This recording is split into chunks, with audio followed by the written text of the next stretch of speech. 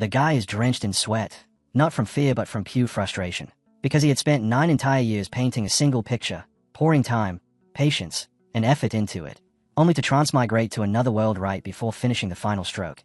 And when he arrives there, the first thing he sees are immortals casually walking through the air as if gravity means nothing, making it instantly clear that this place runs on cultivation and the pursuit of immortality. Unfortunately, the system he receives is a complete disaster, immediately apologizing for a transmigration error and calmly informing him that he will have to start everything again from the very beginning. Hearing that, all hope drains out of him because 9 years of hard work have just been thrown straight into the void. But then a sudden thought hits him. If this world is filled with cultivators, then after transmigrating he should logically possess some kind of extraordinary cultivation talent as well. With that idea lighting a spark of excitement, he rushes off to test his spirit potential, fully expecting something impressive, only for the result to appear before him with brutal simplicity: 0 spirit root potential. The message hit so hard that even the surrounding crowd cannot help but feel a little sorry for the poor guy. Completely shattered, he immediately slips into full character-breaking despair. But just as he's drowning in that miserable mood, a man suddenly appears out of nowhere and calmly asks whether he wishes to cultivate immortality. That single question revives him instantly, flipping his mood from sad SpongeBob levels of depression straight into the energy of minions throwing a celebration.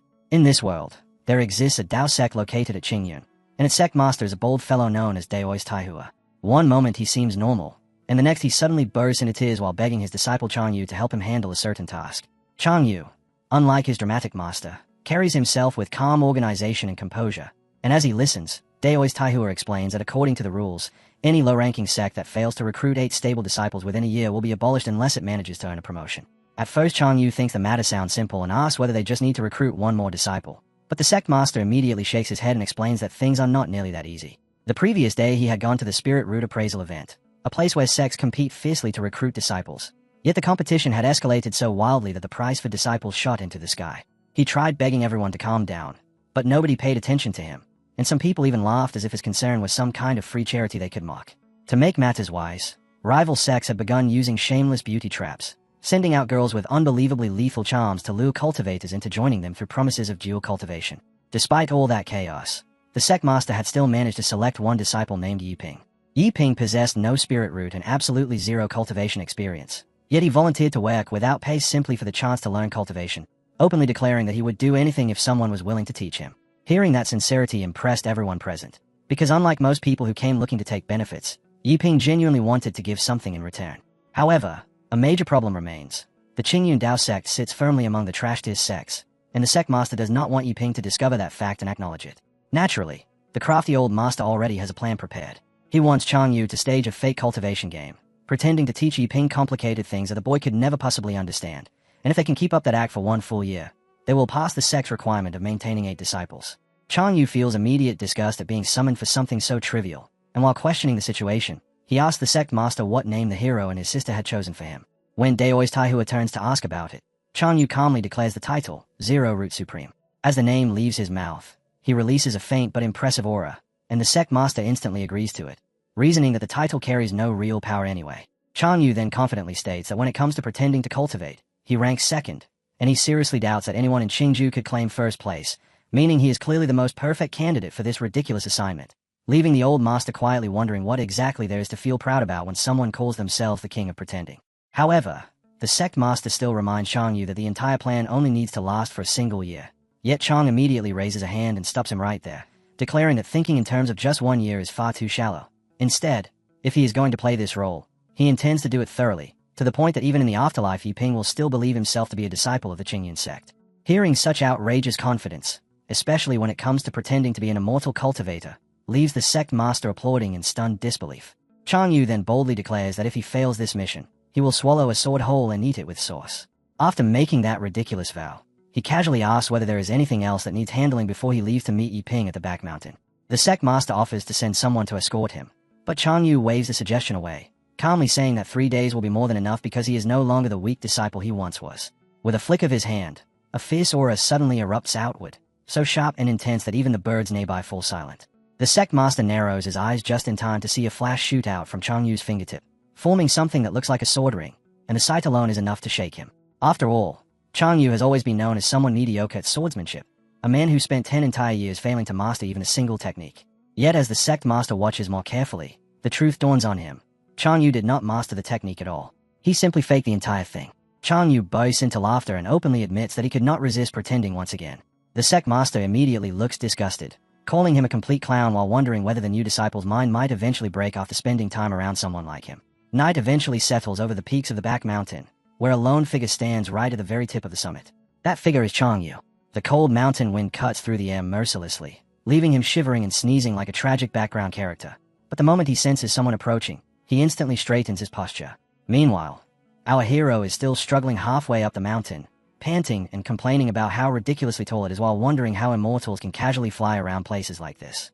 When he finally lifts his head, the first thing he sees is Chang Yu standing at the summit, striking the pose of a celestial immortal. Chang Yu slowly glances down at him, and the atmosphere instantly turns dramatic.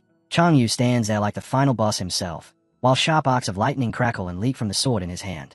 The sight completely stuns our guy, who suddenly wonders if he is actually looking at a real sword immortal. But soon a trace of suspicion creeps into his mind, a quiet feeling that something about this situation seems a little strange. After all, he reasons that any sect willing to accept useless trash like him, someone with absolutely zero spiritual power, should logically be a bottom-tier sect, right? So how could such a sect possibly have a disciple who looks this absurdly powerful? As that thought crosses his mind, he glances down toward the cliff below and notices several disciples already standing there, all of them staring directly at him. Our hero nearly jumps out of his skin. Maybe this sect only appears to be some third-rate, completely unranked dump on the surface. Yet in reality it secretly hides sword immortals whose strength far surpasses the ordinary realms. Maybe this is actually some hidden super sect where every member is a walking powerhouse, the kind of place where any random disciple could casually send him soaring into the heavens. The more he thinks about it, the more it feels like he has just struck the ultimate jackpot, and he cannot help wondering whether anyone could really be this lucky. Earlier that same day, when he followed the master into the sect, the overwhelming sense of decay around the place did not bother him too much. But now that he reflects on it, the entire sect looked far too ruined to be normal. Then our hero suddenly remembers that regardless of anything else, this place is still supposed to be a cultivation ground.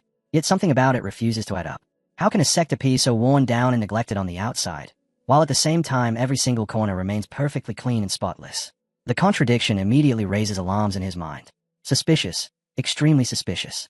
The more he links the clues together, the stranger and more unsettling everything begins to feel. It must be deliberate. They are clearly maintaining a low profile, hiding their true strength from the outside world. And just like that, the realization clicks into place. Our hero's spirit ignites as he boldly declares that even among 3 million sword immortals in the heavens, they would still have to bow before him, because the 3 senior brothers of this sect carry themselves with a presence that no one could possibly match. When the senior brother hears those words, he turns slightly and repeats them aloud. Even among 3 million sword immortals in the heavens, they would still bow before him. Bold words coming from a kid. Yet inwardly he nods with approval, thinking, very good, I like that attitude. From this moment on, you belong to me. He glances at the boy and quietly notes that simply stepping out to meet him has already earned him a brand new line to use. With that thought, he flicks his fingers into a hand seal, and a swirling field of energy gathers around his palm. Since this new junior brother has praised him so extravagantly, it would be impolite not to respond in some way. Even though he was not prepared for this, he decides he can at least grant the boy a small opportunity and a bit of fortune. The power trembles forward and wraps around the boy in a spiraling current of energy, leaving our hero stunned by the overwhelming pressure. The senior brother calmly explains that he is the sect's senior brother and that the breeze surrounding him is a secret god known for bestowing fortune, something capable of greatly improving cultivation talent. Even a single encounter with it can cause a person's talent to leap forward dramatically. Hearing that, our hero lights up like an excited child, unable to imagine how any ordinary sect could possibly possess something so incredible. He immediately bows deeply, expressing his gratitude to senior brother for such generosity, then introduces himself as Yiping and honestly admits that he has nothing he could possibly offer in return. Meanwhile, the senior brother himself is trembling from the strain, his arm almost pulled out of place from forcing the act. Yet he still manages to squeeze out a calm and confident reply. It's nothing at all. Covering his mouth afterward, he silently tells himself to stop talking nonsense. A fortune-bestowing technique. What a ridiculous claim. That had simply been a random gust of wind. Nothing more than pure luck at best. He quickly composes himself again and tells his junior brother that before he teaches him the sword, he wants to ask a question first. Our hero instantly braces himself, because every novel he has ever read says that a peerless master always asks something profound before revealing a secret technique. Whatever comes next must be important, and he prepares himself seriously. The senior brother then asks what he believes to be the ultimate meaning of the sword. As the words leave his mouth, phantom images of sword masters appear behind him, each one cutting through the air with powerful slashes. Inwardly he smirks, thinking that only the true king of pretending could deliver a question with such dramatic flair. Go ahead and answer, he thinks. Whatever you say will be wrong anyway. Our hero, however, becomes completely serious. Even the tone and weight of the question feel perfectly crafted, yet he has absolutely no idea how he should respond. This must truly be a hidden master. The question sounds simple on the surface, but surely it conceals a limitless realm of meaning within it. An ordinary person might answer something like killing a man within 10 steps and traveling 1,000 miles without leaving a trace. But that kind of answer must be far too shallow. Meanwhile, the senior brother has already started sweating. The senior brother quickly tells him that the question was only asked casually and that there is no need to treat it like some life or death examination. Yet our hero refuses to take any chances and decides he must answer with extreme caution. Everyone around watches him with amazement as he stands there thinking, while the senior brother gradually grows impatient, muttering that if this keeps up he is going to freeze to death on this mountain. After waiting far too long, the senior finally demands that he give his answer. Our hero hesitates for a moment before reluctantly saying that, in his opinion, the ultimate form of the sword is a single blade of grass capable of cutting down the sun, the moon, and the stars. The senior brother's eyes instantly widen. In his mind, he imagines a tiny blade of grass resting lightly on his fingertip, yet with one motion it slices straight through the heavens themselves, and the image nearly knocks his jaw to the ground. He has practiced swordsmanship for 20 years, and the most powerful strike he has ever witnessed could barely split apart a mountain. Yet this kid is talking about a blade of grass destroying the sun, moon, and stars. This is bragging on an entirely different level. While the senior brother is still stunned by that thought, our hero awkwardly adds that perhaps his words sound a bit exaggerated and that he hopes senior brother will not take offense. The senior brother suddenly feels both embarrassed and impressed at the same time. This kid casually produces lines that sound legendary. A genuine kindred spirit. That sentence alone is pure gold, and he already plans to borrow it later. He studies the boy's expression for a moment before saying that it is indeed difficult to exaggerate something like that. On the path of cultivation, stability, and steady progress matter the most, and right now junior brother seems to be aiming a little too high. Our hero had already expected that sort of response, so he immediately nods and admits that he must have been mistaken. The senior brother then slowly pulls his sword free and casually asks, "Then what about this?" He swings. The sky almost changes color as lightning bursts violently across the air, the flash so bright it nearly blinds the eyes, and in the next moment the cliff itself is sliced cleanly in half. Turning back afterward, the senior brother calmly states that he will leave behind a sword mark here, and whether someone calls it ordinary or extraordinary depends entirely on their own perspective. If one says it is ordinary, then it remains ordinary. But if one calls it extraordinary, then within it lies the most powerful sword intent in the world. As our hero stays at the mark, he seems to see a phantom figure appear, an entity with multiple arms, each arm gripping a sword, standing face to face against the senior brother. The senior calmly adds that how much someone can comprehend from this mark depends entirely on their own perception, and after saying that he will return in 7 days to check the progress. At that moment, our hero becomes a completely devoted admirer. In his mind, this is unquestionably the strongest sword intent imaginable. Absolute proof that he has encountered a hidden master of the world. That settles it. His luck must be absurdly good, because somehow he has walked straight into a place filled with secret powerhouses. Later, as he heads down the mountain stays, he is practically shaking with excitement, thinking that he needs to hurry, find Luo Chen, and properly put on an act. While walking along the path, he suddenly notices a girl sitting off to the side who calls out to him as senior brother. When he looks closer, he realizes she is an incredibly beautiful girl, someone who looks as though she stepped straight out of a dream. With calm curiosity, she asks what he thinks about the talent of their new junior brother.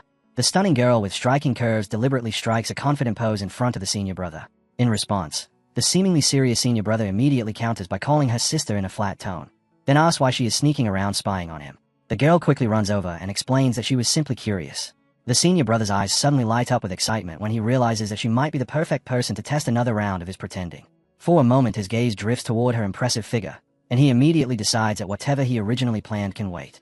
Clearing his throat, he says he actually wanted to discuss something with her, but since she has already asked a question, he wonders whether she even understands how powerful the ultimate form of the sword truly is. She rolls her eyes in response and casually asks what that has to do with her, adding that he is suddenly acting far too serious. The expression on her face already reveals what she is thinking, and she calmly replies that of course she knows the answer. The ultimate of the sword is using a single blade of grass to cut down the sun, the moon, and the stars. She says the line lightly, yet somehow it sounds both cool and strangely elegant.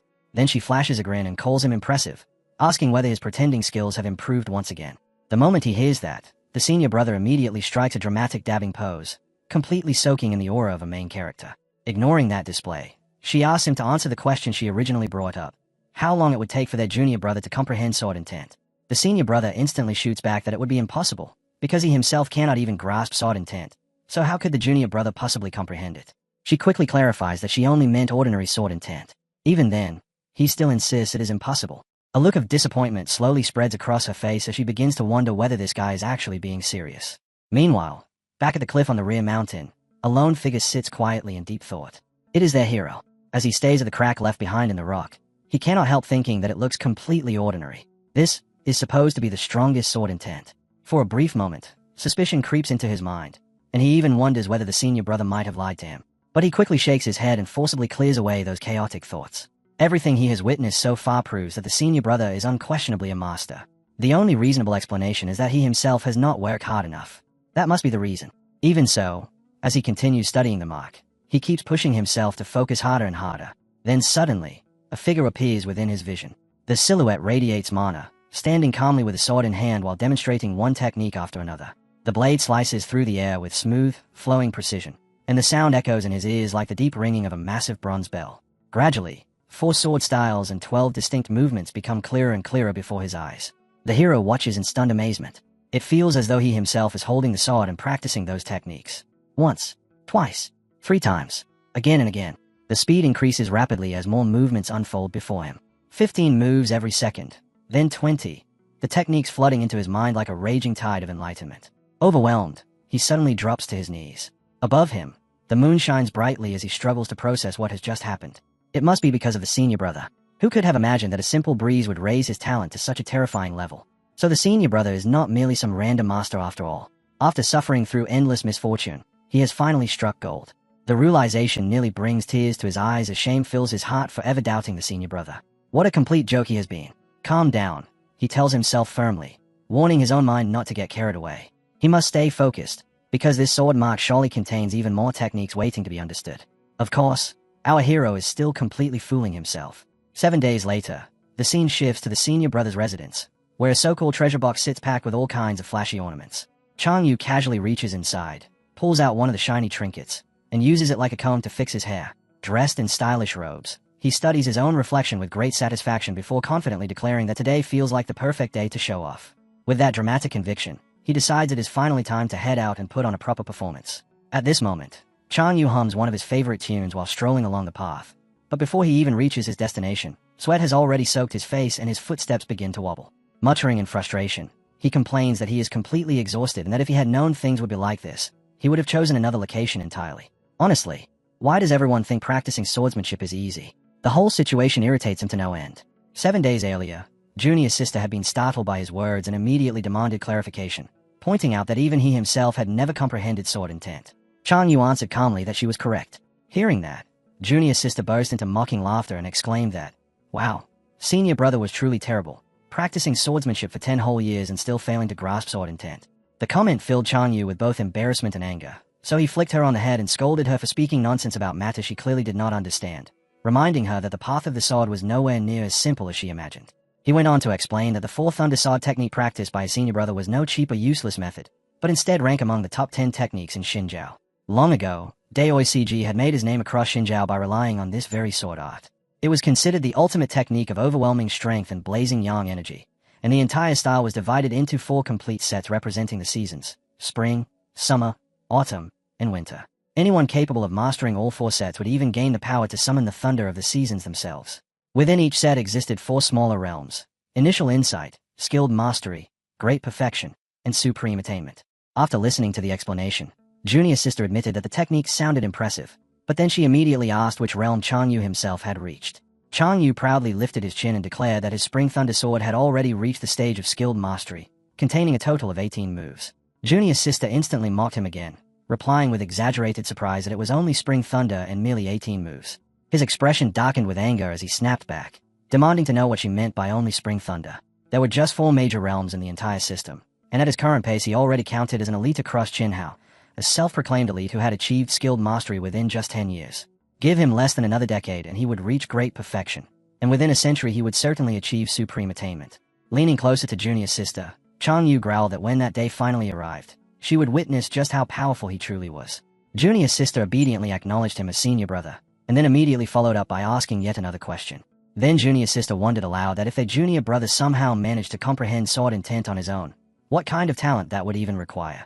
Hearing such a thought, Chang Yu burst into loud laughter and mockingly replied that sword intent was no trivial matter and Junior's sister truly dared to dream big.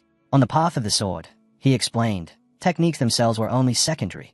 The true foundation lay in sword intent.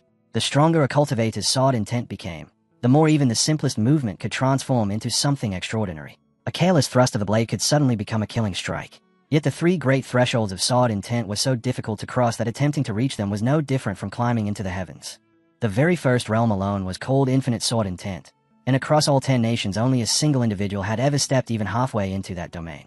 That man was known as the Supreme Sword Sovereign, and every nation treated him as a distinguished guest of the highest honor. Still curious, Junior's sister asked again, this time in a purely hypothetical tone, that if someone truly managed to comprehend such a thing, what realm would they stand in?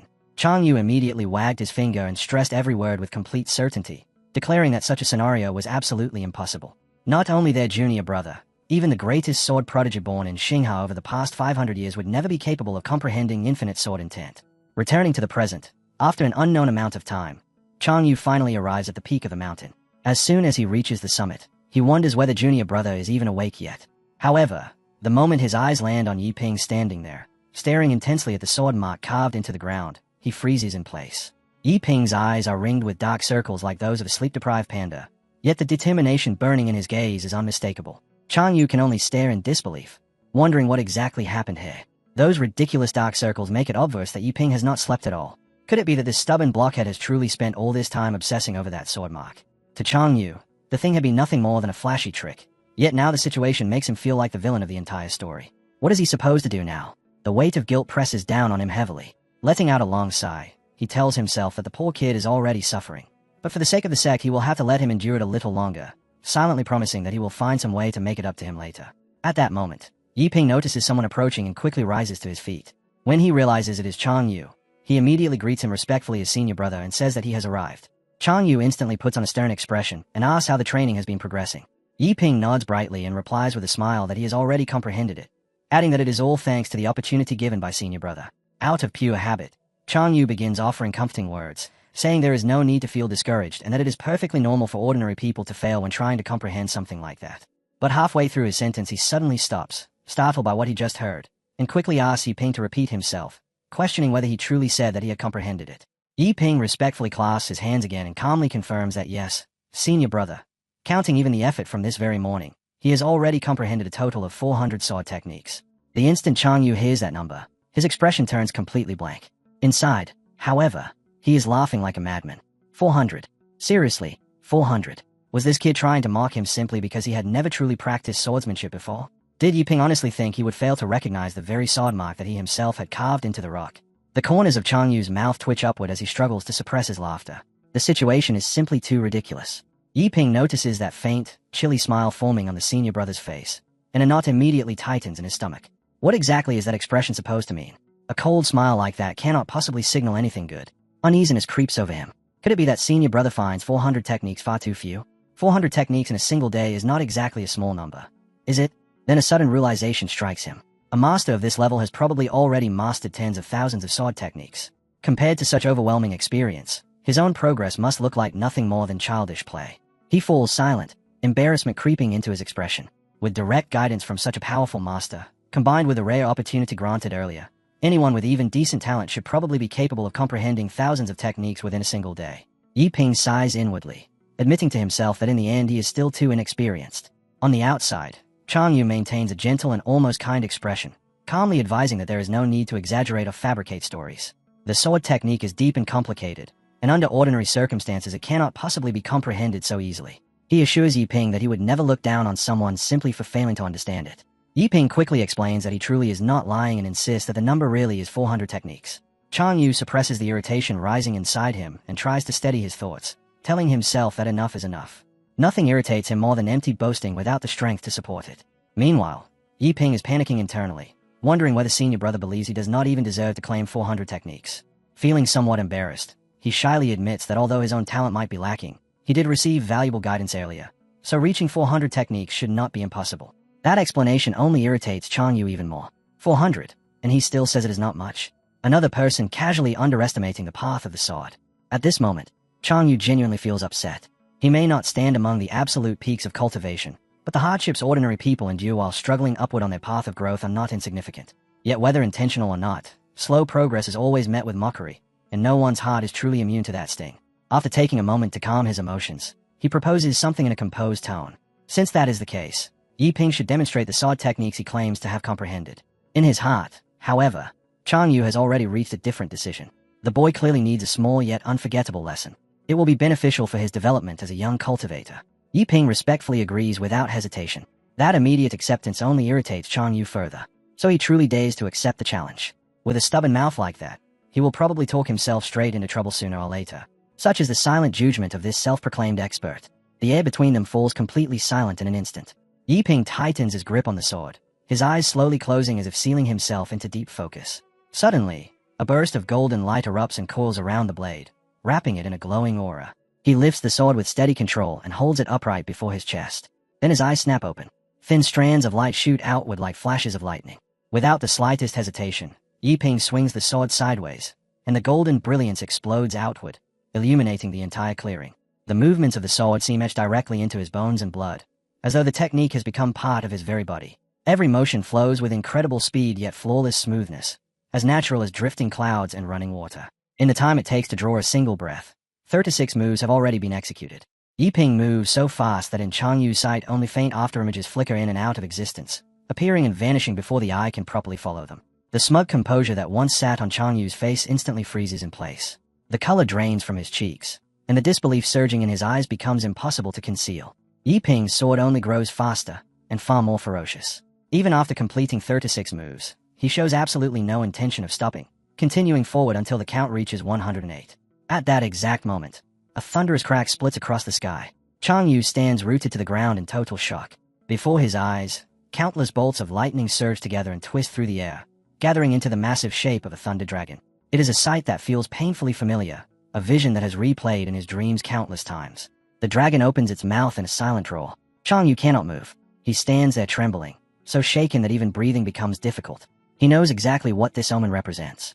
The roar of the thunder dragon is undeniable proof, the visible sign that only appears when the fourth thunder sword technique enters the realm of great perfection. For years, his greatest dream has been to push the spring thunder sword technique into great perfection. If he could hear that legendary dragon roar even once in his lifetime, then even dying immediately afterward would have been worth it. Yet the young man standing before him has achieved it after practicing for only 7 days. Impossible. Completely impossible. But the shock is far from over. Barely 5 breaths later, another deafening dragon's roar echoes across the sky. A second thunder dragon forms in the air, its entire body condensed from brilliant green lightning. The summer thunder sword technique has also stepped into great perfection. Before the vision of that dragon can even fade away, the autumn thunder dragon manifests almost at the same time. 2 dragons appear together, roaring toward one another as if competing for dominance. Summer and autumn have both entered great perfection simultaneously. Such a phenomenon has never been recorded anywhere in history. Yet even now, Yi Ping's sword does not slow down. Instead, it grows faster, sharper, and more relentless with every motion, until his entire figure dissolves into nothing but a shifting phantom. Then the most terrifying strike of all appears. The Winter Thunder Sword technique also breaks through into great perfection, but the aura it releases is completely different from the others. As Chang Yu watches, he feels as though the bitter cold of the deepest winter has suddenly descended upon the world itself, an icy presence so severe that everything beneath it seems destined to wither away. Only when the 432nd move is completed does Yi Ping finally come to a stop. 7 full days of closed-door cultivation have now reached their end. Under his command, spring, summer, autumn, and winter thunder have all stepped into the realm of great perfection. Yet even now, Yi Ping does not lower his sword. A faint crease forms between his brows as he senses that something is still not quite right. After a moment of reflection, he realizes the problem. He has relied too heavily on the sword itself. Quietly contemplating, he recalls that the formless great Tao gives birth to all that possesses form, that within nothingness everything already exists, and that one must observe what lies beyond the object while contemplating the self beyond the self. In that instant, enlightenment strikes him. He had been bound by the sword. Only now does he finally understand what the senior brother truly meant to teach. Meanwhile, Chang Yu stands nearby with a completely blank expression, so stunned that he cannot speak a single word. Yi Ping slowly raises his hands before him, clenching them into fists and pressing them tightly together while murmuring that he might as well try it once. He begins speaking of the sword of the commoner, the blade that strikes above to sever the neck, thrusts below to pierce the organs, and fights with the raw ferocity of a savage rooster locked in battle. Then his words shift to the Emperor's sword, forged from the 5 elements, flowing between yin and yang, wielding the forces of creation itself as its sharpened edge. Gradually, Yi Ping draws his fists apart. The instant his hands separate, a streak of brilliant light erupts from between his palms, and in the blink of an eye a heaven-shaking explosion bursts outward. Seeing this, Chang Yu cannot stop himself from swearing inwardly. What in the world is happening here? Did this kid really gain another moment of enlightenment simply from demonstrating a sword technique? Is this some kind of ridiculous joke? Has he completely lost his mind and started dreaming while standing upright? As he stares at the overwhelming spectacle unfolding before him, his heart churns like a storm-tossed sea. Only moments ago, the Winter Thunder sword technique had radiated the pure aura of destruction and death itself. Yet now the entire atmosphere has reversed completely, surging with vigorous vitality and overflowing life. Only a single breath of time has passed, and yet it feels as though 10,000 years have cycled by in an instant. Power continues to pour outward without end, rising again and again as though undergoing endless reincarnation, as if the world itself has decided to begin anew. Chang Yu stands frozen in place, utterly stunned as he stares at the invisible sword hovering before him. In that moment, it feels as though that single sword has become his entire world. Even the most casual swing seems powerful enough to annihilate 10,000 soldiers in an instant. At the same time, Yi Ping continues swinging his sword again and again, while waves of yellow light gather and swirl around his body. Chang Yu can hardly believe what he is witnessing. Shock fills his mind as he wonders if this is what true sword intent actually looks like. The sword aura filling the air feels so overwhelming that it presses down like a physical force. Yet while anyone else would stand there in awe, Yi Ping himself looks dissatisfied. He lets out a quiet sigh and admits that he can no longer sense anything. The shallow trace of energy he felt earlier has already slipped away from his grasp. Even so, Yi Ping feels a spark of excitement, because for the briefest instant he truly sensed a terrifying force. Yet instead of celebrating it, he quietly blames himself, convinced that his own talent is simply too poor to hold on to that power for longer than a single heartbeat. Chang Yu, however, is left completely stunned by those words. When he was still a child, he once witnessed the sword sovereign of Teshu, and that one encounter alone set him firmly on the path of the sword. Even now, he remembers the aura from that day with perfect clarity. At the time, the sword sovereign had not even finished cultivating his spiritual power, yet the way he gripped his blade and the presence he carried are almost identical to what Yi Ping is displaying right now. After comparing the two again and again, Chang Yu finally reaches a firm conclusion. What stands before him is the legendary infinite sword intent. Talent of this level would not merely rank as the greatest within the Jin nation. It would likely stand unmatched among all 10 nations. In fact, Chang Yu even suspects that someday Yi Ping might reach the very peak of the sword path without relying on spiritual power at all, instead advancing purely through magical tools or unconventional methods. At that moment, Yi Ping turns toward his senior brother and, with visible disappointment, admits that the sword techniques he has learned seem rather ordinary, though he quickly adds that he will train twice as hard from now on because he refuses to let their master down. Hearing this only deepens Chang Yu's shock. In his heart, he knows very well that he himself has never practiced with the same level of dedication as Yi Ping. Yet he cannot bring himself to praise him openly. A genius like this cannot be allowed to drift away. He must remain close. Forcing his expression to stay calm, Chang Yu deliberately tells Yi Ping that his performance is merely average. Inside, however, he is practically shouting at himself. If Yi Ping is considered average, then what does that make him? Hearing this, Yi Ping immediately begins worrying that he may have disappointed their master. Just then, Chang Yu notices something nearby and glances toward a rock before casually asking Yi Ping about a certain matter. Yi Ping brightens at once and explains that the notebook he is holding contains the insights he recorded during training. Even as he says this, he modestly insists that the contents are nothing special. Chang Yu asks if he can take a look, which leaves Yi Ping a little embarrassed, but he still hands the notebook over. As Chang Yu begins turning the pages, the shock inside him only grows stronger. Every single sword movement is recorded with astonishing detail. Within the first 50 moves, Yi Ping writes about how white sand mixed with mud gradually turns black, using it to discuss influence and transformation. When he describes the first 100 moves of Spring Thunder, he speaks about how all things balance one another, explaining that without down there can be no up. In the first 50 moves of Summer Thunder, he reflects on ideas such as the greatest strength appearing bent, the greatest skill seeming clumsy, and the greatest eloquence sounding complicated. Page after page continues in the same way, as he examines each transformation and every emotion tied to the cycle of the 4 seasons. The words inside the notebook almost seem to shine like stars on the page. Chang Yu quickly realizes that every line was carefully contemplated by Yi Ping himself, and the thoughts within feel vast and immeasurably deep, almost like an entire galaxy contained within simple writing. Although Chang Yu cannot completely comprehend it all, the realization alone leaves him utterly shaken. When Yi Ping notices the stunned look on Chang Yu's face, he becomes even more embarrassed, hurriedly explaining that the notebook only contains his own shallow guesses and doesn't even amount to 1/10 of what his senior brother intends to teach him.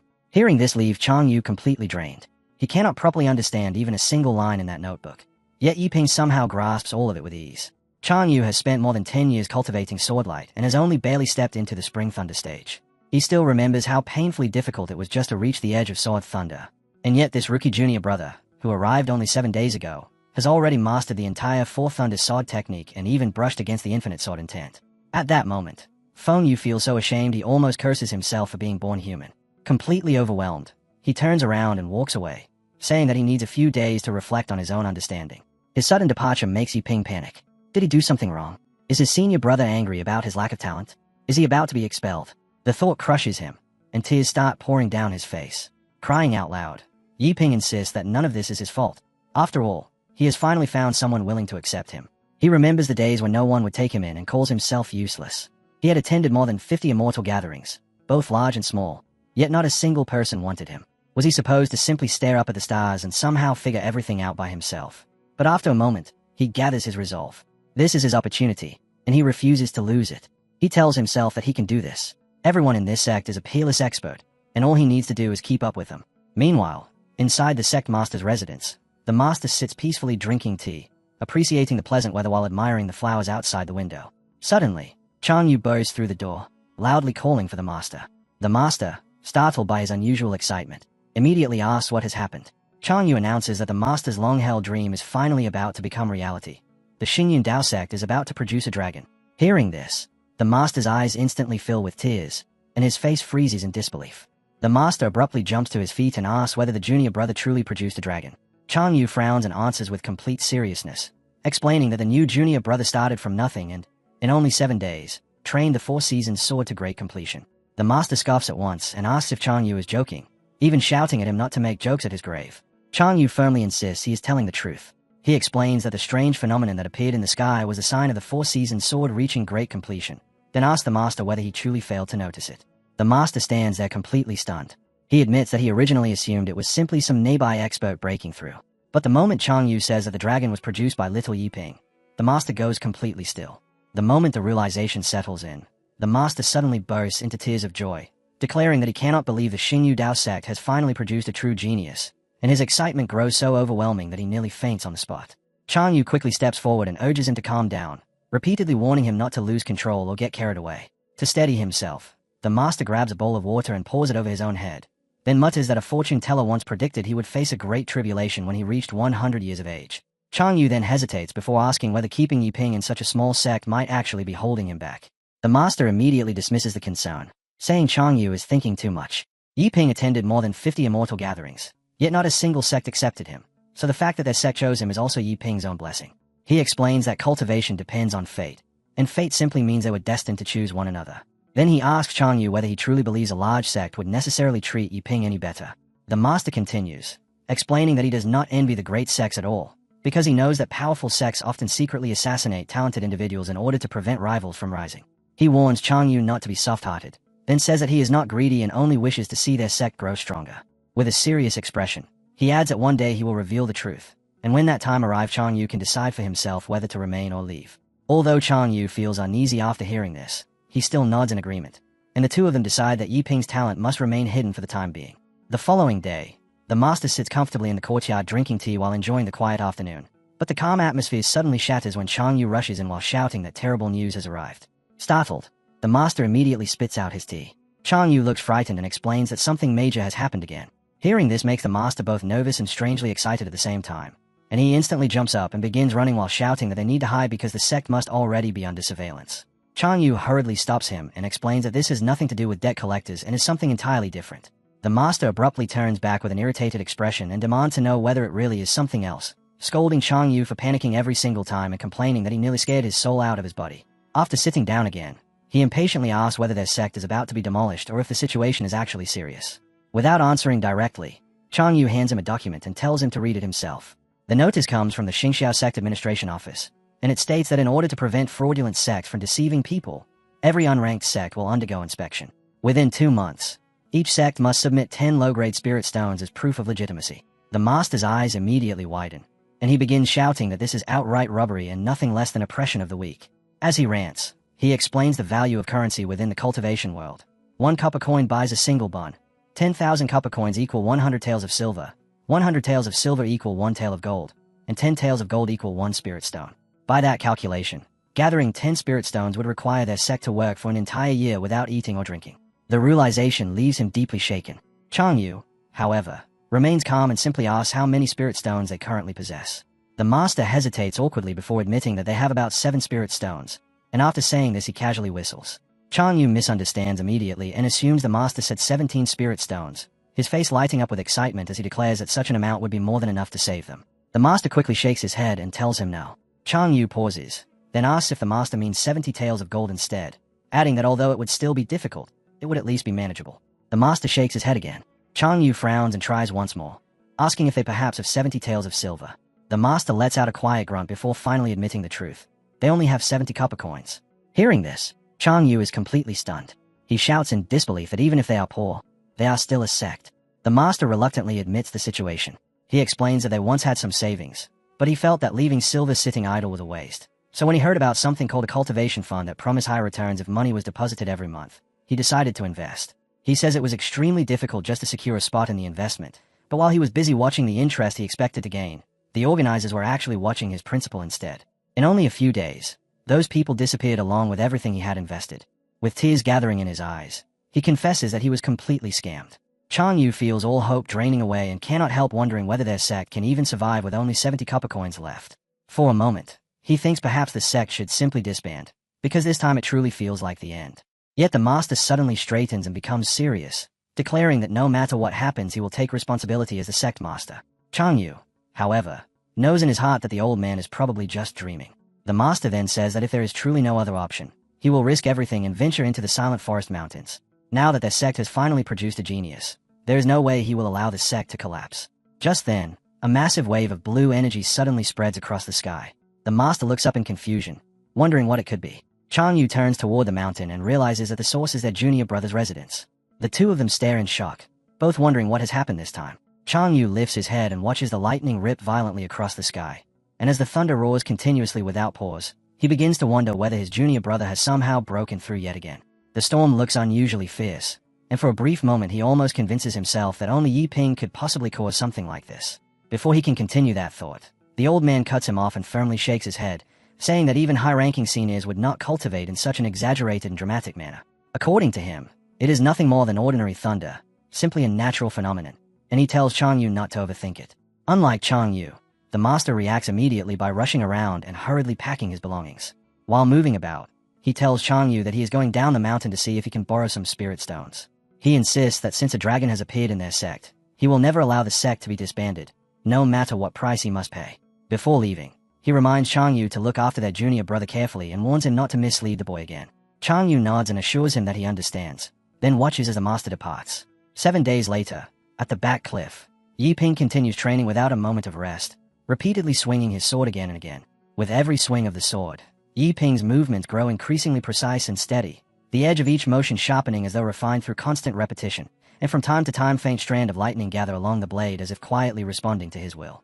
Completely absorbed in perfecting every detail of the technique, he continues practicing without pause, his breathing controlled and even despite the growing exhaustion weighing heavily on his arms. Chang Yu approaches quietly and stops a short distance away, watching in silence. In his mind, he cannot help but think that only 7 days have passed, yet Yi Ping already appears far more advanced than before. At this pace, Chang Yu suspects his junior brother might achieve complete perfection in just a few more days. The thought places a strange pressure on him, because he can already sense that Yi Ping is operating at an astonishing level, and it leaves him feeling deeply uneasy. Eventually, Yi Ping notices him standing there and immediately stops his training. He bows respectfully and greets his senior brother. Chang Yu waves it off and replies that such formalities are unnecessary, then casually asks about Yi Ping's progress. Yi Ping explains that he has already comprehended all 1,460 sword movements. He admits that he moved a little slowly in some sections and stumbled at certain points, but overall he considers the outcome acceptable. Hearing this fills Chang Yu with both shock and a painful sense of inadequacy. He realizes that his junior brother has already grasped everything, while he himself is nowhere near that level. Even so, he forces himself to maintain a calm and composed appearance. He tells Yi Ping to listen carefully and explains that even when sword techniques reach complete perfection, that stage is only the beginning. Beyond sword moves lies sword momentum, and beyond sword momentum lies sword intent. He continues by explaining that although sword moves may be countless in number, a single strike infused with genuine sword momentum carries the same power as the entire collection of techniques combined. Once someone masters sword momentum, he says, that person can truly be called a sword cultivator. Despite the fatigue in his body, Yi Ping listens with full attention. Meanwhile, Chang Yu secretly feels fortunate that Yi Ping trusts him so completely, because if not for that trust, with such extraordinary talent his own pretense might have been exposed within only a few days. Curious, Yi Ping then asks his senior brother what level he himself has reached. Chang Yu keeps his expression calm and replies that he has merely just stepped into the first level of the supreme sword path, known as infinite sword intent. Although he presents this modestly, a faint hint of pride still slips into his voice. Those words leave a deep impression on Yiping. Realizing that his senior brother has already reached the level of infinite sword intent, he feels both awe and admiration. Chang Yu continues explaining that after mastering sword momentum, a cultivator enters what is called the Supreme Realm, and within that realm there are 3 levels, with infinite sword intent standing as the first. He warns Yiping not to underestimate that first stage, explaining that anyone capable of stepping into infinite sword intent could already be regarded as number 1 across the 10 nations. Hearing this leaves Yiping astonished. If that is the case, then his senior brother already stands at the very peak. He reflects that he always knew Chang Yu was powerful, yet he never imagined that his senior brother had reached such an incredible height. The thought begins to stir excitement in him, and he wonders whether, under such guidance, he might one day become second across the 10 nations. The idea thrills him, and in his mind he begins to imagine himself transforming into a dragon. Filled with determination, Yiping solemnly promises that he will continue working hard and that within his lifetime he will one day step into the realm of infinite sword intent, adding that he will never forget the kindness his senior brother has shown him. Chang Yu hears this and feels a mixture of satisfaction and embarrassment, silently wishing that Yiping would stop praising him so much because the compliments only make him increasingly uncomfortable. Yiping then lifts his gaze toward the sky and reflects that only a few days ago he was nothing more than an ordinary man struggling to survive. Yet now he stands within a sect learning profound sword techniques, a transformation that still feels almost unreal to him. As the sun slowly begins to set, he remarks that the evening glow spreads beautifully across Xingyun Peak, bathing the mountain slopes in red light, and he speaks of his wish to study cultivation at dawn while living freely with the morning wind as his companion. Listening to these words causes Chang Yu to suddenly wonder whether Yiping might once have held some respectable position or perhaps been a scholar before arriving at the mountain, so he directly asks him about it. Yiping explains that he was only half a scholar and never talented enough to obtain an official title, though he does mention that he enjoyed reading and had some experience with painting. The moment he hears about painting, an idea quickly forms in Chang Yu's mind. He suggests that Yiping paint something for him, thinking that if his junior brother truly becomes a great sword cultivator in the future, then owning one of his paintings would be an incredible honor and something he could proudly boast about. Yiping feels a little awkward at the request. He remembers that in his previous life he joined a painting society, simply because he wanted to pursue someone he admired. During that time he trained seriously for 3 years and gradually became quite skilled at painting. Yet the person he liked eventually left with a wealthy heir. From that experience he came to believe that painting could not heal a lonely heart, leaving him with a lingering sense of futility. Even so, he agrees to the request. About an hour later, after setting aside the emotions stirred by those memories, Yiping finishes the painting. He feels somewhat satisfied with the result, though he still lacks the confidence to call it excellent. Chang Yu walks over and says he will take a look, but the moment his eyes fall upon the painting, his expression changes instantly. His eyes widen in obvious astonishment as he carefully studies the image before him. Holding the painting in his hands, Chang Yu examines it closely. At first he only intends to glance at it briefly, but the moment his eyes settle on the scene, surprise spreads across his face. The evening glow stretches across the sky in warm shades of red and gold, while the Xingyun mountain range appears almost like a paradise on earth. The peaks rise one after another in layered distance, and the flowers, grass, and trees are depicted with striking clarity and lifelike detail.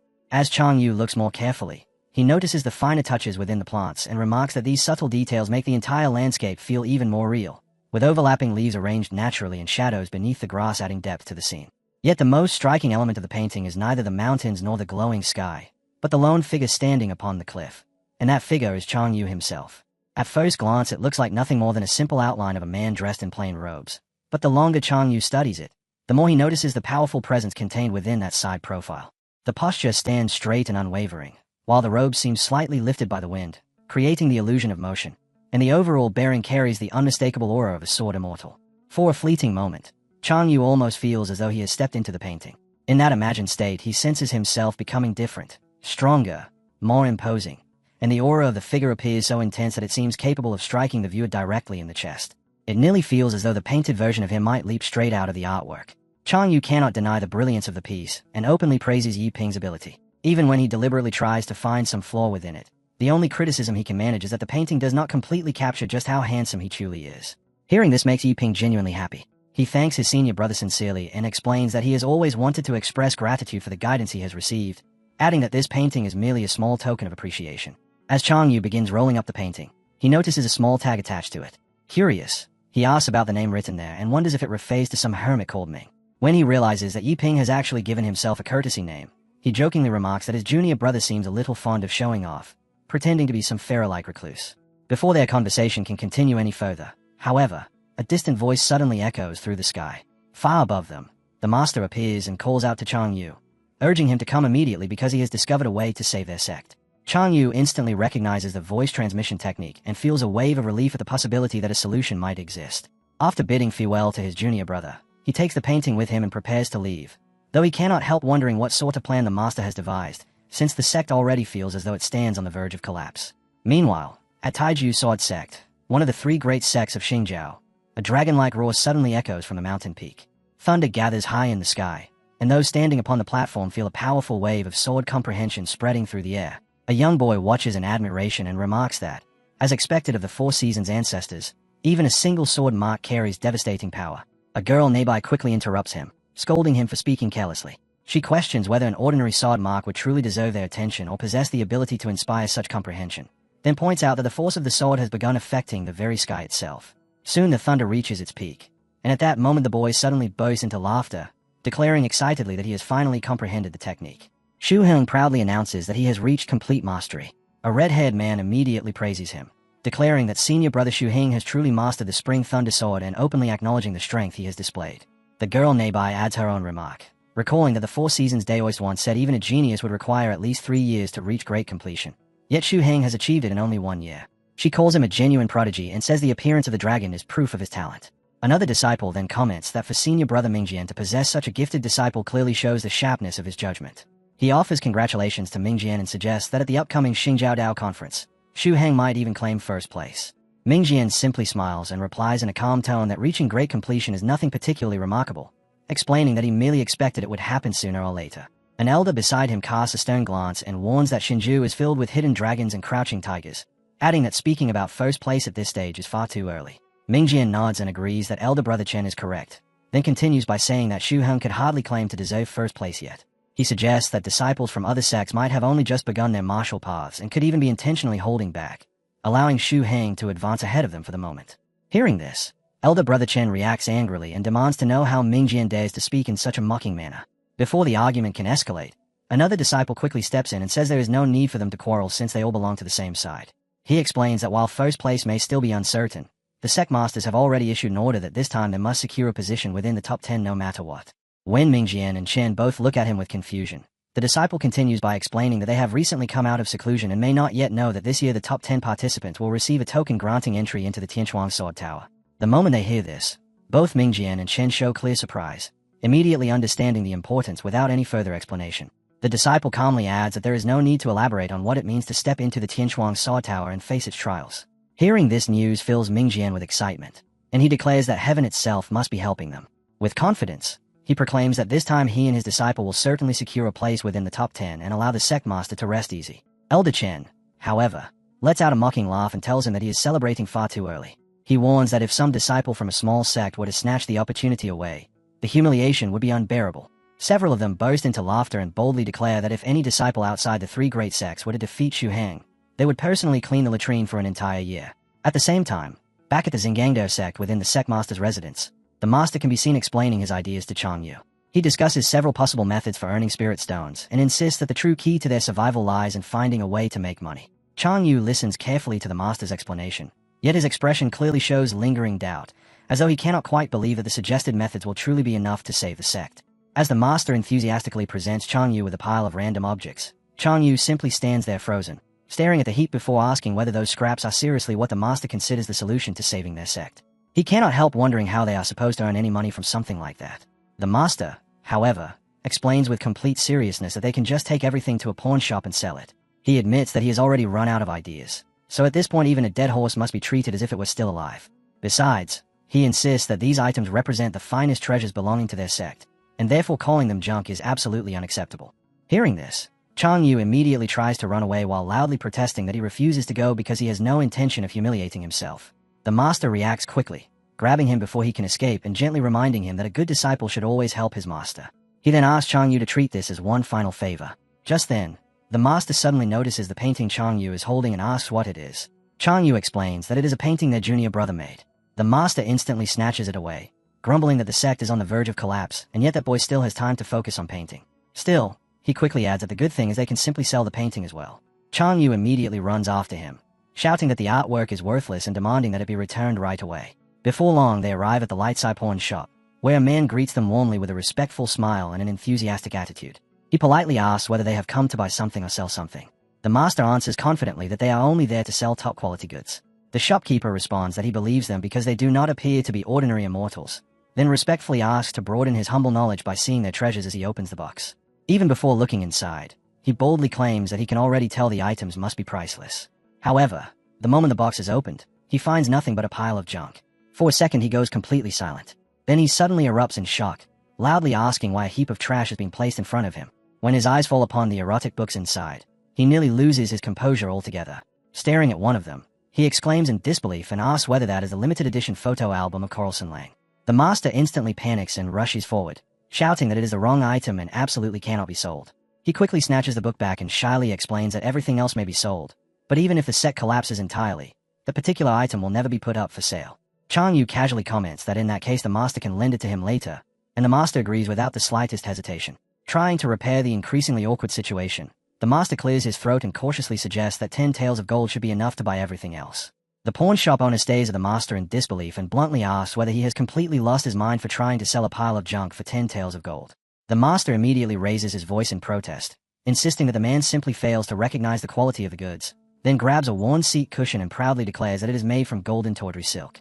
The shopkeeper, who clearly understands that this is just part of bargaining, calmly tells him to take the goods somewhere else if he believes they are so valuable. The master instantly changes his tone and pretends to be friendly again, saying that 8 taels of gold will already be enough. When the buyer still refuses, the master shouts again and asks whether 4 taels would at least be acceptable, adding that he absolutely cannot lower the price any further. Watching this entire exchange fills Chang Yu with intense embarrassment. Unable to endure the humiliation any longer, he mutters that they should simply take the goods somewhere else because the situation is too disgraceful for him to bear. Just then, the old painting suddenly catches the shopkeeper's attention. He steps forward and politely asks whether he may examine it. Chang Yu immediately brightens and willingly hands the painting over. The man studies it carefully for a moment before asking whether the material could really be Shuyang rice paper. He remarks that they must be joking, because if the paper truly is that valuable, there would be no reason for them to be short of money, and he wonders why they would come to such a small pawn shop to sell it. The moment he hears this, the master's eyes widen in shock as he realizes the paper might actually be extremely valuable. The shopkeeper confidently explains that his eyes never deceive him and that the paper is indeed genuine Shuyang rice paper, adding that the material alone is worth more than 10 taels of gold. As he continues examining the painting, his gaze suddenly falls upon the stamp placed on it, and his expression shifts into even greater astonishment. Realizing that the artwork may be something extraordinary, he quickly calls one of his helpers over and says he needs to speak with him immediately. The master remains completely confused and cannot understand what exactly is happening, while the shopkeeper moves to a corner and whispers something quietly to his assistant. From where he stands, the master carefully watches the two of them. The helper asks whether he is truly certain about the matter, and the shopkeeper firmly assures him that he is absolutely correct. A short while later, the shopkeeper returns to them and sincerely apologizes for his earlier attitude. He explains that they must show the art paper to their old shopkeeper for confirmation and politely asks them to wait for a moment. Chang Yu and the master both agree, although their faces clearly reveal their surprise, and they begin wondering whether the painting and the paper might really be that valuable. After about an hour passes, the shopkeeper returns and reports that their old shopkeeper has said that anyone capable of recognizing and bringing such a piece could not possibly be an amateur. He adds that they should not treat these guests lightly or make jokes at their expense, and finally states that the pawn shop is ready to purchase the artwork. Chang Yu's eyes fly open in disbelief as he asks if this really is nothing more than their junior brother's ordinary painting. Yet the master immediately clamps a hand over his mouth and quickly tells the shopkeeper that they are not joking at all and that what they expect is a sincere offer, even raising his thumb with complete confidence. Though in the very next instant a trace of doubt creeps into his mind, as he wonders if some sort of misunderstanding has already begun.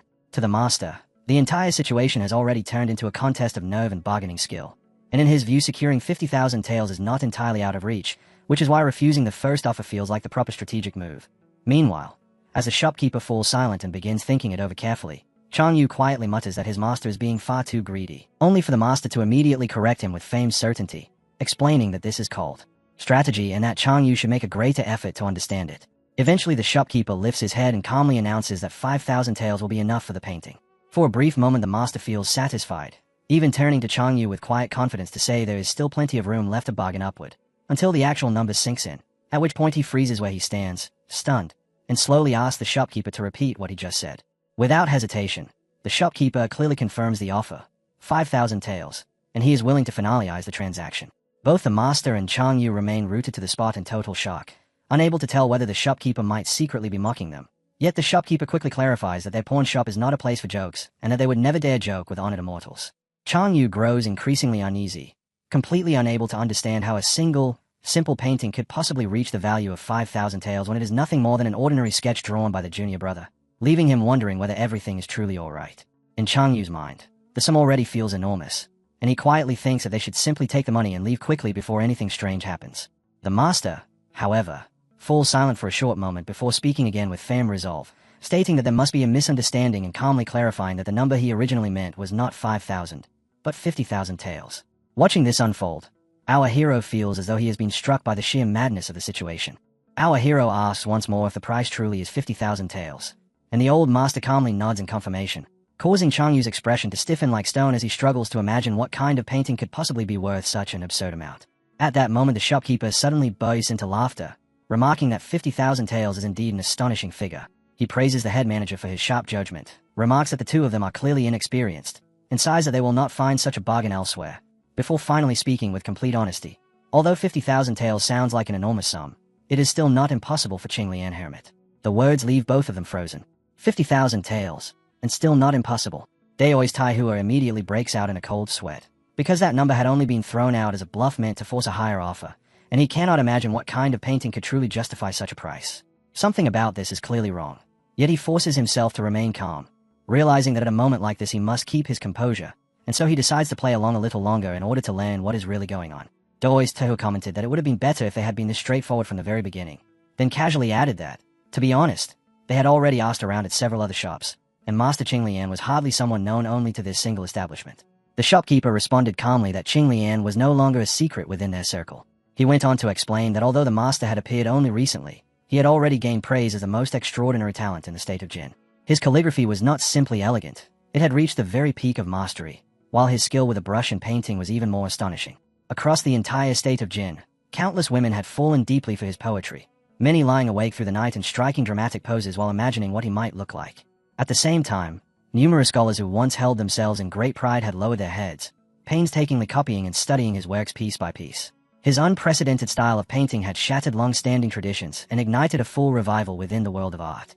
Yet the tragedy was that by the time people recognized the brilliance of his masterpieces, the man himself had already disappeared without a trace, leaving behind nothing but vague rumors, and the world had never been fortunate enough to glimpse his true face. Since ancient times, scholars have chased fame and longed for their names to echo through history. Yet Qinglian treated honor like dust beneath his feet and simply walked away. Standing beside someone like that, who would not feel both ashamed and in awe, the two listeners stood there without a word. Inside Daoi's Taihua's mind, thoughts raced wildly, because the legend being described sounded uncannily similar to his own foolish disciple. Chang Yu glanced at him from the side, his expression clearly accusing the old master of bluffing the shopkeeper. The shopkeeper then continued, remarking that they must already know about the painting's greatest flaw. It was a portrait. When compared with the master's true specialty, pure landscapes, the difference in value was enormous. Chang Yu found this rather surprising, because he had assumed that his own unmatched handsomeness would naturally increase the value of the painting, and the thought now left him feeling somewhat embarrassed. Daoi's Thua, however, whispered sharply in shock that Chang Yu still had the nerve to laugh, reminding him that the price gap was enormous.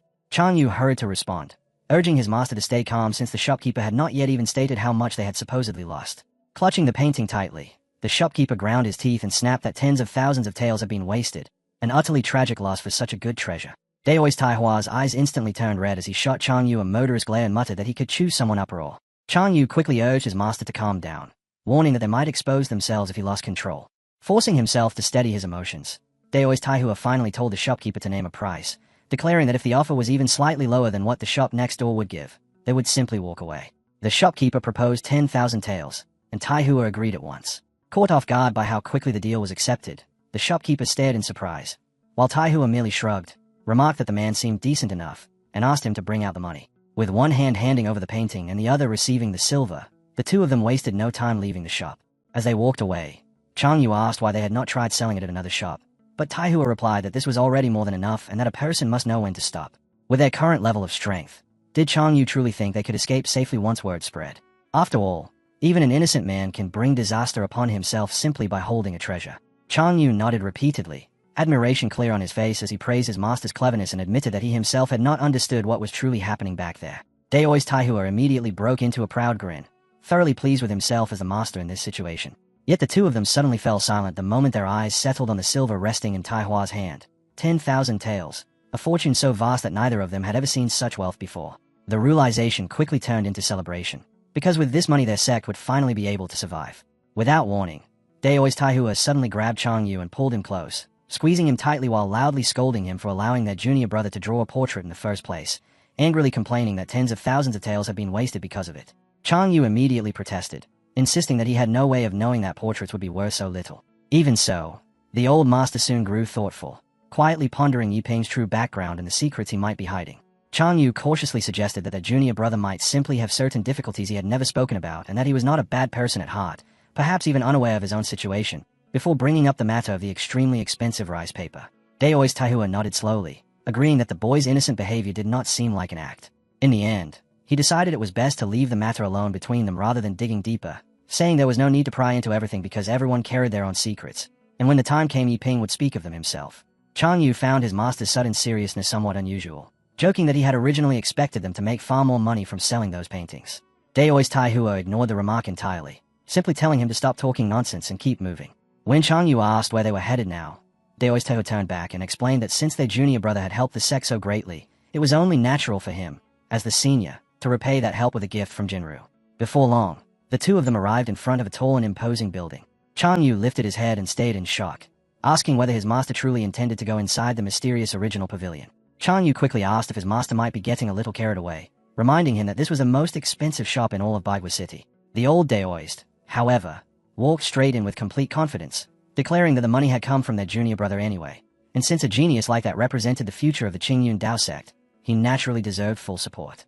Although Daoist Taihua was often greedy, he still understood what truly mattered in critical moments. If their sect ever rose from a third-rank sect to a second rank, or perhaps even a first-rank one, it might very well depend entirely on that junior brother. Chang Yu's expression grew serious as he warned again that the mysterious original pavilion was notorious for its outrageous prices, but the old Daoist simply waved the silver in his hand and asked whether anything could possibly surpass that, then strode forward while telling Chang Yu to stop fussing and act like a rich man, because confidence itself was the key to wealth. Inside the pavilion, two maids with enormous, eye-catching figures greeted them warmly and respectfully welcomed the honored immortals inside. Daoist Taihua's face instantly flushed red as he looked around in amazement, realizing that this was truly the world of the rich, overflowing with luxury and elegance, nothing like the old attendant they had dealt with at the pawn shop. A woman dressed in purple soon approached them and asked gently whether they had come to purchase magical artifacts or cultivation manuals. Maintaining the composed air of a wealthy customer, Daoist Taihua replied that they were interested in manuals, specifically the very best ones, and casually asked what the approximate price range might be. The attendant smiled sweetly and remarked that she could tell at a glance he was looking for the finest items. She then explained that a complete set of first-rank cultivation manuals normally cost several 100,000 taels of gold, though due to the pavilion's anniversary celebration the price had already been reduced to 70%. The moment those numbers were spoken, Chang Yu immediately began stammering in disbelief, staring at her as he asked how much she had just said. The girl in the purple robe let out a soft giggle before clarifying that the price was just a little over 100,000 taels of gold, adding casually that once the anniversary celebration ended, it would no longer be available for such a cheap price. Chang Yu instantly froze as his heart sank straight to the bottom. Cheap. She had actually called more than 100,000 taels cheap. In that moment he realized that the world of the rich existed far beyond anything the poor could imagine, their thinking forever restricted by the limits of poverty. Beside him, Daoist Taihua leaned closer and whispered impatiently, scolding Chang Yu for panicking so quickly and accusing him of having no ambition at all. Chang Yu could only mutter under his breath that they could not even afford a single complete set anyway and that they never should have come here in the first place. Ignoring the complaint, the old Daoist turned back to the attendant and asked about the price of just the introductory volume. The beautiful attendant blinked in slight surprise and asked whether he truly meant purchasing only the introductory volume, reminding him that buying just one book would essentially be useless. Daoist Taihua cut her off calmly, telling her not to worry about whether it was useful or not and to simply tell him if such a purchase was possible. She nodded, though she politely reminded him that their shop maintained a strict no-returns policy. Taihua then asked what the price of a first-rank introductory manual would be. With a sweet smile, she replied that it would be much cheaper. Chang Yu immediately leaned toward his master and whispered sharply that he should stop pretending already, because spending 10,000 taels on a useless beginner's book was not boldness, it was pure madness. Daoist Taihua, however, responded with a confident smirk, scoffing at the idea that the book would be useless and asking whether Chang Yu had somehow forgotten just how monstrous their junior brother's comprehension truly was. In his view, the introductory volume alone would be more than sufficient. Chang Yu's eyes suddenly widened as realization struck him like lightning. He had genuinely forgotten. Their junior brother could comprehend an entire sword technique from nothing more than a single casual sword mark, so if he were given only the introductory volume, wouldn't he be able to grasp the entire technique with ease? Hearing this, Taihua grinned broadly and declared that the master was absolutely right. For that monstrous brat of a junior brother, the first volume alone was more than enough. Far more than enough. In fact, It was a tremendous bargain.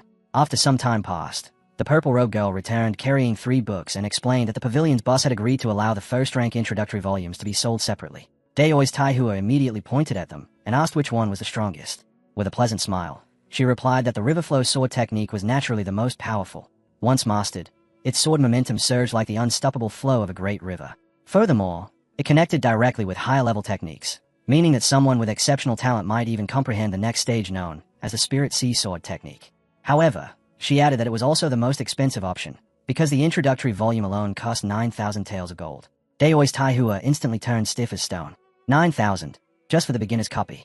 Damn it, if he was already going to bleed gold, he might as well bleed properly. Gritting his teeth, he decided that if he had to pay such a price, he would simply choose the most expensive one available. With the decision made, he declared loudly that he would take that manual and told the attendant to wrap it up, adding that with whatever gold remained he also wanted some top-grade chi refining pills and vitality pills. Chang Yu quietly asked whether his master truly planned to leave nothing for himself. Daoi's Taihua answered firmly that he had already said he would raise his junior brother with everything he had, and he meant every word of it. Chang Yu stood there completely stunned. At that moment his master seemed like an entirely different person, and he even laughed awkwardly before asking whether the old Daoist had somehow been possessed. Meanwhile, Daoist Taihua's heart was bleeding so badly it felt as though it were dripping blood, and tears streamed down his face as he snapped at Chang Yu to shut his mouth, reminding him that it was his own 10,000 taels being spent. Daoist Taihua clutched the silver note so tightly that the purple-robed girl finally had no choice but to speak up, politely asking him to loosen his grip and confirm the purchase so the transaction could be completed.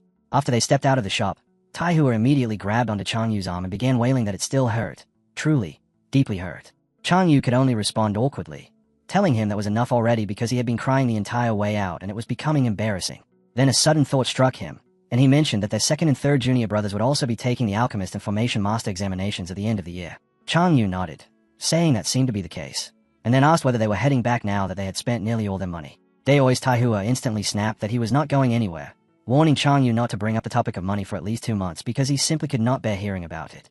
Instead, he told Chang Yu to follow him, promising to show him a secret place filled with treasures. Up ahead, a fat and completely bald vendor was loudly shouting about a grand sale, proclaiming that manuals were being sold by weight, 10 taels of gold per catty, with no cheating and no loss guaranteed. The moment he noticed the master and disciple approaching, he enthusiastically asked whether they would like to weigh out a few manuals. Chang Yu immediately froze, wondering whether this shabby street stall was truly the so-called secret treasure spot his master had mentioned. Daoist Taihua simply grinned and patted his shoulder, telling him not to judge the place by its cheap prices because genuine treasures could hide in places like this. After all, the 4-season sword technique he cultivated had come from a stall exactly like this one. Daoist Taihua then scoffed loudly at the vendor's price, declaring that 10 taels per catty was outright robbery, and he demanded 10 taels for 10 catties instead while threatening to walk away if the vendor refused. The vendor immediately protested and insisted that his goods were genuine quality, but Taihua pressed him relentlessly, asking whether he was actually selling or not. In the end, the vendor reluctantly gave in and offered 5 catties instead. While the two of them argued fiercely back and forth, Chang Yu slowly crouched down and began examining the manuals scattered across the ground. What immediately caught his attention were the bizarre titles and strange illustrations printed on the covers. Perfect Unlocking of the Formless Vision, 10 Dragons 10 Elephants Art, and finally one titled Late at Night the Master's Wife Knocked on My Door.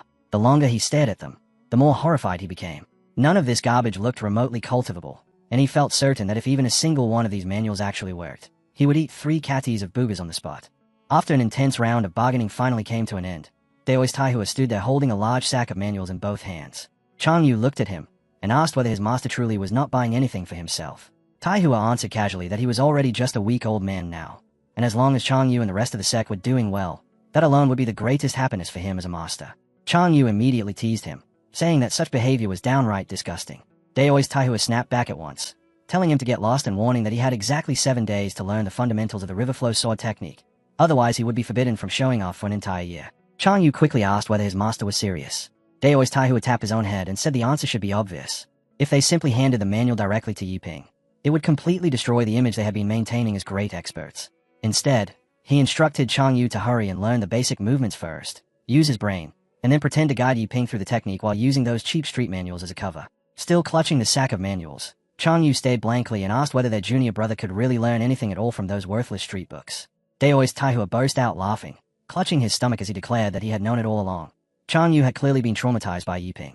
Still chuckling, he asked whether Chang Yu truly believed that his own 4-season sword technique had been bought from a random street stall, then admitted that he had only been joking. The manuals sold on the street merely borrowed names and fragments from genuine cultivation arts, But the content itself was nonsense, the difference between them and real techniques being like the difference between fictional stories and actual history. He told Chang Yu to simply look at those books and judge for himself whether any of them resembled proper cultivation methods. In truth, he explained, they were only useful for deceiving a complete beginner, someone exactly like little Yiping. Chang Yu, however, continued pressing the matter, asking why his master had earlier claimed that these manuals would be given to the second and third junior brothers for practice. Daoist Tehua waved the idea away and said he had been joking again, explaining that he would merely store the books in the scripture pavilion as decorative clutter so that little Yiping would not accidentally discover the truth. As for the second and third junior brothers, he would think of some other solution. Laughing at the thought, he mocked the very idea that anyone could actually comprehend techniques from those street manuals, declaring that if someone truly managed to derive a real cultivation art from that kind of garbage, then he, Taihua himself, would eat every single one of those books clean. Chang Yu then proposed another idea, suggesting that they might trick Yiping into giving them one more painting, which would conveniently solve the problem of obtaining techniques for the second and third junior brothers as well. Daoist Taihua sighed deeply at that suggestion, saying they had already deceived Yiping once and he feared turning the boy into nothing more than a cash cow. At the same time, however, a single painting from Yiping was worth more than centuries of effort by their sect, and the sect truly needed money. Calling it a genuine moral dilemma, he said they would leave the decision for later. After a moment, Daoist Taihua's expression turned serious as he told Chang Yu that for the next 2 months he must dedicate himself completely to teaching Yiping swordsmanship, because he intended to send the boy to participate in the Qingju Sword Dao tournament. Chang Yu was immediately stunned, staring at his master in disbelief as he asked whether he was truly serious about sending Yiping to the Qingju Sword Dao tournament. Panic quickly filled his voice as he begged Daoist Taihua not to act so rashly. Although their junior brother possessed monstrous talent, he still lacked inner power, and the tournament involved real combat where people could be seriously injured or even killed. Chang Yu himself had once participated in the Qingju Sword Dao tournament and knew that the greatest talent from across Qingju gathered there. He explained that he had only joined back then to fill an empty slot. Yet through sheer luck he had managed to reach the top 500, and even with that result he knew exactly how terrifying the competition was. Yiping, despite his ability to grasp difficult techniques, was still essentially a novice, and sending him there now would be no different from sending him to his death. Daoist Taihua, however, refused to offer any explanation and simply said that Chang Yu would understand his reasoning later. He then instructed him to tell the others only that the money they had previously been scammed out of had been recovered, nothing more. Chang Yu could only nod in agreement. At that very moment, on the back mountain of the sect, Yiping was still practicing diligently at the mountain peak. Watching his junior brother's rapid progress, Chang Yu could not help feeling a trace of jealousy, because Yiping had already grasped the concept of sword momentum. After steadying himself, Chang Yu called out to him, and when Yiping turned around, Chang Yu immediately softened his tone and asked whether practicing swordsmanship every day had begun to feel boring. Yiping responded with a bright smile, explaining that he improved a little every single day, so it never felt boring at all. Hearing that answer, Chang Yu's face twitched slightly as a layer of cold sweat formed on his back. Improving every single day. Did that even sound like something a normal person could say? Noticing Chang Yu had fallen silent, Yiping asked what was wrong. Chang Yu quickly brushed it off, saying it was nothing, and simply added that if Yiping ever felt bored with training, he could give him another manual to study. Yiping's eyes immediately lit up as he rushed forward, declaring without hesitation that he was bored, extremely bored, and more than ready for something new, his eyes sparkling with eager anticipation. In his mind the reasoning was simple. If a single sword mark left behind by his senior brother allowed him to comprehend an entire sword technique, then if that same senior brother handed him an actual cultivation manual, he would surely soar straight to the heavens. Hearing this, Chang Yu casually pulled out a book and handed it over, introducing it as a rare cultivation manual known as the Ancient God Demon Art. The moment Yiping heard the title, his expression turned solemn.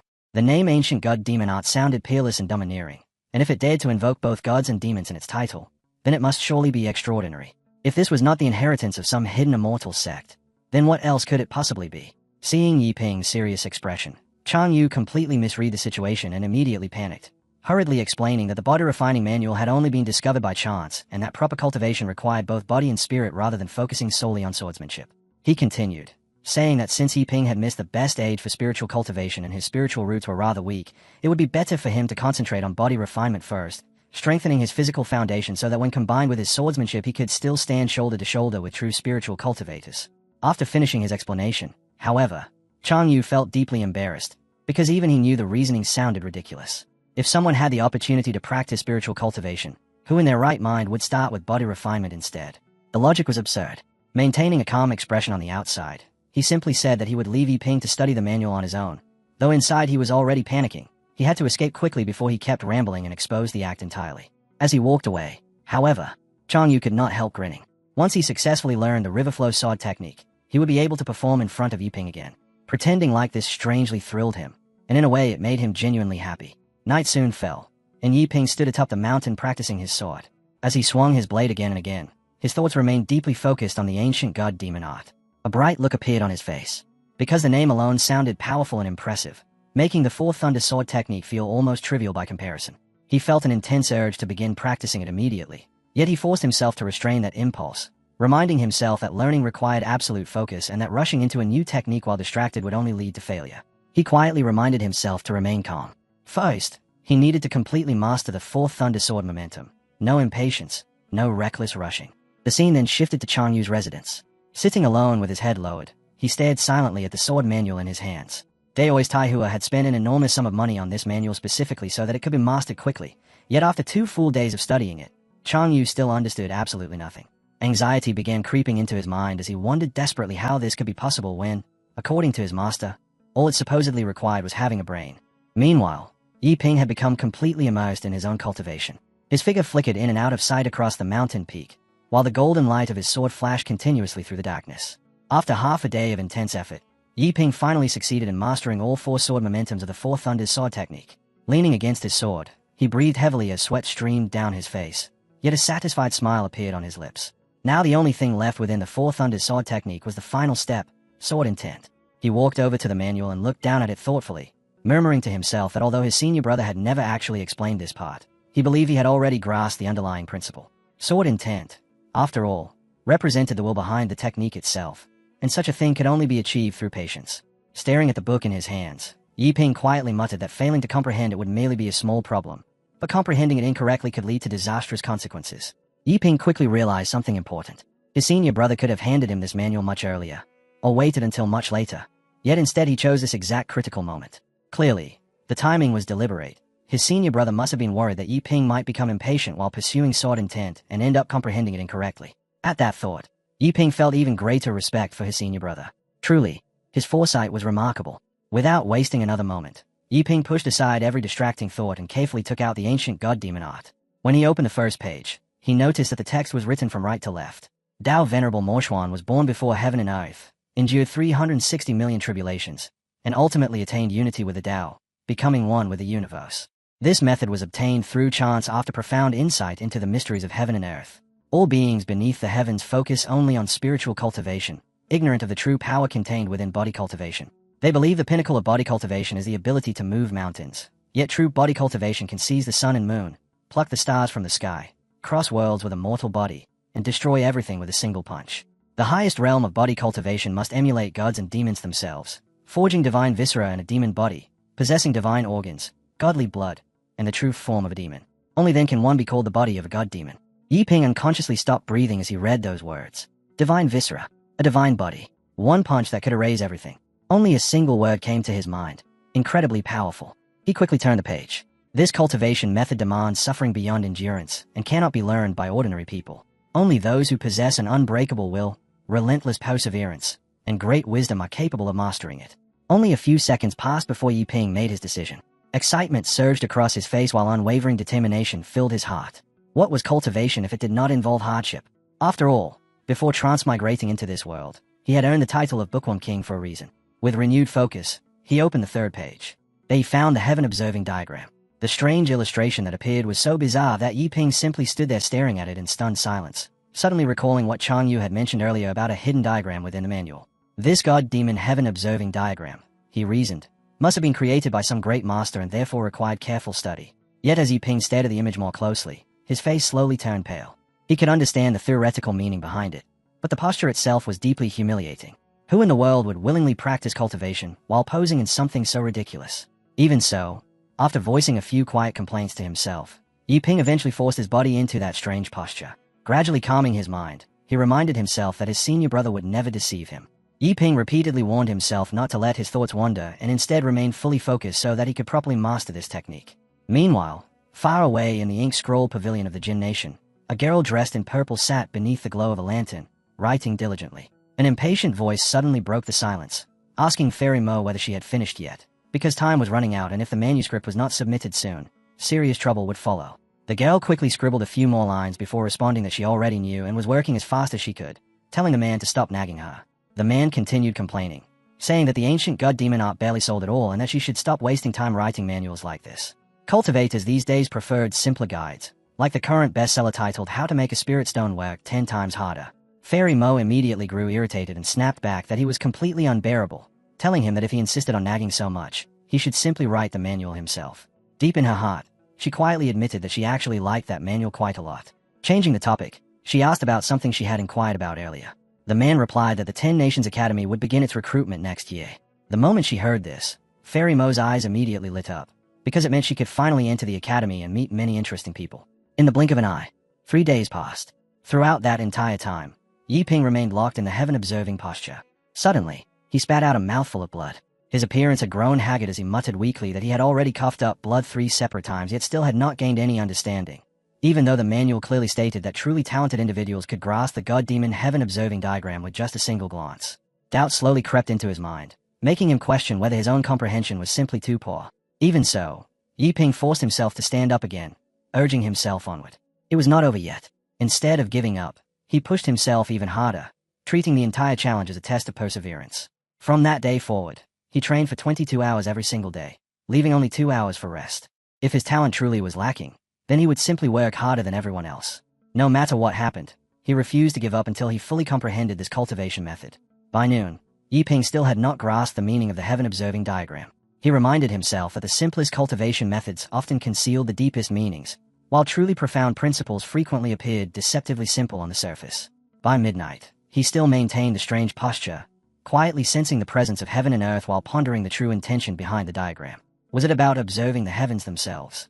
Observing all living things? Or perhaps gaining a broader and more elevated perspective? When dawn finally arrived, Yi Ping remained completely absorbed in contemplation, yet he still felt that his understanding was too shallow. What exactly was the true essence behind it all? At that moment, he recalled the concept of the 3 eyes, the mortal eye, the heavenly eye, and the Dharma eye, along with the 6 perceptions. The heavenly eye allowed one to see beyond appearances and perceive things that ordinary people could never see, while the Dharma eye enabled a person to understand the underlying essence and natural laws governing all things. One could not remain trapped at the shallow level of the mortal eye. Yi Ping's mind began working at full capacity as he forced himself to think on a deeper level, striving to grasp the fundamental essence and the laws governing everything in existence. Over and over again, he repeated several key ideas in his thoughts: essence and laws, a higher level, heaven observing, Dharma eye. Then suddenly, his thoughts came to a halt. Quietly, he murmured that he was beginning to understand. Raising his head toward the sky, Yi Ping continued his reasoning. When ordinary people look up, all they see is the vast sky stretching endlessly above them. What they fail to realize is that what they call heaven is actually the innate heart itself. Buddhas and demons perceive every living being differently, because each person carries a unique heart within them. His senior brother must have understood that the manual's true meaning was that every being contains their own god or demon, something that can only be revealed through sincere introspection. Inside his heart, Yi Ping harshly scolded himself for his own foolishness, realizing that he had nearly missed a moment of sudden enlightenment entirely. This time, he assumed a completely different posture. One fist was raised while the other pressed firmly against his chest. Closing his eyes, he reasoned that true observation did not come from staring into the sky. It came from looking into one's own heart. If he wished to observe the heavens, he first had to search within himself. Deep within the farthest corner of the soul lay one's own god or demon. At that very moment, a scorching gust of wind suddenly swept past him. Yi Ping's eyes snapped open. The moment he saw it, his body went rigid as shock flooded through him, because standing before him was a gigantic figure whose form bristled with countless arms, each one clutching a different weapon. And in that instant, Yi Ping's first thought was that this had to be his god or perhaps his demon, because whatever it was, the presence it gave off felt absurdly powerful. At the ruins of the back mountain belonging to the 10 Nations Academy, a rough and rugged-looking man suddenly broke into a wide grin as he loudly declared that a divine being had descended, shouting that heaven had clearly not abandoned the righteous path. A refined scholar standing nearby immediately rebuked him, telling him to control himself because the way he was behaving made him look far more like a demon than a disciple of righteousness. Embarrassed by his own outburst, the rugged man quickly apologized, admitting that his excitement had gotten the better of him. The scholar then continued in a calm tone, explaining that celestial phenomena were never something one could fully rely on, and that if the righteous path had depended solely on such signs, it would have collapsed long ago. The rugged man opened his mouth to say something more, but before he could finish speaking, the scholarly man cut him off, saying he already understood and that they should simply keep watching for a while longer, quietly remarking that true gold could never remain buried forever. Above them, the streak of light continued tearing across the sky. Meanwhile, within the imperial palace of Great Shia, that same streak of light swept across the heavens overhead. A beautiful young girl excitedly turned to the emperor and exclaimed that stars were falling, calling it a celestial sign that signaled the glory of his reign. And then with curiosity she asked what he would do if a divine being were to descend into the world but not within the territory of the great Xia kingdom. The emperor answered with icy indifference that he would simply take it by force, because sooner or later the entire world would belong to great Xia anyway, so capturing a mere divine being would hardly matter. Within the territory ruled by demonic beasts, an enormous creature with 2 razor-sharp fangs lay sprawled across the ground, and as it noticed the streak of light above, it lifted its huge jaws toward the sky and released a deep, rumbling growl. Beside the beast stood a muscular man who calmly stroked its body to soothe it, and then a broad smile spread across his face as he remarked that a divine being had descended, meaning that the demon race would have to work even harder from now on. And the moment he finished speaking, he leaped forward and launched an attack at a green-eyed serpent. At Chang Yu's residence, however, he had already grown completely sick of staring at the thing. He dropped heavily onto the ground, tears running down his face as he cursed bitterly, because even now he still could not comprehend a single thing, leaving him wondering who in the world had come up with cultivation when everyone had been living perfectly well without it before. Suddenly he straightened his back and tried to reason with himself, telling himself that it actually did not matter whether he could cultivate or not, since he had already grown used to that reality anyway. Yet the real problem was his master. At that moment, an image surfaced in Chang Yu's mind.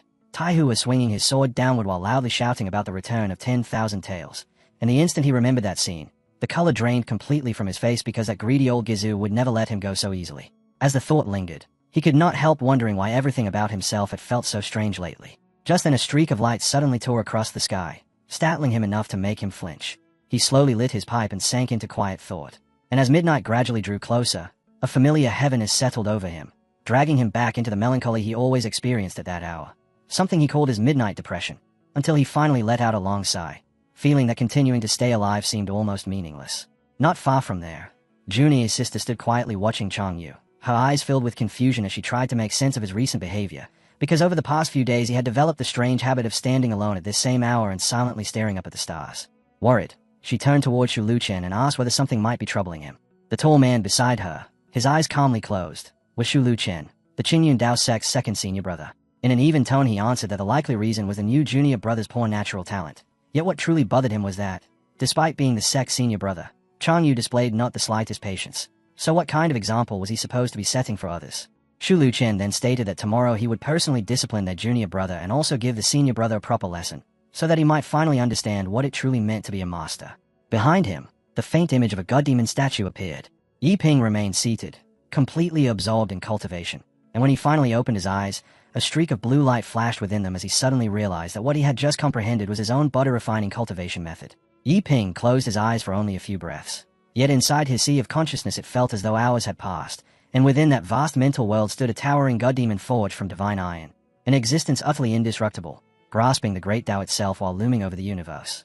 Its entire form radiated a terrifying presence that could neither be stared at nor truly faced directly. Then those all-seeing eyes slowly turned toward Yi Ping, and in that instant an overwhelming torrent of cultivation knowledge surged forward like a river rushing into the sea, pouring endlessly into his mind. Back in the present world, Yi Ping still sat quietly in place, calm and unmoving. Yet when he opened his eyes again the glow within them shone even brighter. At that moment he finally understood that the so-called ancient god demon art was a cultivation method that treated heaven as a hammer and earth as a furnace, absorbing the power of all things in order to remold the body completely. And this path was divided into 5 realms: lesser god demon, greater god demon, supreme god demon, great Tao god demon, and great Tao ancestral god. The portion of the technique currently within Yi Ping's mind was known as the lesser god demon chapter. It explained that a cultivator must regard heaven as a hammer and earth as a furnace, using their combined force to temper the body 81 times, and once this process was endued the body would reach the strength of a lesser god demon, possessing the might of a true dragon, with blood and chi blazing as fiercely as the sun while every aspect of inner power reached its peak. The fundamental principle of the method was to connect with heaven and earth through spiritual energy, draw upon the power of the earth to create a great furnace, and use heavenly force as a hammer to shatter and rebuild the body again and again. Such a refinement process was unimaginably dangerous, because the body would repeatedly collapse and reform during cultivation, demanding an almost terrifying level of willpower to survive it. Seeing this, Yi Ping felt deeply shocked, yet at the same time he understood one simple truth. The more powerful the cultivation technique, the greater the suffering and perseverance required to master it. However, it did not take long before Yi Ping realized a critical problem. In order to form the heaven hammer and earth furnace, he needed an enormous amount of spiritual energy to connect with heaven and earth, but he possessed none at all, and without that spiritual energy, cultivation was simply impossible. Yi Ping had heard before that in the world of immortal cultivation, alchemical pills could produce spiritual energy within the body, Yet every pill came with side effects, and since he had not even stepped into the qi refining realm, acting rashly with such things could easily become dangerous. Remembering that his second senior brother specialized in alchemy, Yi Ping began to consider seeking advice from him. Meanwhile, at Luo Chen's residence, another pill had just finished refining. Luo Chen quietly reminded himself to stay calm, though at the same time he had already made up his mind that the next day he would teach the senior brother what it truly meant to be a proper master. Back at the senior brother's residence, Yi Ping sat there with his head lowered, because the more he thought about everything that had happened, the less he could understand it. Frustration slowly built inside him until he finally decided that there was no point thinking about it anymore. If he never attempted anything, then failure would never have the chance to catch up to him. In the end, whether one understood the path or not, every person would eventually become nothing more than a mound of earth beneath the grave. So all the talk about success and efforts suddenly felt meaningless. At that moment, the old master approached and silently observed him for a while before asking how Chang Yu was doing, and whether Yi Ping had managed to comprehend the introductory volume of the 9,000 Tales Riverflow Sword Manual. Yi Ping responded with clear indifference, questioning what difference it would even make if he had understood it. He spoke about abandoning attachments as the only way to find ease, giving off an unsettling Buddhist-like aura despite the fact that he claimed he had cultivated nothing at all, and he insisted that he simply no longer cared about anything anymore. Seeing this reaction, the master immediately realized that the situation had taken a troubling turn. To pull him out of this strange state, the master decided that he would bring Yi Ping to the Silent Mountains for a life-and-death trial, believing that such an experience would inevitably force him to grow. The Silent Mountains were known as the most dangerous region within Chao, a place overflowing with dense spiritual energy that had attracted countless powerful demon beasts, and even disciples from the most powerful sects often lost their lives there. At the same time, the master also intended to hunt some low-level demon beasts during the trip so he could earn money for cultivation resources to support the younger disciples of the sect. Although Yi Ping initially resisted the idea, valuing his life above everything else, he was quickly reminded of his earlier claim that he cared about nothing. Elsewhere, within one of the three great sects of Qingju, the Fourth Thundersword sect, the elders were currently reviewing the cultivation progress of their disciples. Several disciples had already mastered the Spring Thundersword technique to the level of great perfection, while two had even reached supreme attainment, prompting the sect's old master to praise them as true prodigies. With the Qingju Sword Dao tournament only 2 months away, the sect master declared that no one in the sect could afford to slack off any longer, and in order to ensure that their sect secured a position within the top 10, he would personally guide their cultivation. The disciples were stunned upon hearing this announcement, because many of them had never even seen the sect master before, yet they were told not to worry about anything else and simply focus on achieving the highest rankings possible. At the same time, news had also arrived that a hidden sect from within Qingju would be participating in the tournament, which made the situation far more complicated. According to old legends, there existed certain powerful sects that had survived ancient upheavals by withdrawing from the world and hiding themselves in secrecy, preserving supreme inheritances that were far beyond comparison with those of ordinary sects. Inside the grand hall of the Fourth Thundersword sect, the disciples had already gathered together to pay their respects. The sect master waved away the formalities, making it clear that what awaited them was far more important. Gathering everyone together, the sect master announced that he had called them here because an extremely important matter had arisen. The elders immediately turned serious and asked what had happened, while some quietly speculated whether this might be related to the Taishian Sword Tower token. The sect master shook his head and explained that if the issue were only about the Taishian Sword Tower token, it would never have caused this level of concern. One of the thick-set masters then suggested another possibility, asking whether the 10 Nations Academy was preparing to recruit students again. The 10 Nations Academy was known throughout the entire continent as the most prestigious immortal cultivation academy in existence, and even the weakest disciple who graduated from it could later rise to become an influential figure across the land. However, its recruitment process was notoriously strict and shrouded in mystery, which meant countless cultivators dreamed of entering its gates while only a tiny few ever succeeded. The Thick Master then asked if the Jin Nation would once again send representatives to the Sword Dao tournament. An elder responded that the Imperial Court would secretly dispatch a special envoy to observe the tournament and search for talented individuals worthy of entering the 10 Nations Academy, and he added that he already knew who that envoy was. Everyone present was stunned and immediately questioned how he could possibly know such a closely guarded secret. The sect master calmly explained that on the Xinwu continent the Imperial Court stood above the immortal sects, and unless a sect belonged to the very top forces within Jin Nation, the court would not treat it with any special respect, while their own sect simply lacked the strength to stand above the court. He then produced a painting and presented it before them for examination. The elders studied it carefully and quickly praised its remarkable beauty, recognizing the brushwork as the unmistakable style of Qinglian Hermit. Confusion spread through the hall as they wondered what meaning this painting could possibly hold, until the sect master explained that the figure depicted within the painting was none other than the special envoy. Qinglian Hermit had vanished 6 months earlier, and the sect master asked them where someone of such fame could possibly have gone. Some elders expressed doubt, pointing out that a person of his status would never join a small sect when even the Fourth Thundersword sect would immediately welcome him. The sect master then brought up a legendary swordsman who served within the Jin Nation's Imperial Court, a man who had once been a peerless genius of the Ten Nations Academy before being expelled for unknown reasons, and who later rose to become the Jin Nation's Inspector General Commander. While most people had heard of the Taishu Sword Sovereign, very few realized that this Inspector General had also comprehended sword intent. Since Qinglian Hermit's newest work had appeared within Jin Nation, the sect master believed that the hermit himself must also be there. Meanwhile, the Inspector General Commander was widely known as a peerless swordsman and an exceptionally handsome man, someone whose presence would be impossible to overlook anywhere within Jin Nation. Some elders still remained doubtful and asked whether the sect master possessed any real proof to support this theory. In response, the elder suddenly laughed, his eyes flashing with a sharp gleam as he hurled the painting forward and shattered it with a single punch. The violent force of that strike sent the surrounding sect leaders stumbling backward, and when they finally regained their balance, they stared at him in shock. The sect master looked at them calmly and asked whether they still believed his guess was mistaken. He then explained that the painting itself contained sword intent, something that could be clearly felt within it. The sect master explained that since Qinglian Hermit himself was not a cultivator, the only possible explanation was that the man depicted in the painting had deliberately left his own sword intent within it, which meant the figure shown there could only be the special envoy. Hearing this reasoning, the other sect masters immediately praised the sect master's sharp insight, openly admiring how he had managed to deduce so much from only a handful of clues. An elder then added that the Inspector General cared nothing for status or wealth and preferred to wander the world freely, to the point that he would even sell royal treasures simply to obtain spending money. This particular painting had been purchased in White Fruit Ancient City, and according to the shopkeeper, the person who sold it looked exactly like the man portrayed within it. The leader of the disciples then remarked that some powerful experts traveled the world with no attachment to possessions, and such people might even trade away a flying sword just to obtain a single piece of fruit. Hearing this, the thick-set sect master asked the elder whether he intended for them to attempt to win that man over. The elder immediately rejected the idea, firmly stating that they must not attempt to recruit him or spread any rumors about his presence. Someone of that level had already experienced everything the world could offer, and trying to win him over with petty schemes would only irritate him. If they ever encountered him in person, they should simply show proper respect and humbly seek his guidance, because that alone might earn them a trace of goodwill. Deep down, however, the elder could not help feeling somewhat proud of himself, quietly thinking that without his wisdom the sect would probably be completely lost. As night fell, Yiping sat alone in silence.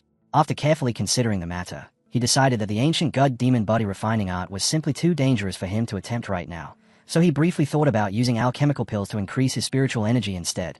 Yet in the end he resolved to consult his senior brother first, reminding himself that acting impulsively would only lead to trouble.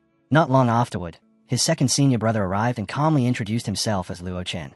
Yiping was surprised that Luo Chen had personally come to see him, so he immediately greeted him with respect. Luo Chen explained that their senior brother had been occupied with important matters and had therefore asked him to take responsibility for teaching the junior disciple the art of alchemy. Yiping could not help worrying that his senior brother might already doubt his talent. Luo Chen quickly reassured him, explaining that their senior brother was actually a very kind person, though when he taught someone for the first time he often appeared somewhat harsh. A weakness in swordsmanship did not mean Yiping lacked talent in other areas, so there was no reason for him to become discouraged. Yiping calmly replied that he was not discouraged at all, because he intended to continue working harder at sword practice until the day his senior brother finally acknowledged him. At that moment Luo Chen casually raised a finger, and instantly a mass of green fluid appeared out of nowhere before swelling and reshaping itself into a massive cauldron. Without wasting another moment, Luo Chen told Yiping to stop discussing the matter and focus instead on learning alchemy, and the lesson began immediately. Luo Chen first told Yiping that within cultivation no single Tao stood inherently above another, yet the Tao of alchemy contained profound mysteries connected to heaven and earth themselves. After saying this, he asked Yiping a question. What kind of existence did he think the strongest alchemist in the world would be? Yiping paused as he thought about it carefully. For some reason, the question felt strangely familiar to him, almost as if someone were asking about the ultimate form of the sword itself. For a brief moment, he even wondered whether Luo Chen might actually be a hidden expert. After thinking for a while, Yiping finally answered that in his opinion the strongest alchemist would stand above everyone else, because a single pill refined by such a person could drive countless powerful experts into madness. No matter how gifted a genius might be, Yiping explained, every cultivator's path would eventually reach a limit where further progress became impossible. An alchemist, however, could defy the heavens and alter destiny itself. With a single life-extending pill, even the most powerful cultivator could gain hundreds or perhaps thousands of additional years of life, and because of that, even those supreme experts would have no choice but to treat alchemists with respect. Many would deliberately try to win an alchemist's favor, and that respect alone would become the alchemist's true source of power. Luo Chen slowly shook his head, saying that such thinking was still too shallow and that Yiping needed to think on a far grander scale. Hearing this, Yiping quickly reconsidered his answer and expanded his thoughts. Perhaps, he said, the strongest pills could completely reshape a person's body, allowing someone born with terrible aptitude to become the most talented cultivator under heaven. Such pills might even enhance a person's luck and possibly allow them to ascend to immortality itself. Yet Luo Chen still found the answer insufficient. He then revealed an even more shocking idea. In his view, the truly supreme alchemist no longer refined ordinary medicinal pills at all, but instead refined heaven and earth themselves, and every pill produced by such a being would contain an entire world within it. Only a figure capable of that could truly be called the strongest alchemist.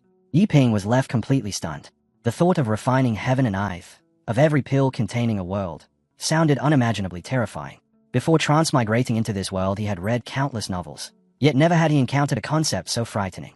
If everything could be considered a pill, if heaven and earth were pills, and even the universe itself could be seen as a pill, then all existence would fall beneath the Tao of alchemy. In that moment he suddenly realized that the Tao of alchemy might stand equal to the sword Tao in power, and the realization reignited his fighting spirit. Carefully, he asked Luo Chen whether he had already reached such a realm himself. Luo Chen responded with a vague answer, which only deepened Yiping's suspicion that another hidden expert might be standing before him. Yiping began to wonder what kind of place their sect truly was. Could it be that everyone there was actually a peerless master? In his mind, Luo Chen had no reason to deceive him. Meanwhile, Luo Chen secretly felt quite satisfied with the story he had just invented, though he also wondered whether spending too much time around Chang Yu had begun influencing him in strange ways. After that brief moment, Luo Chen's expression turned serious again. He explained that since Yiping had not yet truly come into contact with the Tao of alchemy, he could only begin by teaching him the most basic foundations, reminding him that every long journey started with the smallest of steps. Yiping nodded, expressing both his understanding and his gratitude for the guidance. Luo Chen then continued by explaining that within heaven and earth every form of medicine carried side effects, because every pill contained toxicity that even the greatest alchemists could never fully remove. However, the method he intended to teach was known as non-toxic alchemy, a technique capable of producing pills with absolutely no toxicity and no side effects whatsoever. Inside, he felt slightly nervous about making such a bold claim, yet he forced himself to remain calm and continue speaking. He went on to explain that the toxicity of pills originated from the ingredients themselves, because medicine and poison had always existed together.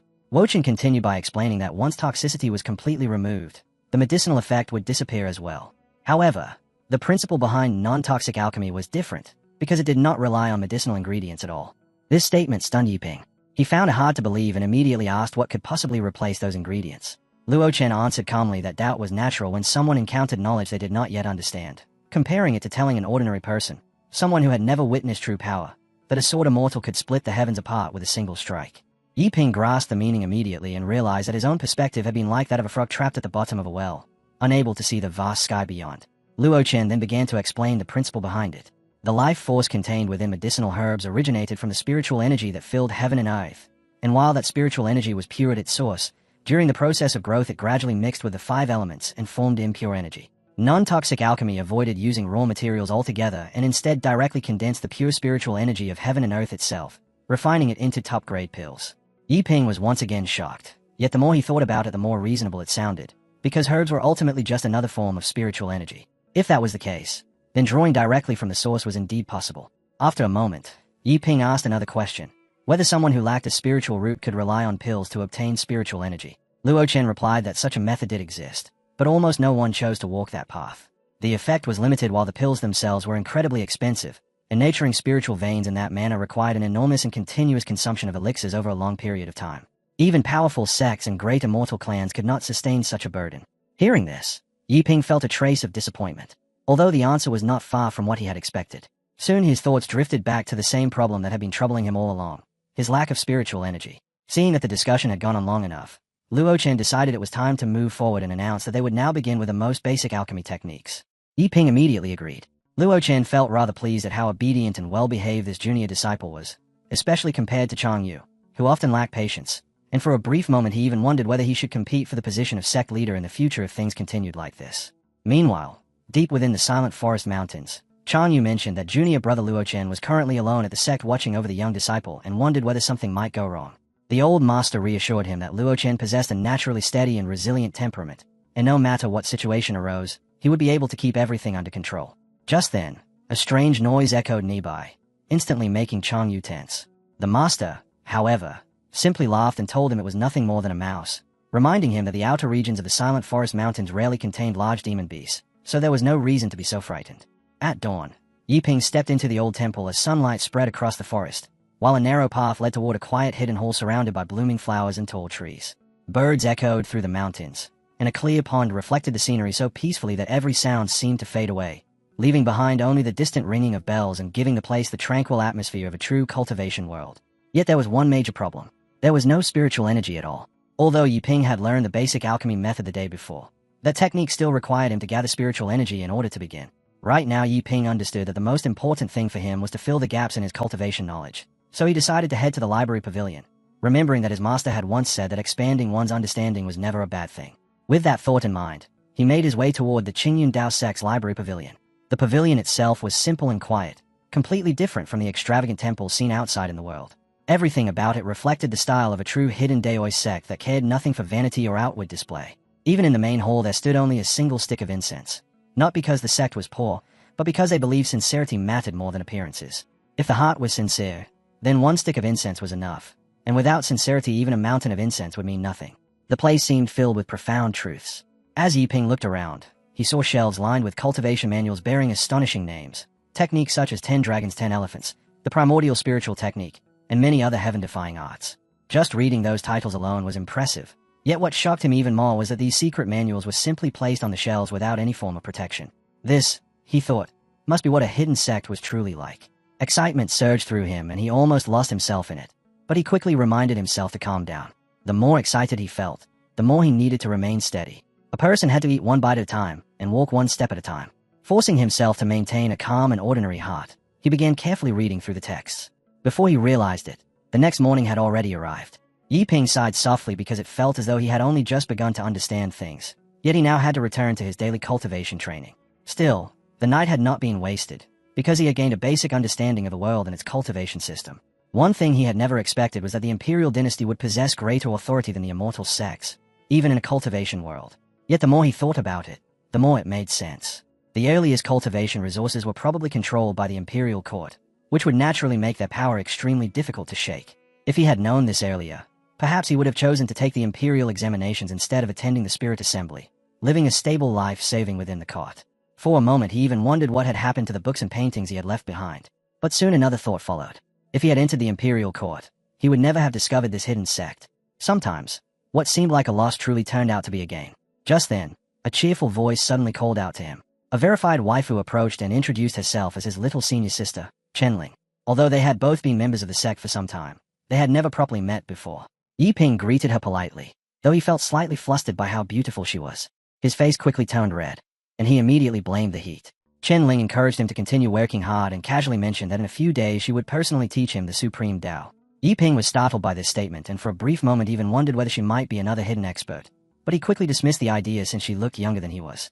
Pushing that thought aside, he asked whether it would be possible for him to cultivate the 3,600 Immortal Acupunct's mystic method. She immediately replied that of course he could, then asked what was stopping him. Yiping explained that he was worried cultivating without spiritual energy might cause deviation. Chenling assured him that the methods he was referring to were extremely basic, so there was no danger of cultivation deviation at all, and she even hinted that such techniques were not considered high-level methods in the first place. Hearing this immediately filled Yiping with excitement. If this cultivation method truly suited him, then the problem of his spiritual root might finally have a solution. Yiping told her that he had already found the cultivation method that suited him best.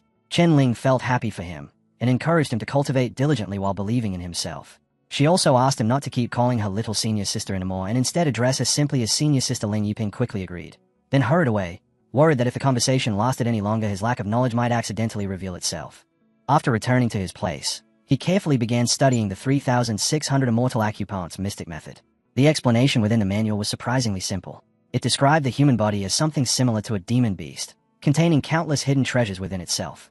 These treasures were sealed inside the body's acupuncts, and once those apertures were opened, the body would naturally begin absorbing the spiritual energy of heaven and earth just like a demon beast. Each opened acupoint would double the speed at which spiritual energy could be absorbed. If all 3,600 apertures were opened, then the cultivator's speed of cultivation would become 3,600 times faster than that of an ordinary person. Yiping understood immediately why this technique mattered so much to him. His greatest weakness had always been his poor aptitude, which meant his ability to absorb spiritual energy was extremely weak. But if he mastered this method, that weakness might be completely compensated for. He had already grasped the basics of the Four Thunders Sword technique, the ancient god demon body cultivation method, and the non-toxic alchemy taught by his second senior brother. The only thing he lacked now was spiritual energy. Once he obtained that, he could not even imagine how powerful he might become. Realizing his thoughts were beginning to wander too far, he quickly forced himself to calm down and refocus on cultivation. The time had finally come to practice the Immortal Acupunct's mystic method, and deep in his heart he felt that his good days were about to begin. At the same time, within the Jinglin Mountains, a tense situation was unfolding. The old master stood inside a pit and shouted urgently for Chang Yu to run as quickly as possible. He still possessed a talisman and believed that without it the two of them might both die there. Chang Yu, however, refused to flee like a coward. He told his master to stay where he was because it was not yet time to escape. At that moment, the older man suddenly noticed that the young disciple's back looked tall and steady. Chang Yu's sword began to glow brighter as he assumed his stance, and sensing this, the old master felt as if the young man might be hiding some kind of powerful trump card, which strangely gave him a sense of safety despite the overwhelming odds. Chang Yu then charged forward and attacked the beast head-on with a projected strike. But in the next instant, the fierce expression on his face abruptly turned pale as he shouted for the beast to die. The enemy immediately counterattacked with terrifying force, slamming Chang Yu violently and sending him crashing to the ground headfirst. The old master's jaw dropped in shock. After that brief and dramatic display, Chang Yu simply declared that he could die without regrets and silently bid farewell to his master, leaving the old man completely stunned that Chang Yu still wanted to show off his skills even in such a disastrous situation. The beast began gathering energy, and before their eyes a ball of explosive power formed inside its roaring mouth. Realizing that death was right in front of them, the two could only exchange a final farewell. Just as the attack was about to be unleashed, another figure suddenly appeared, a formidable senior sister whose voice rang out as she demanded to know which demon beast dared behave so wildly in her presence. The beast lunged toward the old master, but at that exact moment a streak of lightning shot after it. An enormous explosion followed instantly, blasting the creature apart as chunks of its body rained down from the sky. Chang Yu stared in shock at the senior sister's terrifyingly dramatic entrance. The senior sister had arrived accompanied by two elders from her sect. The beastkin woman glanced at Chang Yu and the old master before asking what they were doing wandering through the mountains with such low cultivation, questioning whether they had come there simply to offer themselves as food for demonic beasts. Chang Yu quietly pointed toward the woman and told his master that she looked exactly like the third elder or the fourth elder from the Thunder sect shown in the posters. The woman watched their nervous reaction for a moment, and then Chang Yu suddenly froze in place, which left his master completely stunned. As the entire group observed each other, even the members of the convoy began whispering among themselves, noting that the two people standing before them looked almost identical to those depicted in the paintings they had seen. Bei felt a surge of shock but forced herself to stay calm while carefully recalling the instructions given by the sect master. At the same time, the old master quietly told Chang Yu not to panic, explaining that even if these people truly belonged to one of the three great sects, they still needed to remain composed. For a moment both sides simply stood there silently, banners in hand, watching each other without moving. The two elders standing beside Bei kept staring at Chang Yu with strange expressions, which made him increasingly uneasy. He wondered why they were looking at him like that and thought to himself that there was no way he could possibly resist them if things turned hostile. Unsure what else to do, he deliberately made his face appear a few years older and allowed his eyes to glow faintly. The moment Bei and the elders saw those terrifying eyes, they panicked, instantly intimidated by the overwhelming aura they believed they were witnessing. The sect master had strictly ordered them never to reveal that they already knew his identity, so Bei struggled to find the right words to say. The atmosphere became more and more tense until she finally forced herself to greet them politely, asking what they were doing in this place. The old master was caught completely off guard by her sudden politeness and had no idea how he should respond. Sweating nervously, he awkwardly replied that they were merely chatting while taking a walk. The strange silence that followed made the situation even more uncomfortable. However, when the women noticed the old master's torn clothing, they immediately looked shocked. Bei bowed respectfully and asked whether he had been injured, addressing him courteously as a fellow Daoist. The old master then took out a pill and showed it to them, thinking that someone from a great sect probably would not care about an ordinary pill like this. Yet if she wanted to play along with the act, he was more than willing to continue the performance. In his mind it was not flattery but simply good acting, and he even felt a little clever about it. But the moment the pill appeared, both the disciple and the master were left with their jaws hanging open in shock, because the item he had casually taken out was actually a spiritual muscle pill worth more than 1,000 taels of gold. The others began whispering among themselves, quietly asking why their master was treating these strangers with such unexpected kindness. The master speculated that what they had just witnessed might simply be part of cultivation training, perhaps the kind of conduct disciples from a powerful sect display when they travel the world and assist the weak along the way. Chang Yu immediately shook his head, insisting it could not possibly be that straightforward, because when something appeared this strange there was always a deeper reason behind it, and with that thought he proposed that they retreat once again. Without hesitation he turned and began walking away, thanking the others politely while claiming that urgent matters awaited him further down the long road, adding that if fate allowed it they might meet again someday. Just as he started leaving, however, a sect leader from the opposing side suddenly called out for them to stop, and Chang Yu nearly suffered a heart attack on the spot as the realization hit him that they were about to catch up. The sect leader approached with an unexpectedly humble attitude and asked what they believed to be the true essence of the Sod Dao. The moment she heard the question, the girl felt he was far too eager, while Chang Yu himself could barely process what was happening or what kind of question this even was. Yet instead of retreating, he struck an exaggerated pose and confidently declared that asking about the true essence of the Sod Dao was indeed a good question and that they had come to exactly the right person. His master instantly grew furious, reminding him that the people before them belonged to the three great sects and ordering him to stop pretending to be impressive. But Chang Yu could not resist the temptation. Calmly bending down, he picked up a single blade of grass and held it up while proclaiming that this, right here, was the sword Dao. The girl almost fainted from shock, completely unable to believe what she had just seen. As those words left his mouth, the villainous senior standing beside them could only stare at the blade of grass while wondering what that line was even supposed to mean. At the same time, Chang Yu's master silently wished the ground would crack open so he could crawl inside and hide. Yet the villain seemed convinced and admitted that he himself was rather dull-witted, then politely asked whether Chang Yu could explain the idea in a more concrete and detailed manner. Chang Yu calmly responded that the way of the sword existed within the heart itself, and wherever the heart directed itself, the sword would naturally follow and arrive. As he spoke, he carried himself as though his very aura could shatter the stars, displaying a supreme art of showing off that no one could completely grasp. Across from him, the villainous senior stood frozen in place, stunned, until one of her companions suddenly declared with full confidence that he had already understood everything and was absolutely certain about it. Hearing that, the senior villain and the others were shocked, realizing that they seemed to be the only ones who had failed to comprehend the meaning. But even if that were the case, they immediately decided that no one could ever be allowed to discover their lack of understanding. Before long, the mood shifted completely, and all of them began laughing together while chiming in one after another, each claiming that they fully grasped the concept of Sword Master Dao. Meanwhile, the Dao Master stood there doubting reality itself, utterly confused about what these people believed they had understood, and quietly came to the conclusion that every single one of them must be insane. Chang Yu then stepped forward and calmly stated that he had already said everything that needed to be said, that whatever understanding they gained depended entirely on themselves, and that whether they would meet again would be decided by fate. His master looked at him at that moment and suddenly realized that Chang Yu appeared strikingly handsome and carried the air of a true expert, something he could definitely brag about once they returned to the sect. The scene then shifted to the rear mountain of the Qingyun Dao sect, where our hero sat quietly in solitude, concentrating completely as he refined and developed the energy within his current cultivation level. During this process, he realized that he had discovered the immortal apertures within his own body. He quickly realizes that even though he has discovered the immortal apertures within his body, activating them would demand far more spiritual energy than he currently possesses, and the realization leaves him frustrated, because with his weak spiritual roots the entire situation feels less like genuine cultivation and more like some cruel trick being played on him. Soon he notices that even the most basic breathing techniques are incredibly complex, which leads him to believe that instead of merely copying what others have already done, he must think the way the very first cultivator once thought when discovering how to draw qi into the body, because simply imitating methods or staying on the surface will never allow him to truly understand it. Our hero comes to the realization that most cultivators only repeat techniques they have learned without ever understanding the logic behind them, much like knowing that 1 + 1 = 2 while having no idea why it works.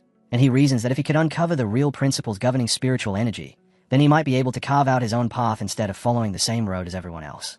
In the end, he concludes that whether he succeeds or fails does not matter nearly as much as the fact that this path, whatever its outcome, would at least be different from the ones taken by others. With that thought, he reminds himself that time cannot be wasted and that every single moment must be seized, deciding that if one method fails, he will simply Chang Yu his approach and continue experimenting until something works. And with renewed confidence, he pushes forward without hesitation. 7 entire days pass before he even realizes it. During those 7 days, he sits in deep meditation, completely immersed in thoughts about cultivation and the limits of his current level, so absorbed in his reflections that even when sparrows land directly on his body, he remains unaware of their presence. At last, he lets out a long sigh, admitting that despite all this effort there has still been no progress, and reluctantly decides to put the matter aside for the time being.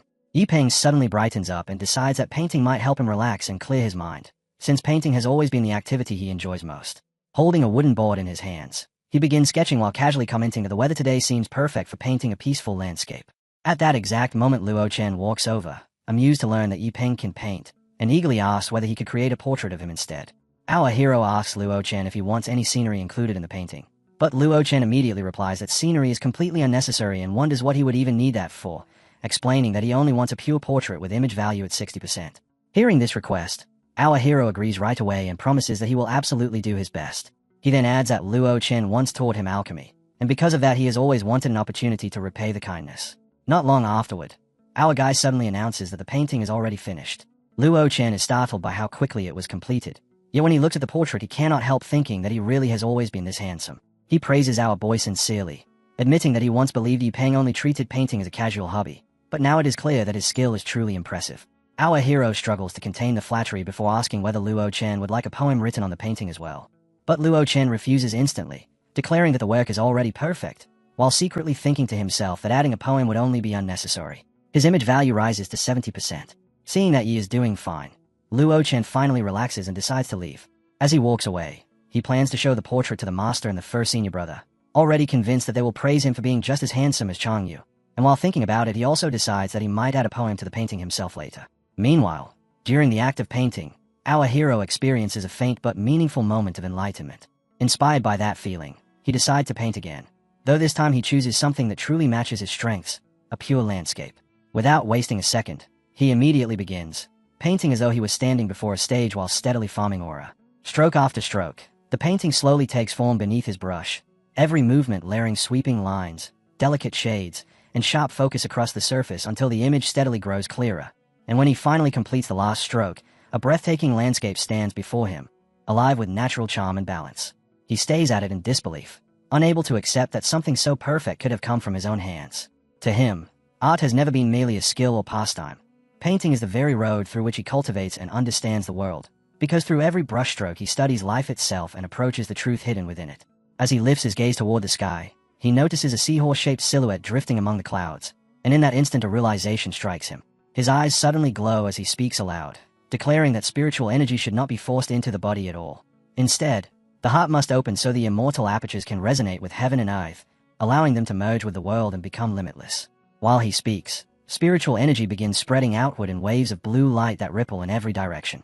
In that moment, he understands that all things in existence possess spirit, and those willing to merge their energy will naturally respond on their own, while anything unwilling has no need to be forced. Almost immediately afterward, the surrounding spiritual energy starts surging at an astonishing speed, its intensity climbing rapidly as something within it begins to take shape. From the churning currents of energy, a dragon-like form gradually emerges, eventually revealing itself as a crimson dragon. It opens its mouth wide, its tongue stretching outward, then suddenly shoots through the sea of spiritual energy at terrifying speed before halting directly in front of our hero. Our hero's eyes widen as he stares forward, completely stunned by the sight before him. His thoughts race wildly through ideas about candle dragons, immortal apertures, and spiritual energy, and as the apertures continue connecting to the world around him, he begins to understand that an ancient inheritance is slowly unfolding. At that moment he finally realizes what he is witnessing. This is the candle dragon, Zhu Jiuyin. Yet his mind refuses to believe that something like this could possibly be real. Even in his previous life he had known the legends of Zhu Jiuyin, the most terrifying creature recorded in the classic of mountains and seas, the god of Zhongshan described with a human face and a crimson serpent body stretching thousands of li across the world. In orthodox Daoist writings it was even called the origin of all existence, a being that governed time and space itself, able to move between past and future, opening its eyes to bring day and closing them to summon night, an omniscient presence beyond any measurable limit. Still staring at the red dragon in shock, our hero thinks that whether this entity is truly Zhu Jiuyin or not does not change the fact that his immortal aperture has now opened, meaning he can finally attempt the god-demon body refining art. And with that thought he decides to give it a try. He returns to the portrait and begins making several small adjustments, placing his hand against the painting as he explains that the work needs a few modifications before he begins cultivation. Lifting his brush once again, he adds several finishing details that make the image even more beautiful. And when he completes those touches he remarks that the feeling is like clearing away fog to reveal a bright blue sky. Because once his mind settles, the painting naturally reflects that clarity. The scene then shifts to Luo Chen, who sits quietly at the cultivation cliff while meditating in silence. Suddenly, a bolt of lightning crashes down just behind him, and he quickly turns around to look, only to discover dark thunderclouds gathering above. As he wonders what could be causing such weather, an uneasy expression spreads across his face. Without another second of hesitation, he immediately runs off while shouting that it is about to rain and he still has not brought in the clothes, especially Changyu's flasher robes that are still hanging outside to dry. The scene shifts to the Yiping residence, where our hero stands alone as spiritual light flickers violently around him, spreading outward and filling the surrounding area with restless energy. With his eyes closed, he slowly stretches out both arms before tightening his fists and settling into a standing meditation posture, and almost immediately a surge of energy begins pouring from his body in powerful waves. Moments later he opens his eyes in astonishment as pure spiritual energy rushes directly into his body through the immortal aperture, flooding in automatically without any guidance from him at all. Even though he has not reached the nascent soul stage, the sheer volume of energy pouring through him overwhelms everything around him, its intensity so great that the background itself seems to disappear beneath the brilliance.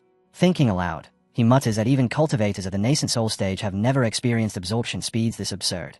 Under normal circumstances, cultivators must first draw chi into their bodies, slowly refine it step by step, and only then make it their own, because that entire process is what chi refinement is supposed to be. But what is happening now is completely different. Because Yiping possesses an immortal aperture, spiritual energy is left to decide for itself. Instead of being forcibly guided, the energy willingly flows into his body on its own, skipping the refinement process entirely and becoming usable instantly without the slightest resistance.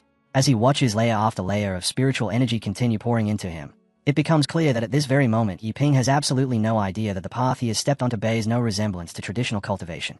The road he is walking is one meant only for him, a cultivation path that belongs solely to his existence. Despite the overwhelming storm of energy surrounding him, only one immortal aperture has opened, while the second remains completely inactive.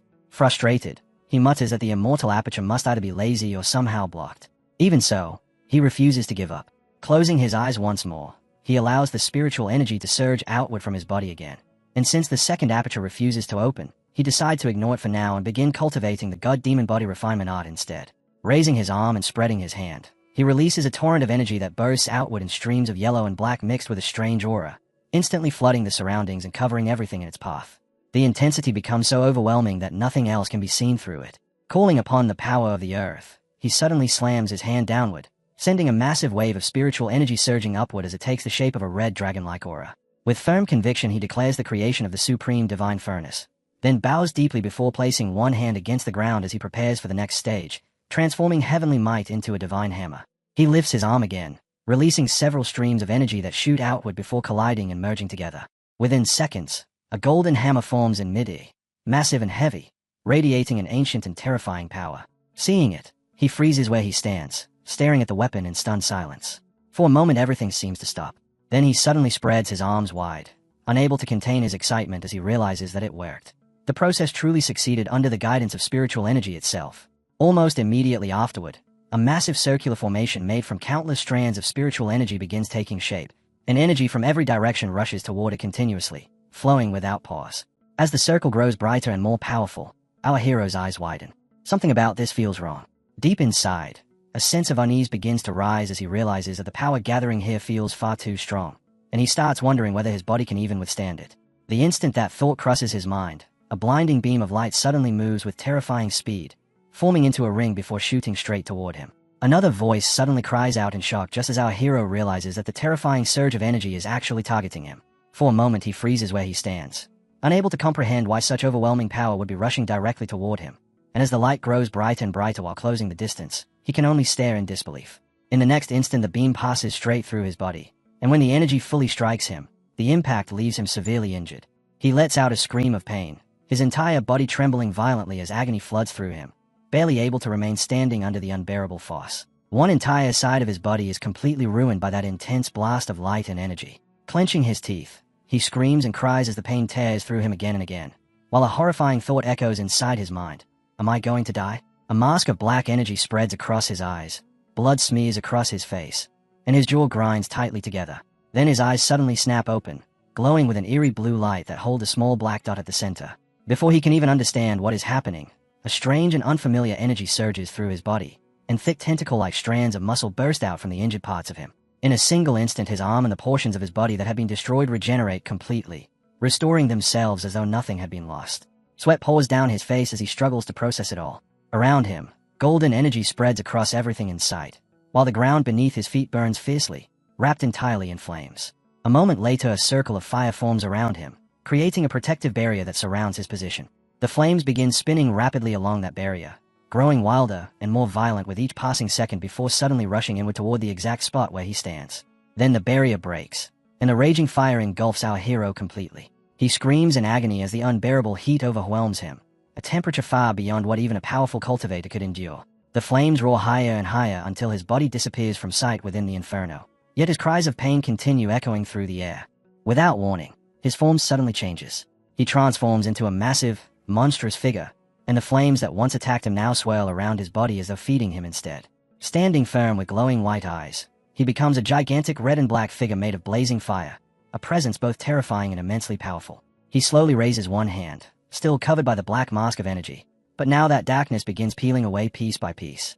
The black and red aura surrounding his eyes gradually fades, revealing them beneath as the energy continues bursting outward from his body. Suddenly he collapses backward while roaring in pain, his face enormous, his teeth sharp and massive, and his entire body towering in size. Bending forward slightly, he struggles as the energy continues pouring out of him, and one of his arms begins regaining normal flesh, slowly shifting back toward its true human form. Then the change spreads further. On one side of his face, his original skin color starts returning, and little by little the transformation reverses itself.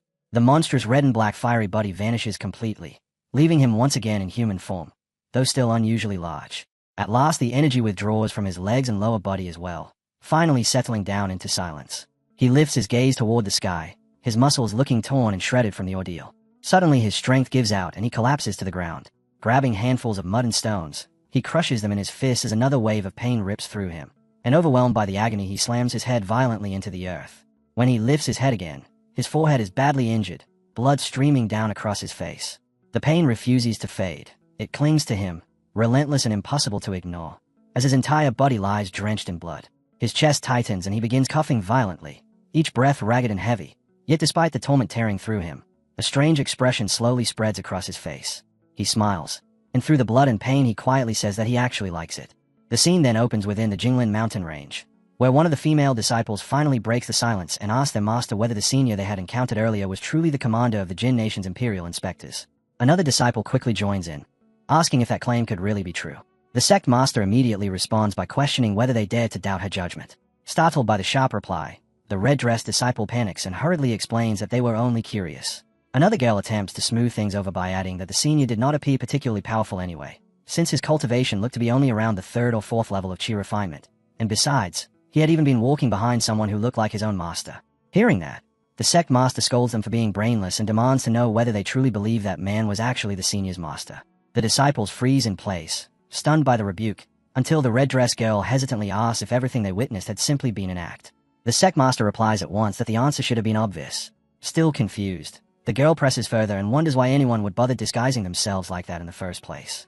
The sect master answers immediately that such deception is, of course, necessary. She goes on to explain that the man they met was a special envoy, which means his mission must remain secret at all costs, because if the king of Jin were to discover it, the consequences would be extremely serious. She continues by saying that true power is always accompanied by wisdom, and someone like Senior Su would never pretend to be weak without a reason. In fact, she even suspects that he may have secretly established and funded a small sect of his own somewhere in secret. The moment they hear this, all the disciples stare at her in shock and ask if she truly means that he has been secretly funding a sect. The sect master calmly replies that anyone capable of speaking about serving the sun, moon, and stars with nothing more than a blade of grass cannot possibly be an ordinary cultivator at the chi refinement stage. Everything about his behavior had clearly been an act. She explains that while many things in this world can be faked, a person's aura cannot, because true presence only comes from years of genuine experience. According to her, the pressure and calm confidence that man displayed were things no one could possibly imitate. She then tells them to look carefully at the so-called master's sly and sneaky expression, insisting that there is absolutely no way such a person could truly be the master of someone like Senior Su. At that very moment, the scene suddenly shifts elsewhere, where an old man abruptly sneezes loudly before muttering to himself, wondering who in the world could be spreading nonsense about him behind his back. He grumbles that people these days think far too shallowly, then scolds the unseen offenders while asking how they expect to deal with cunning demonic cultivators like those who appear at the Qingju Sword Dao tournament in the future, adding that the thought alone leaves him genuinely worried. Back in the mountains, the disciples quickly voice their agreement with their master's reasoning. She then warns them that none of what they discuss should be mentioned to anyone except the sect master himself, since there is a strong chance they will meet those same people again during the upcoming Qingju Sword Dao tournament. Do not behave foolishly, she tells them firmly, and all the disciples respond in unison, yes, master. She glances at her group of clueless disciples and silently thinks that without someone as intelligent as herself guiding them, they would never survive for long in this world. Rubbing her temple in frustration, she mutters under her breath that dealing with them truly gives her a headache. Far away at the edge of the Jingling Mountains, two members of the Jian group and their master finally manage to escape the dangerous region. One of them immediately swears that he will never return to that cursed place again. Ever since they parted ways with the 4 disciples of the Thunder Sovereign sect, they had encountered one deadly situation after another, surviving each time only by the narrowest margin. If not for the supreme grade pill given to them by the 4th Thunder Elder, Doi's Tour, their master might already have died along the way, which is why the old man now urgently urges him to take the pill at once. Still breathing heavily, he complains that this tiny jingling mountain range nearly took half his life. Chang Yu tries to lighten the mood by joking that at least his master managed to obtain some beast materials during the trip, unlike him who gained nothing at all. The old man can only sigh. There was no breakthrough, no new enlightenment, and certainly no great opportunity gained from surviving the ordeal. He had thought escaping such danger might bring good fortune, yet now he wonders where that supposed fortune could possibly be. He grumbles that the materials he gathered are barely worth anything, and not even enough to purchase proper cultivation techniques for his juniors. After going through this chaotic journey, he has finally realized that reputation and moral principles mean very little in the end. The true reality is painfully simple. Money is extremely difficult to earn. If it really comes down to it, he declares that he would not hesitate to shamelessly beg Yiping for another painting. Hearing that, Chang Yu suddenly asks whether Luo Chen has already requested a portrait from our hero, since he had always wanted one. The old man freezes for a moment before snapping in frustration that he completely forgot about that. Both of them immediately jump to their feet. Let's hurry back and ask, the old man says at once. If he actually received a painting, I'll personally escort that kid straight to the little god of wealth. The following day at Luo Chen's residence, Luo Chen frowns slightly while muttering that his right eye has been twitching non-stop since morning. He wonders whether something bad might be about to happen. Early that same morning, he had been in an excellent mood after making progress with his alchemy skills. And with that good mood, he decides to check on our hero. As he walks over, he cannot help thinking how embarrassing it is that the first senior brother has been sulking alone on the back cliff simply because his natural talent is lacking. When he arrives at Yiping's place, he finds our hero sitting cross-legged in quiet meditation, calmly cultivating. Luo Chen asks him how his progress has been lately. Turning toward him, our guy answers that he has made only a little improvement. In reality, he had already broken through the day before, but he reminds himself internally to remain humble and keep that fact to himself. Luo Chen immediately frowns. A little improvement. That response does not sound quite right. When he presses further, our guy calmly explains that he was referring to the non-toxic alchemy technique he had been taught earlier. Luo Chen studies his expression and feels that his attitude appears quite ordinary, although both the sect master and the first senior brother are always praising his temperament. Even if he still cannot refine pill successfully, Luo Chen thinks he could at least pretend a little. Our guy insists again that he is not lying, which makes Luo Chen inwardly admire his boldness. Even the first senior brother would not dare boast so casually. Then our guy hands him a pill and explains that this is the result he achieved. Luo Chen takes it and examines it carefully before realizing that it is actually a gathering spirit pill. His thoughts begin racing at once. The kid had not been exaggerating at all. He really refined it himself.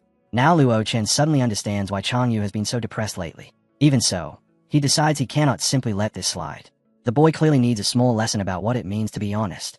Keeping his expression steady, Luo Chen says that the result is not bad and asks our hero to demonstrate the process one more time so he can provide proper guidance. Inwardly, however, the senior brother is already thinking that he wants to see exactly how this is going to be explained. Our guy hesitates for a moment and points out that refining a pill would take several hours and might end up wasting Luo Chen's time. But the senior brother dismisses that concern with a casual wave, saying that he happens to be free today anyway. Deep down, he is convinced the kid is already preparing excuses, and with the faintest smirk he thinks that this is fine, because children slip up sometimes.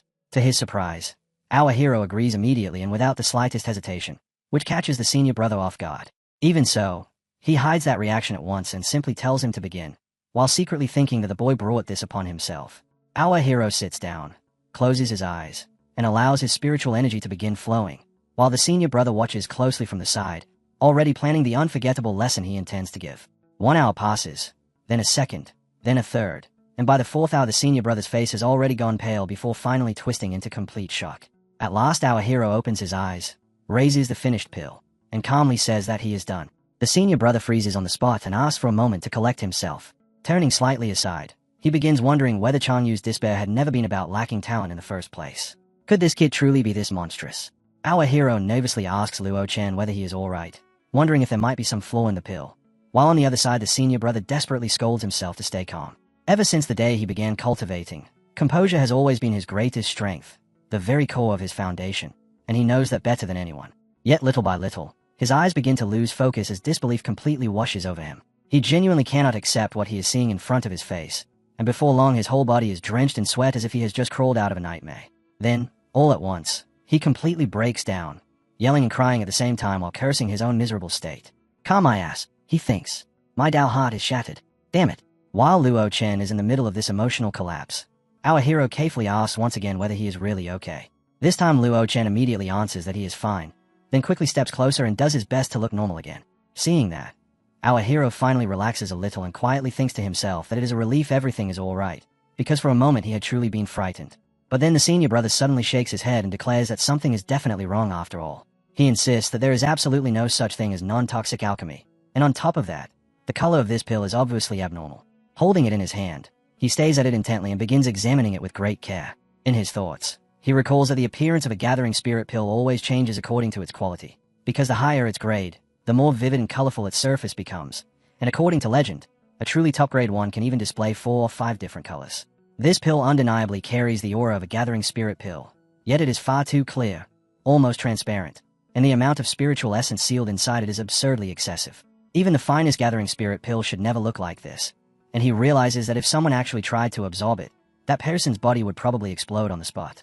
Luo Chen continues staring at the pill with a fierce, unblinking glare, and after examining it for several long moments he finally reaches a conclusion in his heart.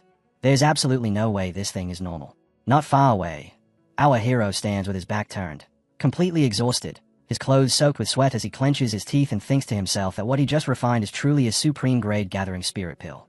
The master had warned him again and again never to expose such ability. Yet now he finds himself trapped in a situation where hiding it seems almost impossible. Struggling to calm his racing thoughts, he forces his mind into blank silence and quietly decides that he will simply give the pill away later. Once Luo Chen manages to steady himself a little, he tells our hero that he should continue cultivating for now because he has something important to take care of and needs to leave first. Our hero does not question him at all. He simply nods and replies with a quiet okay.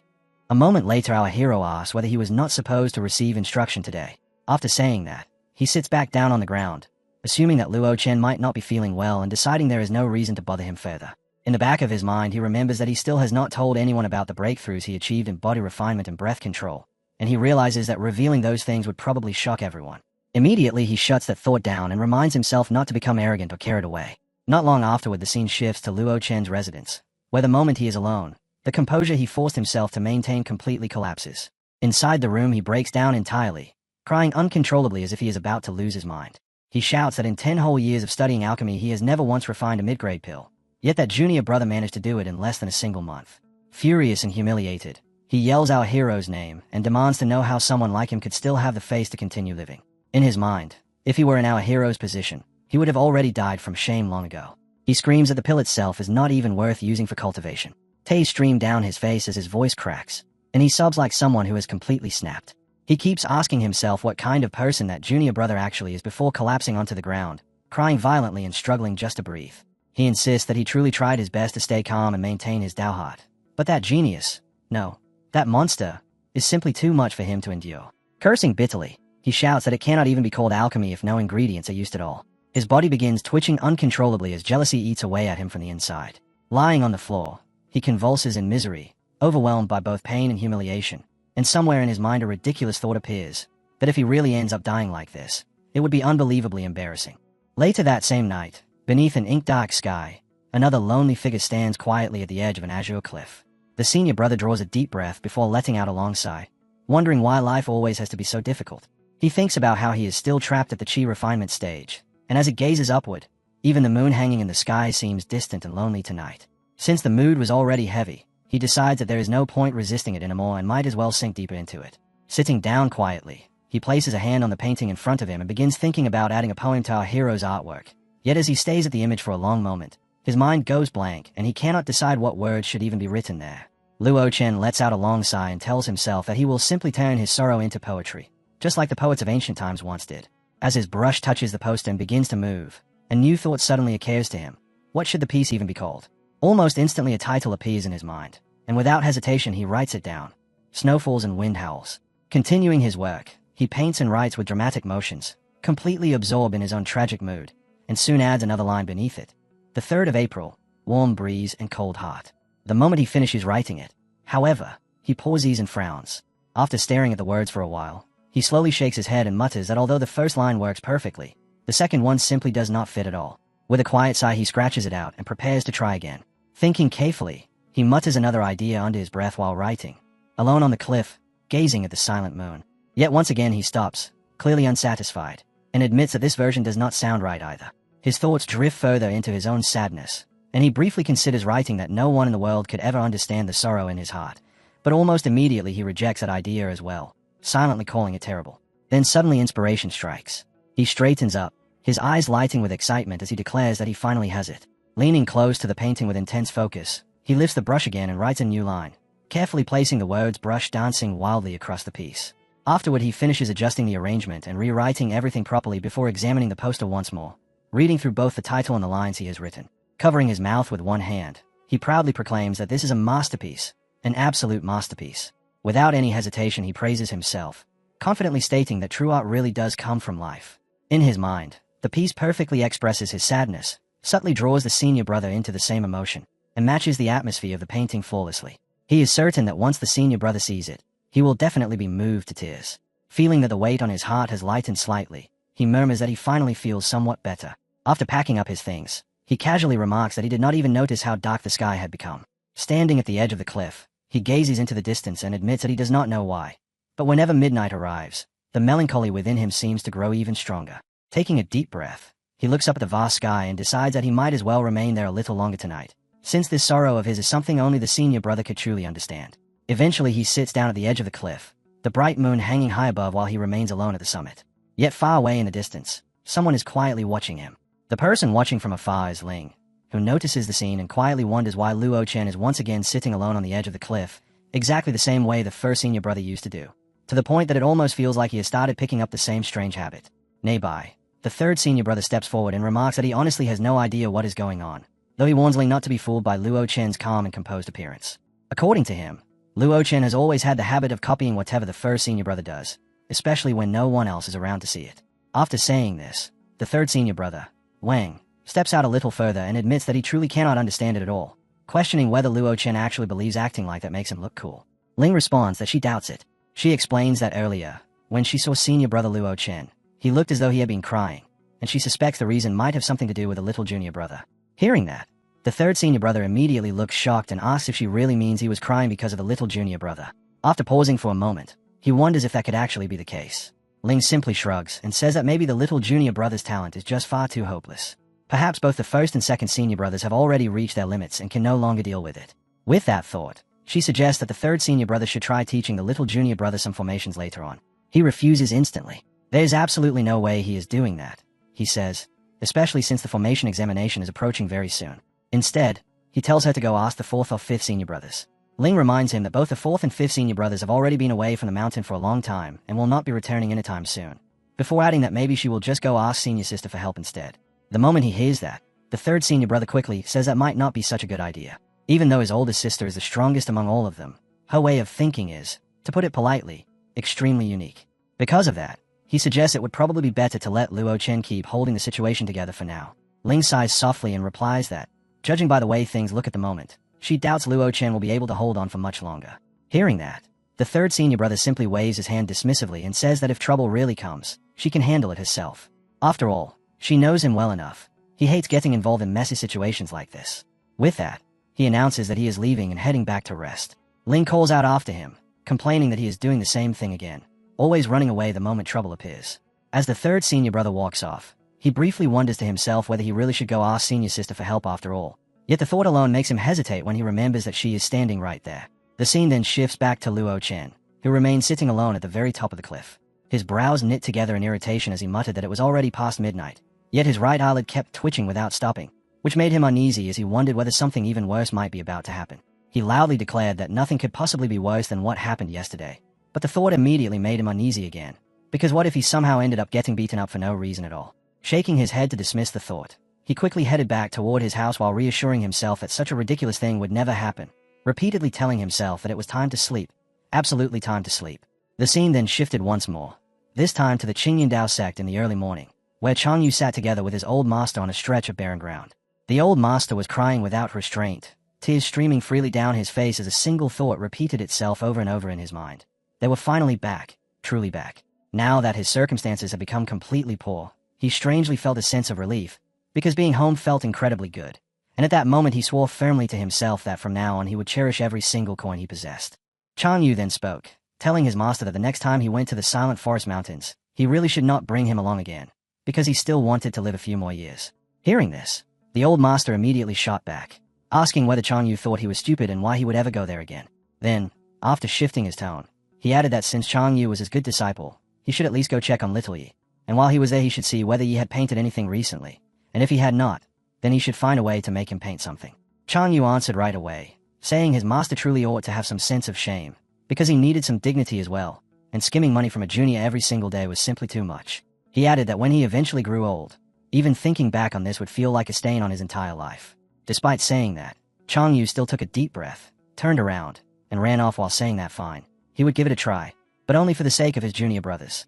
Behind him, the old man loudly shouted that this was precisely why Chang Yu was his most beloved disciple, before telling him to get lost. The scene then shifted to the hidden heart of Qinggui Mountain, where his senior sister wearing a striking hot pink outfit stood firmly in place.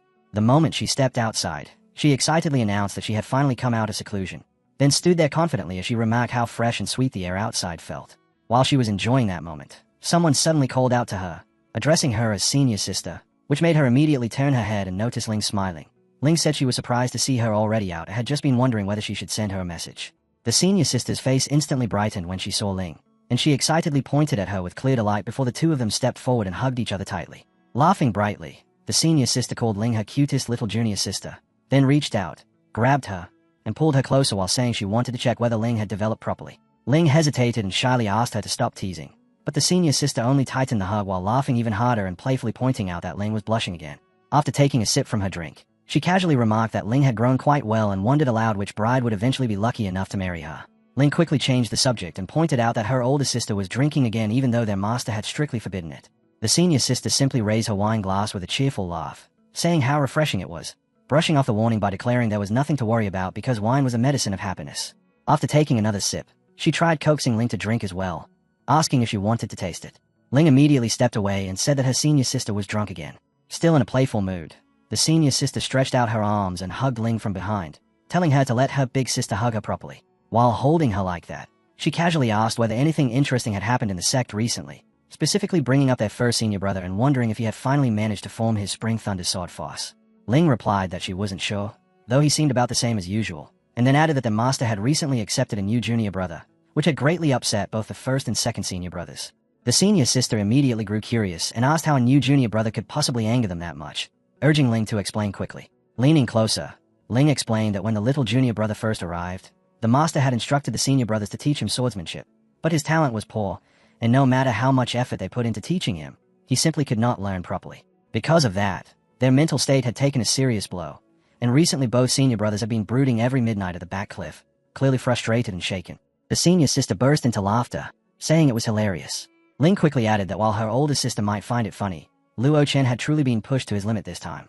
Hearing that, the senior sister suddenly spoke in a more serious tone, reminding Ling to properly practice the technique she had taught her and not to learn anything from those two useless senior brothers. Ling replied that she had already prayed about it. Afterward, the senior sister leapt into the air, saying she would personally go take a look at this little junior brother, and before leaving she reminded Ling to keep training hard. As she flew away, Ling muttered to herself that if senior sister said it was fine, then it was probably fine. Yeah, probably. Saint Shiftu flew straight toward Yi Ting's residence, and when she finally landed, she saw that our hero was still deep in meditation, sitting cross-legged on the ground with his eyes tightly shut.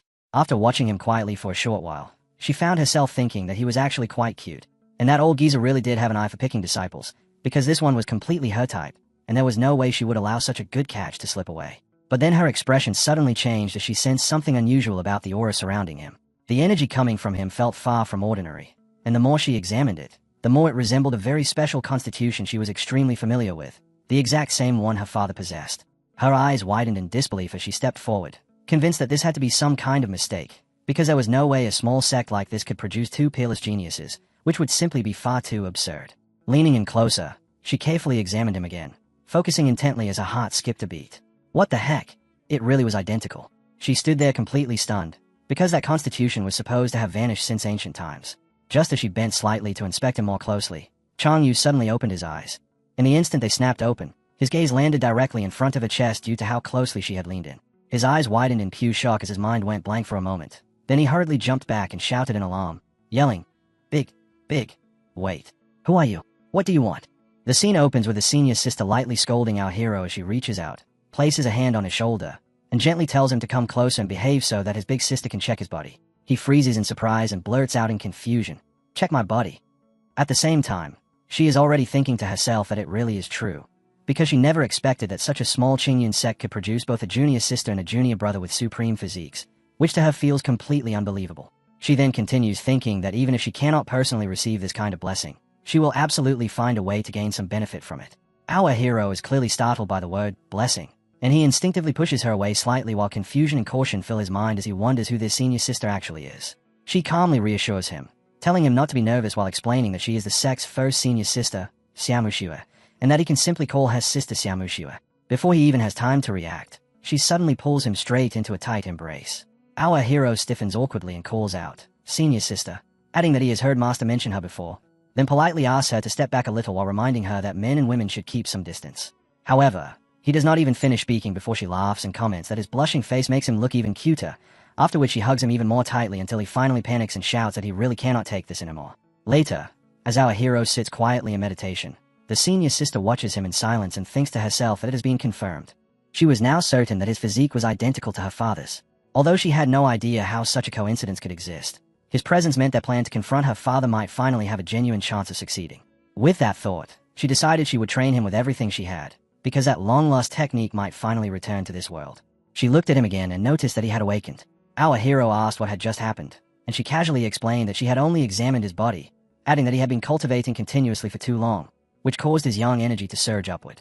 She assured him that it was nothing serious and that he was completely fine now, reminding him that working hard was good but the immortal path was long, so proper balance and rest were necessary. Still uncertain, our hero repeated her words in disbelief and asked again whether she had really examined his body. She nodded and confirmed that she had, adding that she had already inspected every inch and discovered several unique traits. She then mentioned that Chang Yu and Luo Chen had already taught him swordsmanship and alchemy, but she happened to know a Dao art that suited him perfectly, and she asked whether he would be interested in learning it. His eyes immediately lit up, and he eagerly replied that of course he was interested.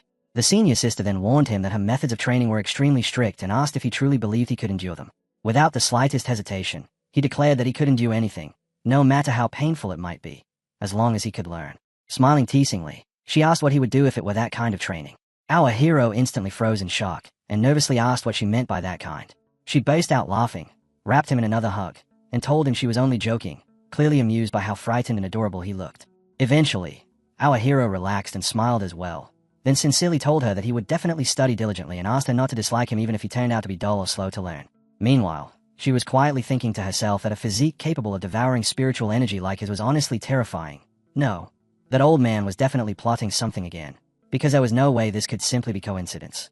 She then looked at her junior brother and calmly asked, judging from his body alone, whether he had already been remolded dozens of times. Slightly surprised, he nodded and replied that even she could tell. She let out a soft sigh and said that she herself had only experienced a few remoldings, yet the pain had been so unbearable that even she had struggled to endure it. Looking at him once more, she gently shook her head and remarked that he truly was a little madman, then added in a more serious tone that although she could understand some of the suffering he had gone through, she was not worried about his results at all. Even so, she still had to remind him of one thing.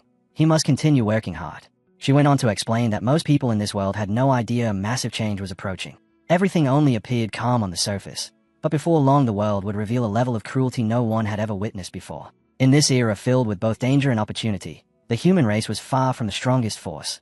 If the demon race or the beast race truly wished to act, they could easily crush humanity at any time. Then she said something even more startling. No matter what his master or the other seniors claimed about his talent, he should always remember a single truth. So long as his senior sister stood there to protect him, he would undoubtedly reach the very peak of this continent. Standing firmly before him, her expression turned solemn. Yet she also warned that the stronger he became, the heavier the responsibility he would carry. Because of that, he had to work harder than anyone else.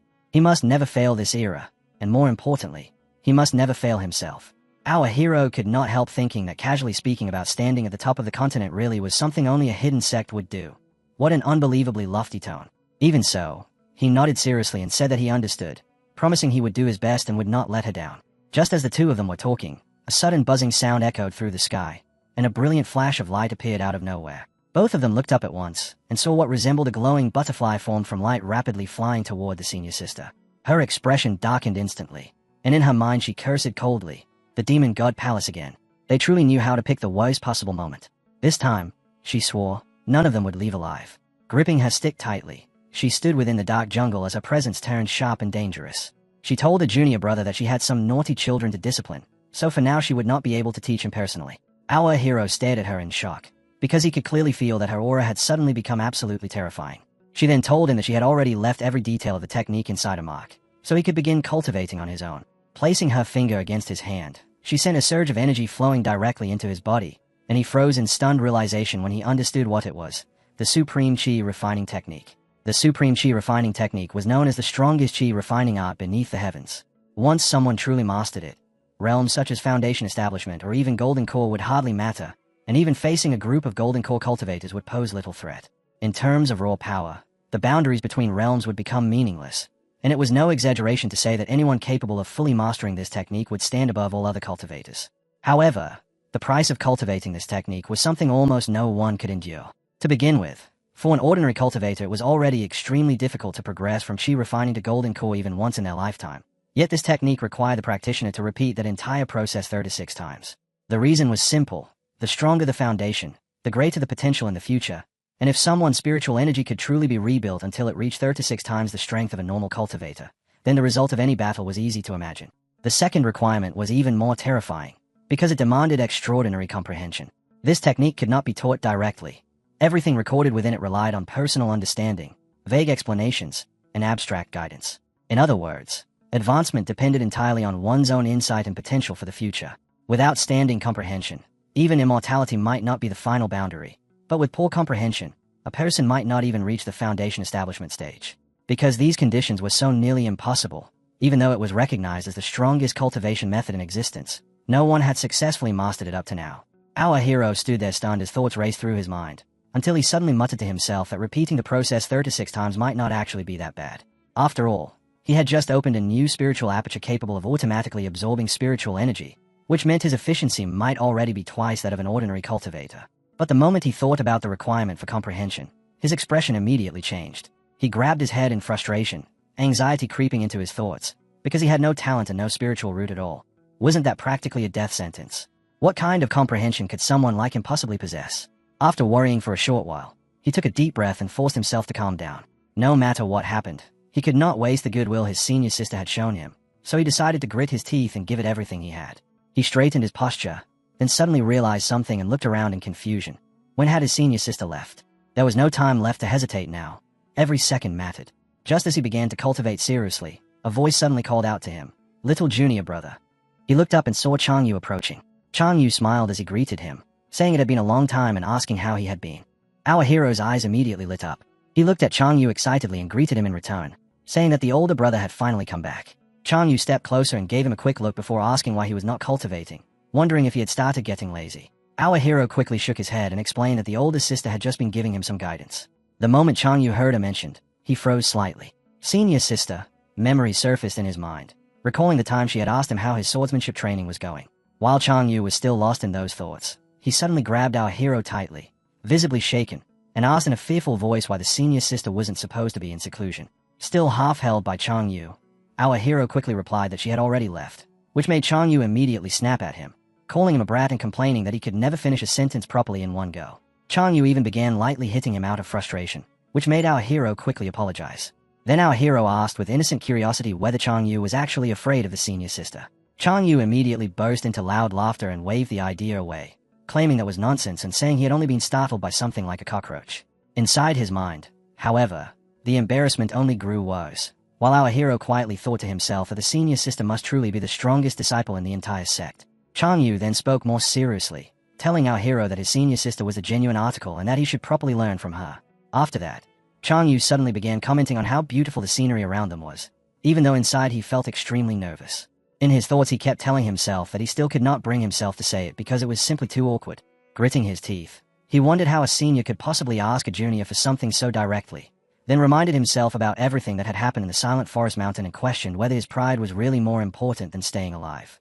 In the end he mentally surrendered, deciding to forget about pride and just go through with it. So, pretending to sound casual, Chang Yu asked his little junior brother whether, during the time he had been away, he had happened to paint anything, or perhaps even written a poem. Our hero looked slightly surprised and repeated the word paintings before honestly answering that yes, he had painted too. The moment Chang Yu heard this, excitement instantly flared inside him, and he felt as though success was already within reach. Chang Yu immediately followed up by asking where the two paintings were. Our hero replied without hesitation that one of them was at home while the other had already been given to Luo Chen, then politely asked whether Chang Yu wanted one and offered to go retrieve it if necessary. Chang Yu hurriedly waved his hands and refused, saying no. He had only asked out of curiosity, adding that there was absolutely no way he would shamelessly ask a junior for something like that, and he laughed loudly as he said it. Even though there were still things he wanted to say, he silently thanked the heavens because Xiao Chen had already received one painting, and that alone was enough. Afterward, Chang Yu casually draped an arm over our hero's shoulder and told him to keep working hard, explaining that he had only come by to check on him and would head back if nothing else was going on. Just before leaving, he looked at our hero again and casually remarked that he seemed sturdier than before. Our hero smiled faintly and said it was all thanks to the top-grade technique Chang Yu had given him. Chang Yu froze for a moment and replied with confusion, asking what top-grade technique he meant.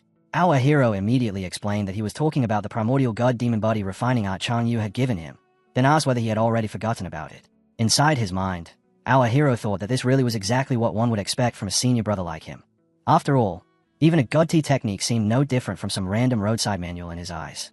That thought immediately made him wonder just how terrifyingly powerful that senior sister must actually be. Meanwhile, Chang Yu was going through a complete mental breakdown. He kept telling himself to endure it and not ask anything, because asking would only humiliate him and completely shatter his Dao heart. Over and over in his thoughts he repeated that this was his little junior brother, that the kid was a monster, an absolute freak of nature. At the same time, our hero felt a little puzzled and wondered inwardly why Chang Yu was not asking about his training progress.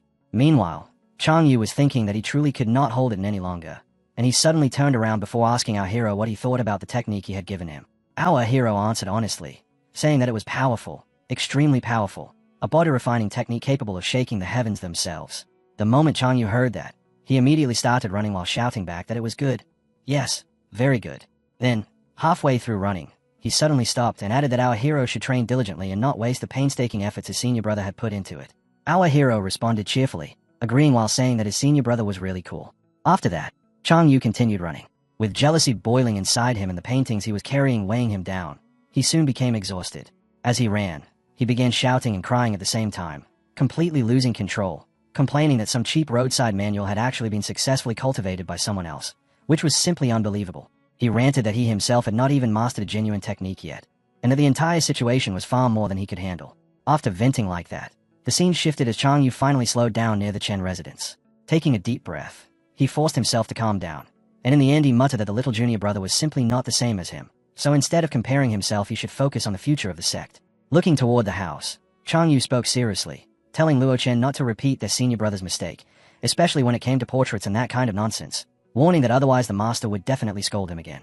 Then Chang Yu quickly added that it probably would not happen anyway, since Luo Chen was far more composed than he was and would certainly respect the original artist's intention completely. When Chang Yu finally walked up to the house, he began calling out for Luo Chen to open the door because it was him. While waiting, he frowned in confusion, because it was already nearly afternoon, so why was Luo Chen still sleeping?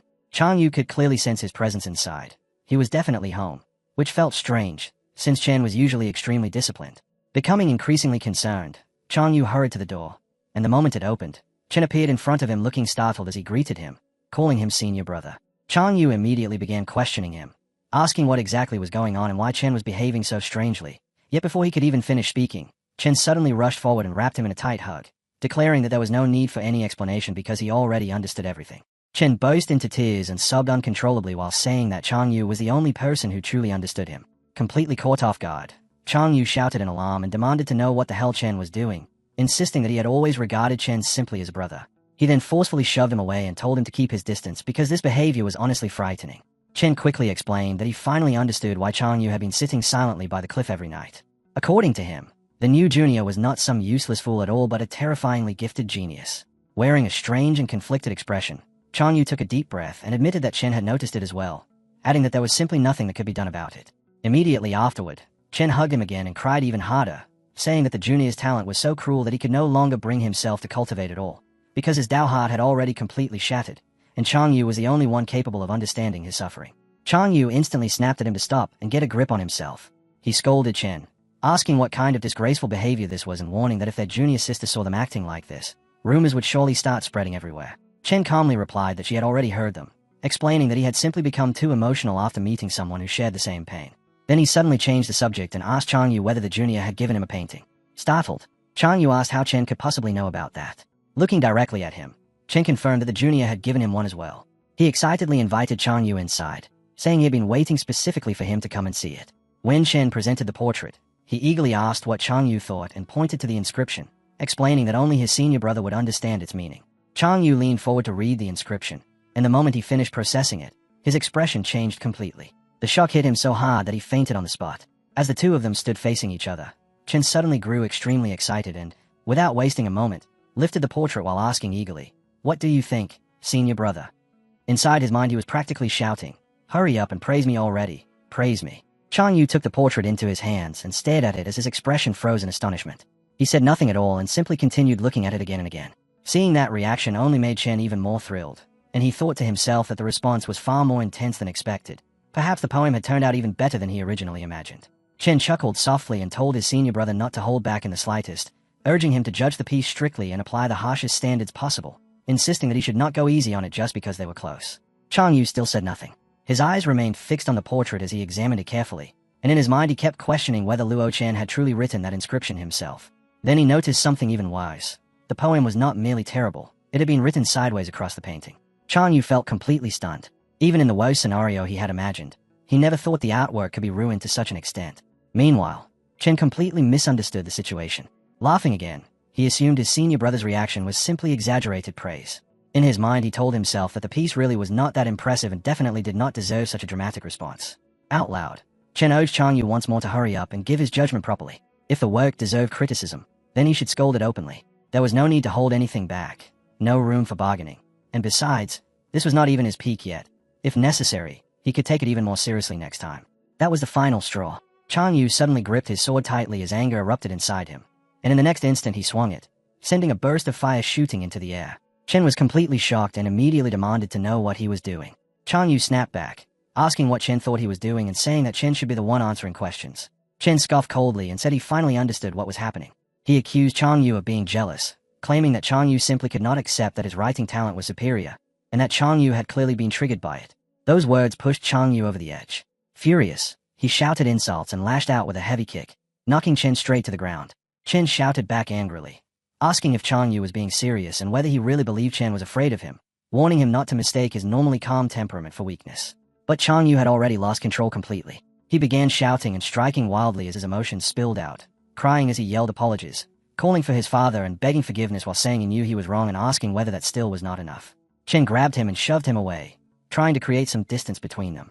Even then, Chang Yu kept shouting that he truly knew he was wrong and begged Chen to just let him go. Meanwhile, Chen was screaming for his life, yelling at Chang Yu to stop because if this continued someone was genuinely going to die. Crying and panicking, he ran forward as fast as he could while desperately shouting for help, his voice cracking as he begged anyone nearby to save him. But Chang Yu chased right behind him without slowing down, striking him again and again without mercy. Chen screamed at the top of his lungs for anyone around to come quickly because someone was about to die, shouting that Chang Yu had completely lost his mind.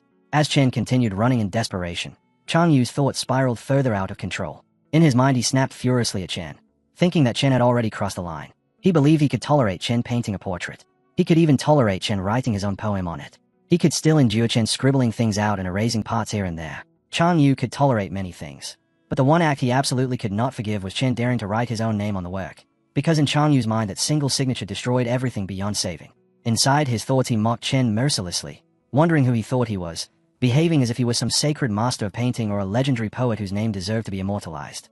Overcome by anger, Chang Yu suddenly lunged forward, grabbing Chen by the neck and squeezing hard, his grip tightening with pure fury. Inwardly he continued scolding him, condemning Chen's shamelessness while questioning whether someone like him had any right to leave his name on something like that.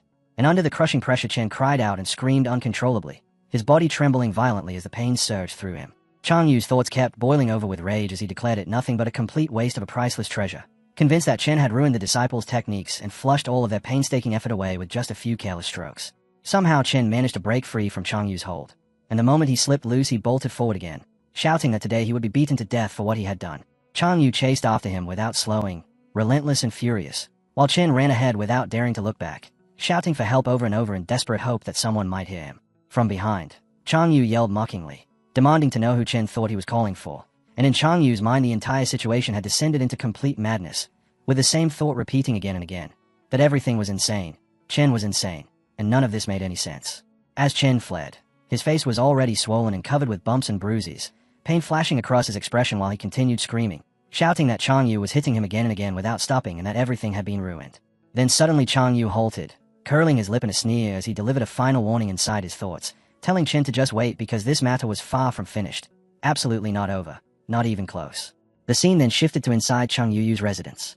There, Chang Yu sat on the ground while crying and shouting endlessly about what a waste it was, repeating again and again that it was such a complete waste, weeping as if he had completely lost control. Simply thinking about it made his heart ache, and he muttered to himself that he truly wanted to beat that brat one more time.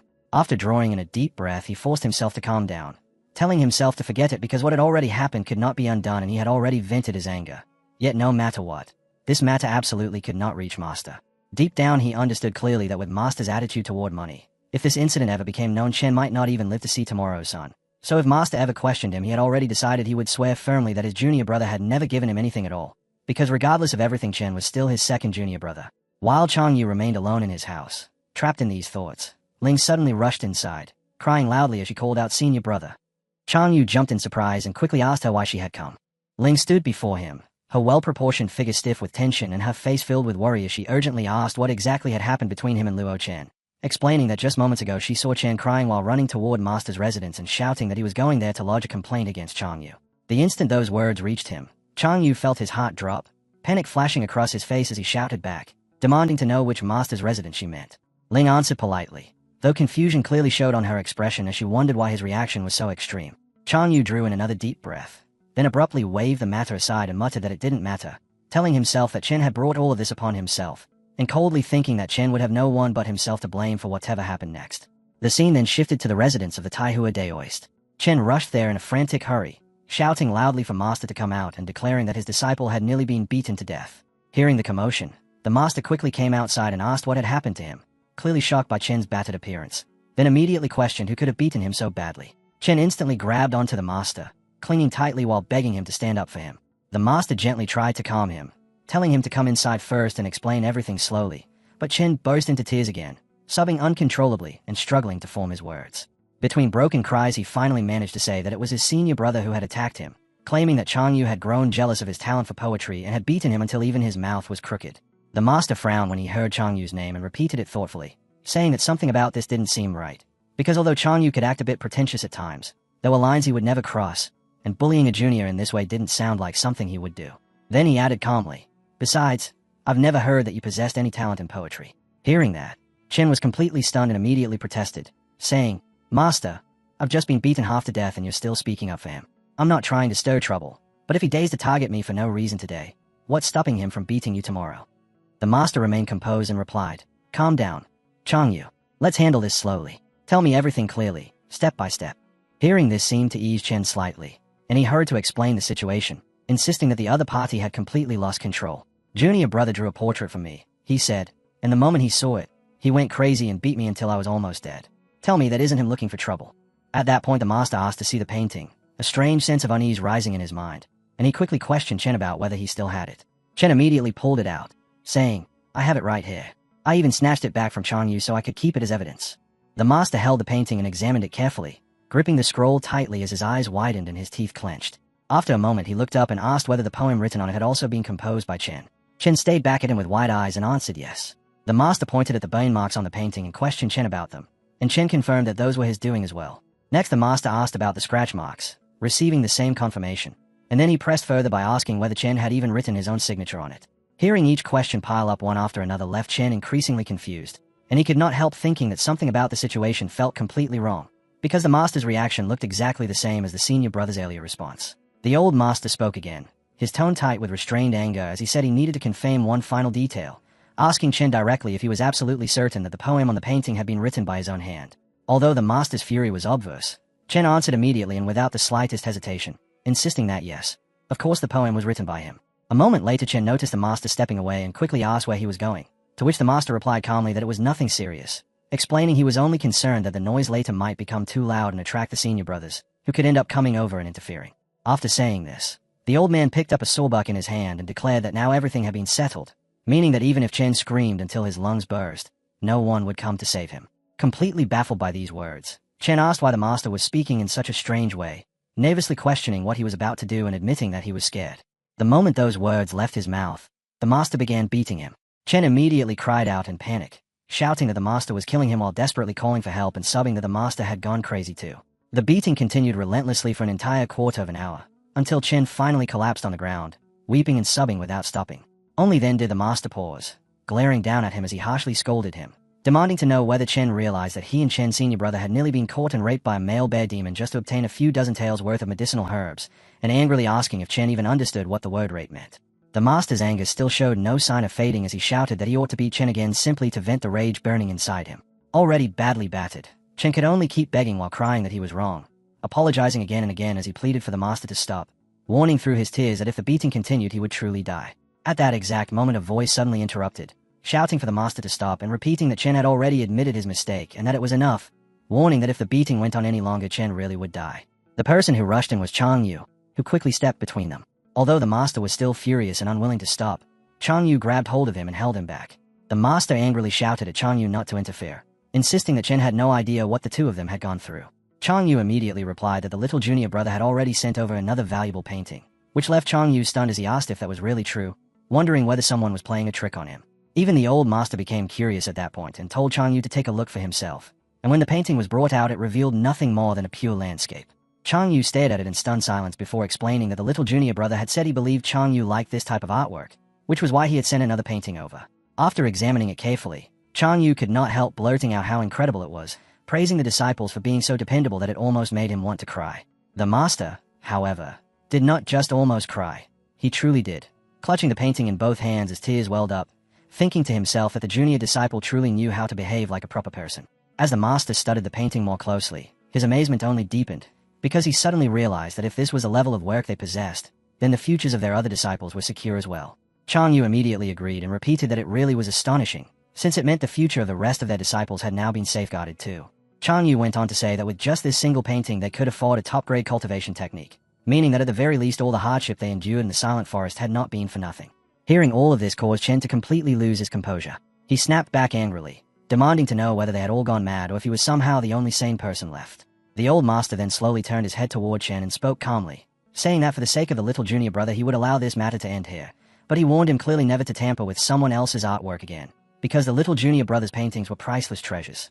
Chen, however, was far from finished. He shouted that they might be willing to drop the issue, but he absolutely could not accept it. Raising his voice even higher, he accused Chang Yu of beating him first and then framing him afterward with some ridiculous painting, claiming he had destroyed it. His voice cracked as tears streamed down his face while he demanded to know what kind of painting could possibly be worth tens of thousands of taels, sarcastically telling the master that if he wanted to make excuses he should at least come up with something believable. He then accused the master of always favoring senior brother Chang Yu, declaring that such blatant bias was impossible for him to tolerate, and he firmly stated that he refused to accept it, warning that if he did not receive a proper explanation today, the matter would never be finished. Chang Yu quickly stepped in to calm the situation, reminding Chen that the master had already said the issue was over, but Chen continued crying and shouting, insisting that nothing had been resolved. He accused Chang Yu of pretending to be a good person while pointing out that the fact Chang Yu had beaten him earlier had not been addressed at all. Raising his own voice now, Chang Yu told Chen to calm down and insisted once more that the little junior brother's paintings truly were valuable. That statement became the final spark that set Chen off.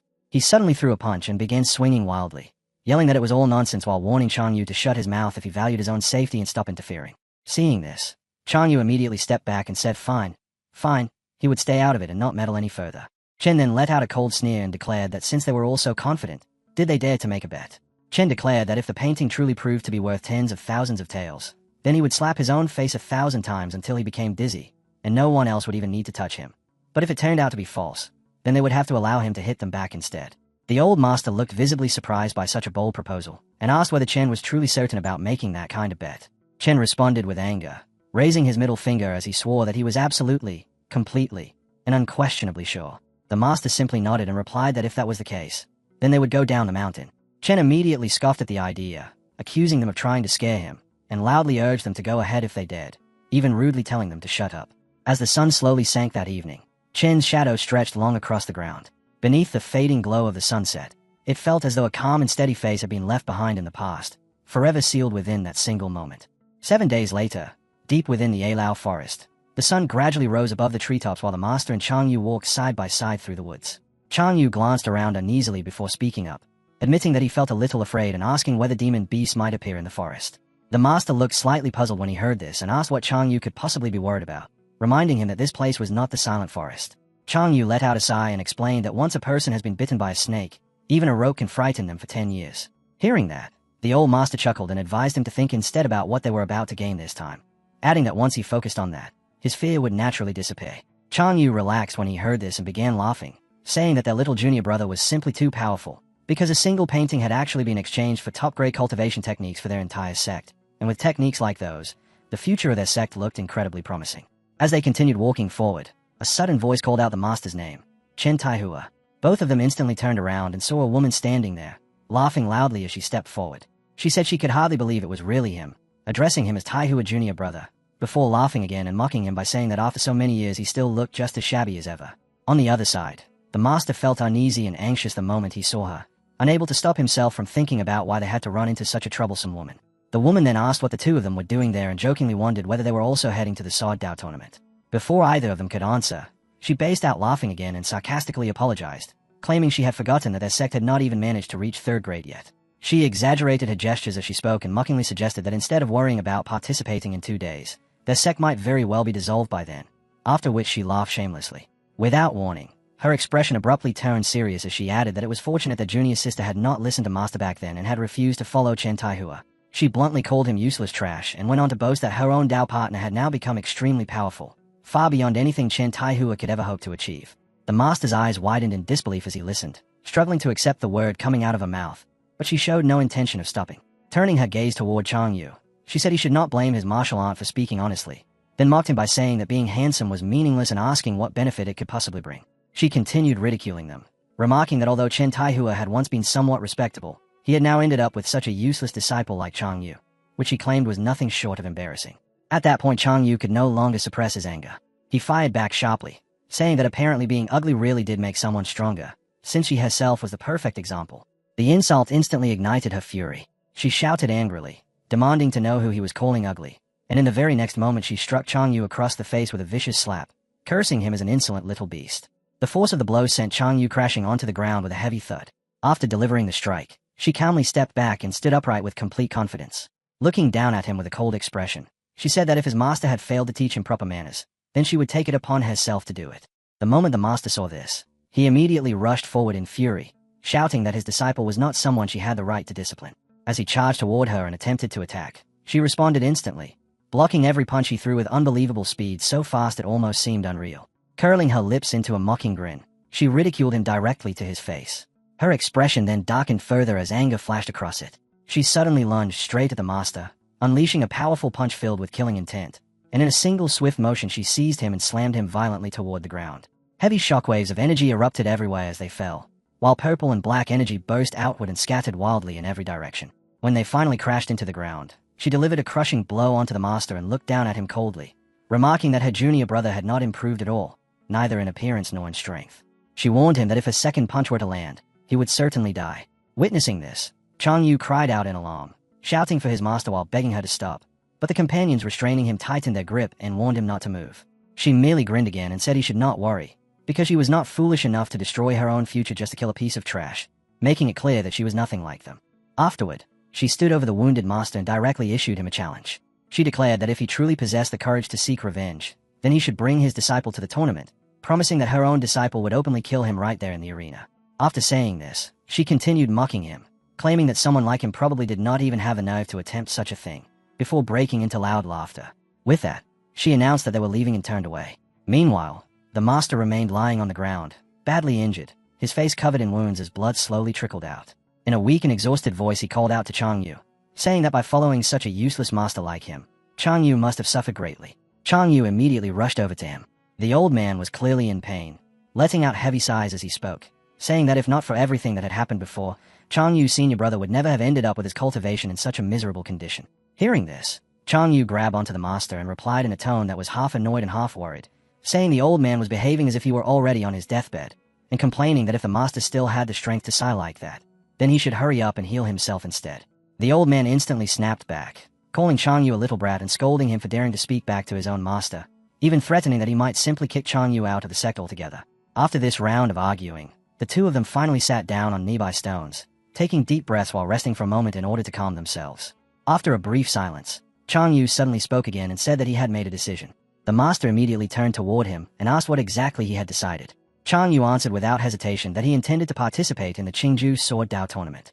The master was completely stunned by this declaration, his expression turning frantic as he stared at Chang Yu and demanded to know whether he had lost his mind. He quickly tried to stop him, urging Chang Yu not to act on impulse. The master insisted that the person Chang Yu seemed angry about was nothing more than a pretty face, someone from an old sect who was absolutely not worth risking his life over because of a few careless insults. Chang Yu shook his head and calmly replied that the master had misunderstood him, explaining that he was not making this decision because of her at all. Hearing that, the master raised his voice and demanded to know the real reason. He reminded Chang Yu that in last year's tournament Chang Yu had not even fought a single match and had only advanced due to buys. Yet even then he had personally witnessed how terrifyingly strong the participants were, standing on an entirely different level compared to them. On top of that, the master added that his troublesome former senior sister was now watching them again, which only made the situation even more dangerous. Chang Yu then spoke calmly and said that his reason was a little brother. The master repeated the words in confusion, asking what he meant by a little junior brother. Chang Yu explained that ever since he encountered this junior brother, he finally understood what a true genius actually looked like, and only then did he truly realize how enormous the gap between himself and others really was. He admitted openly that he was indeed injured, yet when standing before such a monstrous level of talent, it was impossible not to feel the urge to push himself harder. Even if he could only close that distance by the smallest amount, even by a single step, that alone would already be enough for him. Otherwise, living out his entire life without ever trying would feel unbearably pathetic. As he spoke those words, Chang Yu could not help but start laughing. The master, on the other hand, stood there stunned after hearing everything, finding it difficult to believe that such words were actually coming from Chang Yu. Finally, Chang Yu declared that this tournament would serve as his pledge to himself, regardless of what the final result might be. Of course, he added with a faint grin, if I somehow managed to reach the top 500, that would be even better. The scene then shifted to Bai Yiping's residence. Yi was fully immersed in training, concentrating entirely on his cultivation as he steadily chased his goals. Without warning, a fierce barrage of stones suddenly came crashing toward him, yet he remained standing firmly in place without retreating even a single step, gripping his sword tightly while blocking every incoming stone. At that moment, Chang Yu stood nearby in shock and murmured that after rebuilding his chi refining through 72 cycles, Yi had finally reached the second layer of chi refining. Yet even that second layer alone already displayed such terrifying strength. The path of immortality was truly unbelievable, and only someone like him could possess such absurdly abnormal talent. As he began walking back toward his home, he calmly remarked that today's training was enough, recalling how the older sister had always reminded him that cultivation required balancing effort with proper rest. While he turned toward his house, Chang Yu secretly hid behind the mountain, carefully watching him leave. Covering his entire face, Chang Yu muttered to himself that he absolutely could not be discovered, or else he would lose all his dignity.